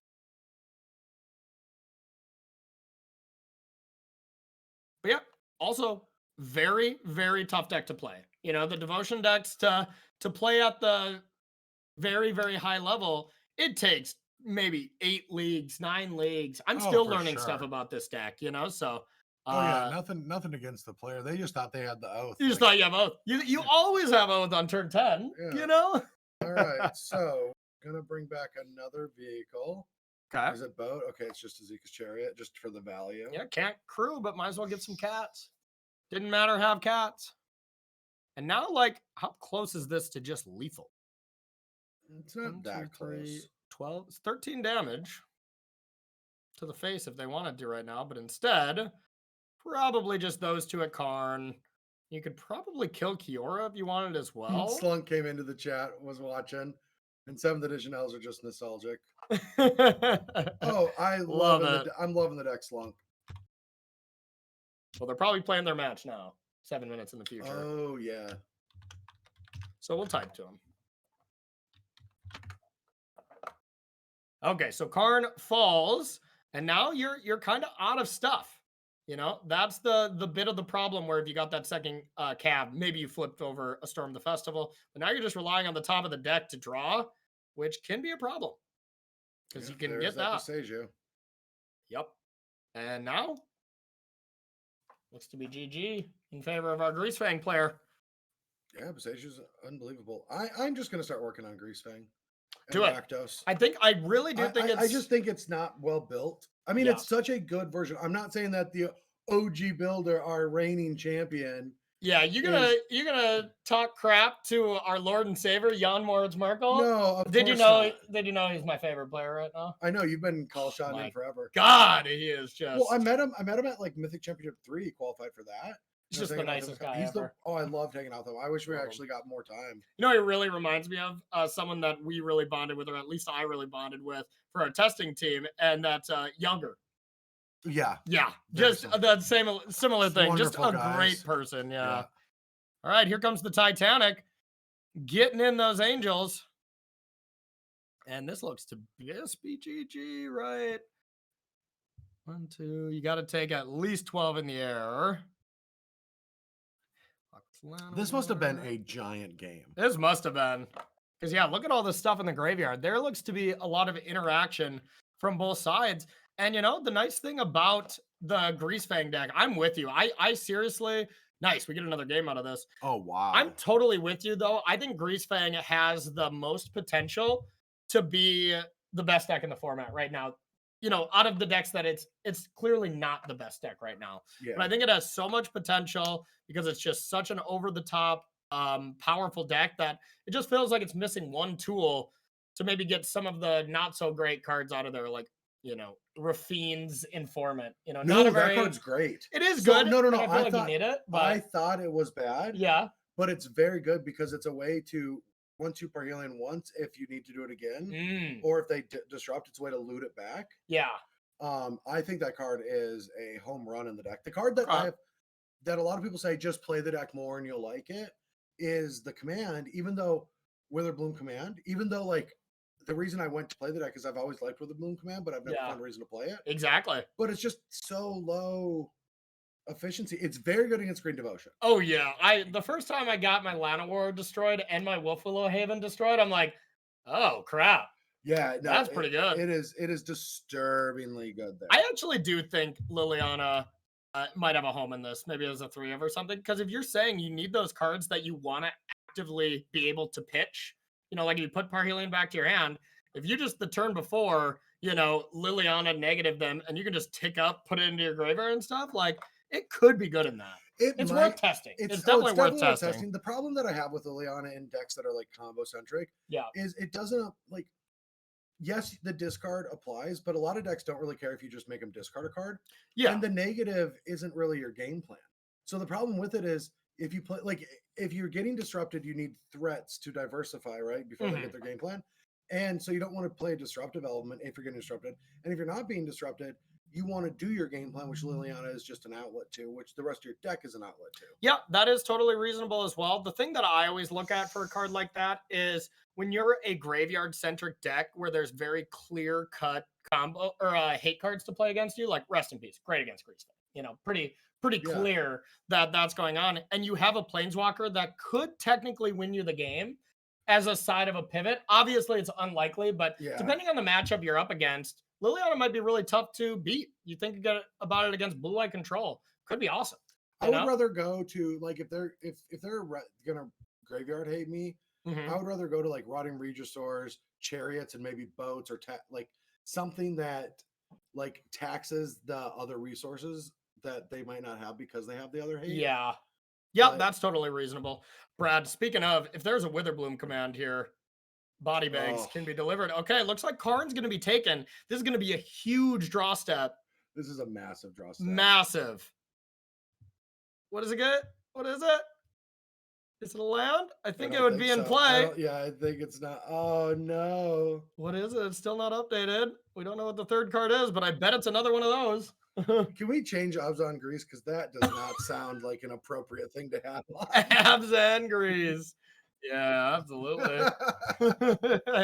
And to ferry out the top, you know, I was saying Oh, never mind. This isn't the player that was playing the list that I played at the tournament. This is a card I ended up cutting just for awkwardness I want to at check some point. check. But What is it, Kaba? yeah, it's a great player. I know they. I think you're in the wrong. Yeah, I'm definitely not typing in the right place. Yeah, but they are a great player. And here we go. Game. Oh yeah. The Titanic is back. Yeah, this is more close to the list that I've like been looking at. Yeah. Except I have a little bit less removal in my sideboard, and I have Rotting Regisaurs. Okay. But yeah, even look at that for the last turn. If Cavalier would have been able to be into play, even Parhelion 2 is not that scary if it hasn't connected already. Yeah. You know, because you can either just block Parhelion or block an Angel and then just kind of set up there. But yeah, impressive stuff here from Abzan Greasefang.